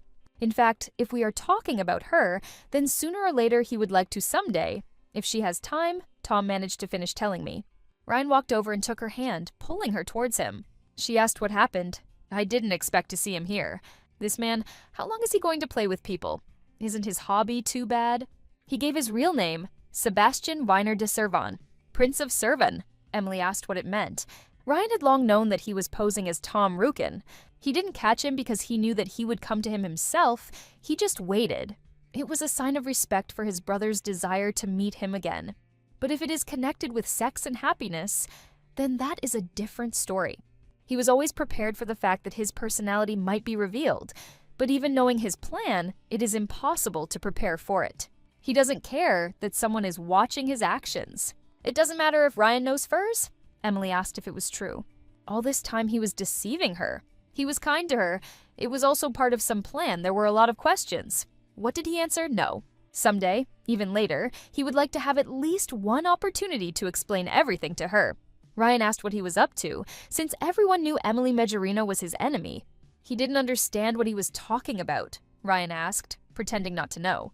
He wants to avenge Servan's defeat, the Red Lion of the battlefield, Isaac Majorino, the one who stopped the victorious advance of Servan's army. He exhaled heavily. He doesn't care at all. He just doesn't hate. Lucas asked again what he meant. Charles sat on the sofa and twirled the crown on his finger. He asked him to tell him everything he knew about Ari's Reconnois. Lucas looked at him in surprise. His Majesty is acting strangely. After Paradise took Emily Majorino, he lost all interest. He even took a casual attitude towards the events to mark the founding day, especially those strange questions about that man. Ari's Reconnois was the younger sister of the late Empress Athena Reconnois de Ferza. They were very close, but she was taken away 20 years ago.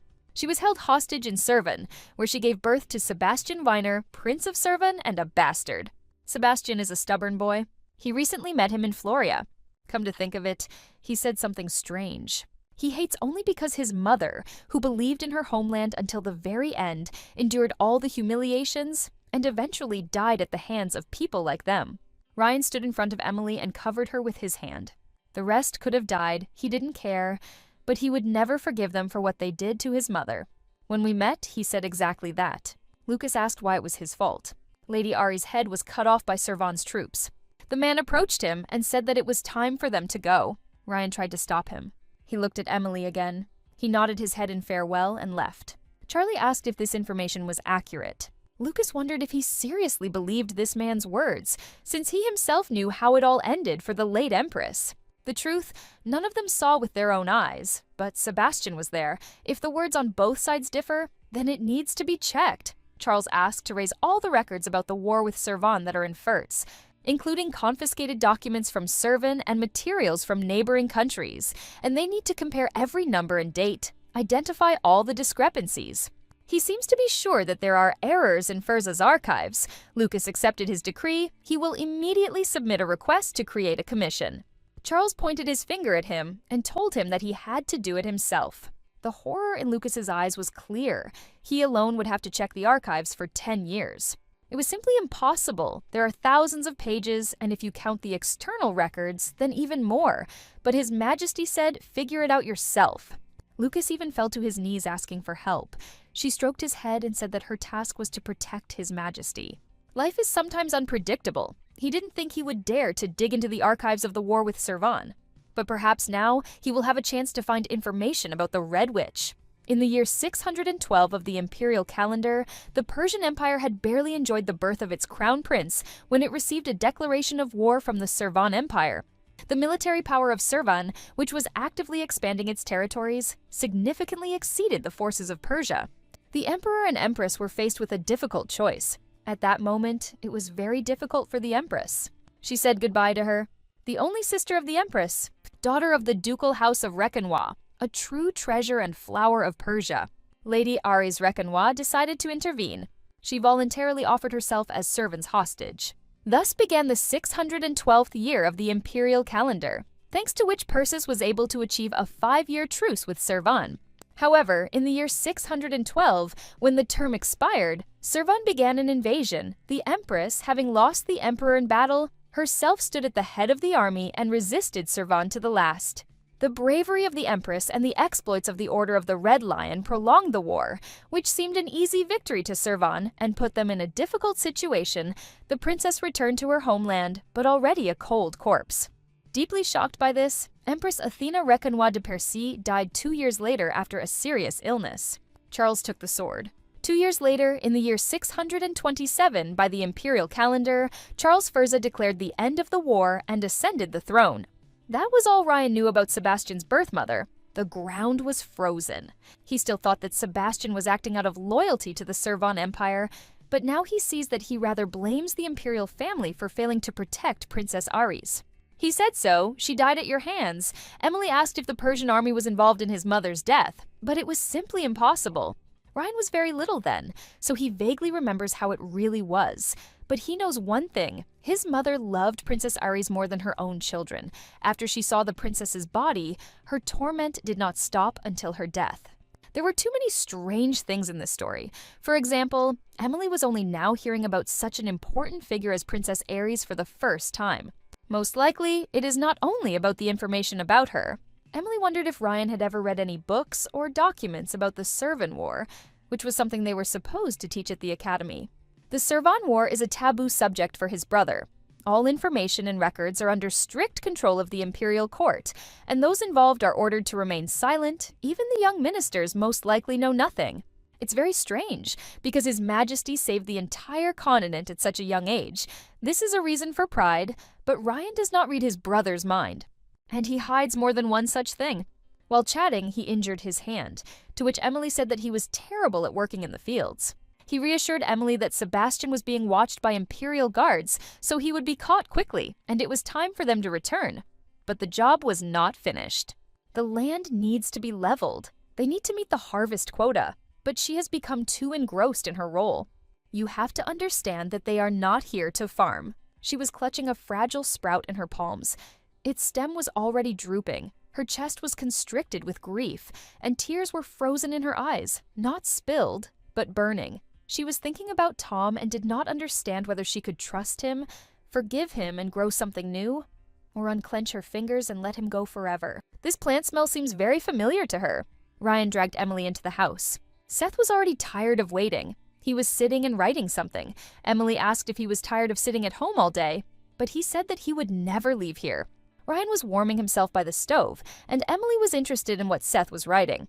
It turned out that he was recording his observations about the stabilization of the myrrh. When she was near him, the flow of the myrrh really calmed down. It is said that myrrh, it is a power originating from an ancient divine beast that controls time, and it is originally not subject to the human body. The only reason their Fey line can use it is because they have a slight trace of the beast's blood running through them. He showed her the drawing without asking if she had his heritage in her family. There was a dragon drawn there, Emily answered. Most likely not. Her father is an ordinary person. But then Seth asked about her mother. As sad as it may sound, her mother is already in this world. She passed away almost immediately after she was born. Isaac Megerino resigned as commander-in-chief because of his birth mother, Emily Megerino. It's very strange that Ryan never tried to find out who she was. Other than the fact that she died of childbed fever, nothing is known. They began asking questions about her origins, whether she could have been of the Fea family, and where exactly Sir Isaac first met her. Because of this pressure, Emily decided to take a walk. As soon as conversations start about her mother, she immediately becomes uncomfortable. She wondered if she should tell Seth about this, but she realized that she and her father had promised not to talk about her mother. What is more important now is that he is the master of the Northern Lands. Actually, Prince Servan. Emily still can't believe that Prince Servan is supposed to be a cruel villain, but the one she knew is nothing like that. The look on his face yesterday, she had never seen him look like that before. She was sad. She didn't understand. Everything he had shown her so far was just a game. If that's the case, Emily will never forgive him. A guy who calls himself Sebastian Weiner greeted one of the leaders of the Church of Welfare. It is an honor to meet him in person. He looked closely at Tom Rukin.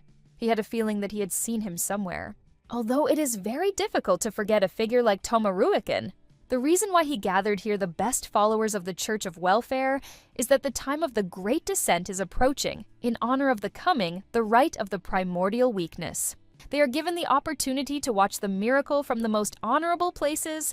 This is a great honor, so we cannot forget to express gratitude to the bishop. The Church of Welfare has reached such heights only thanks to their loyalty. The guy started calling Tom, but he didn't respond. He apologized and said he was nervous. They raised their glasses and said a prayer.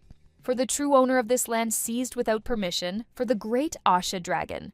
Imperial Great Library. Secret Archive. Materials for the second half of the year 626. The war with Servan ended in 627. They still have one more year to test. All records of the war with Servan that exist in Furts must be studied from beginning to end. The Emperor personally ordered an analysis of the information about the war with Servan. Lucas begged His Majesty to give him someone to help him. He couldn't do it alone. He would really die. It was impossible. After much persuasion, he managed to get only one assistant, the Emperor said, to take Robert from the financial department. For several days now, they have been sitting together in the secret archive. Robert no longer remembers the last time he left work. Lucas reassured him that there was very little time left. Checking materials for 10 years is sheer hell, and also comparing them with documents confiscated from the Servans. Besides, no one has sorted them for 10 years. It's complete chaos. Just sorting them out is already an impossible task, but nothing can be done. The Emperor prohibited access to military archives until the very last moment.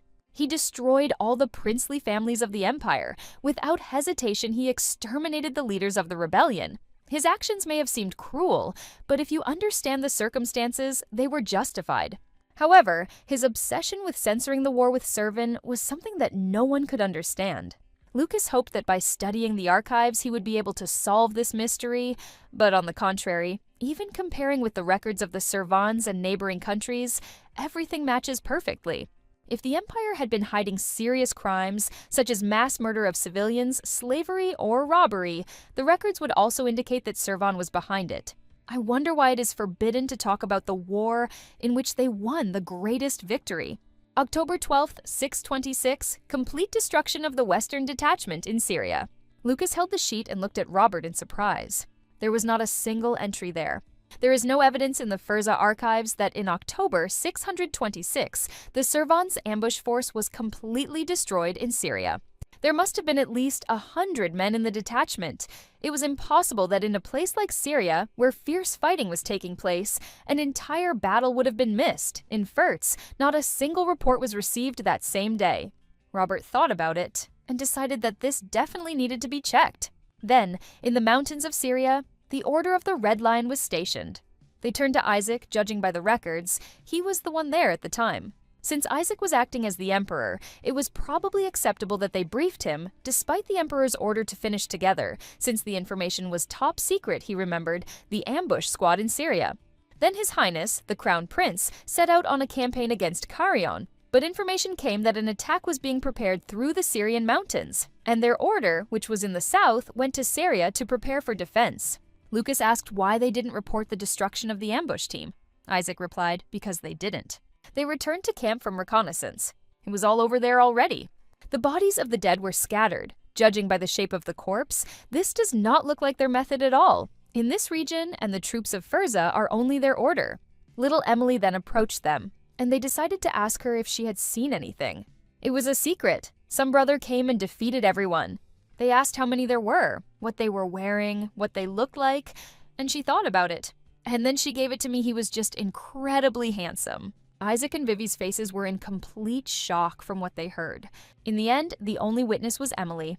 She didn't remember anything useful, so it remained a mystery whether it was an internal struggle or someone intervening from the outside. In fact, that very same event happened during this same period. The Battle of the Carrion Plateau, the difference in dates is very small. Lucas and Robert listened to him attentively. Isaac asked what surprised them so much, but he just straightened the papers and said that everything was fine. It's just that His Majesty gets extremely irritated if someone mentions this battle. Among the courtiers, it is a taboo and a taboo. Here it is. The battle on the Carrion Plateau, when 16-year-old Crown Prince Charles Furza destroyed 500 Servan soldiers in just one night, preparing to march on Zegrid alone, without the help of allies. After this battle, the war turned sharply in their favor. Servan lost his fighting spirit, and the war effectively ended. Why does His Majesty find his own words so burdensome? Robert saw some important document. He emotionally called Lucas. Robert showed him the document, which contained the Servans' records of the battle on the Carrion's Plateau. According to their data, that day they lost 3 infantry regiments, 2 units of Rune Knights, and 1 Imperial Cavalry unit. In total, 4,878 people died on the Carrion Plateau in one day. It sounded like complete nonsense. Even if His Majesty is considered the ruler of 5 continents, 5,000 is what? Lucas interrupted him. If the readings differ, you just need to check. The realization that he was right never left his face. The Servanos' records are accurate, and if compared with Furza's documents after the battle on Carrion, it turns out that the Servanos' losses really amounted to 5,000 people. This means that either there is a mistake in Furza's documents, or they were falsified. The question that interested them all, why hide information about the great victory? Isaac seemed to understand something. He froze in place. Robert called them over. They should take a look at this. In his hand, he held documents about Aries Requenois, the Duchess. Meanwhile, the estate of the Order of Happiness in the Kitu Mountains.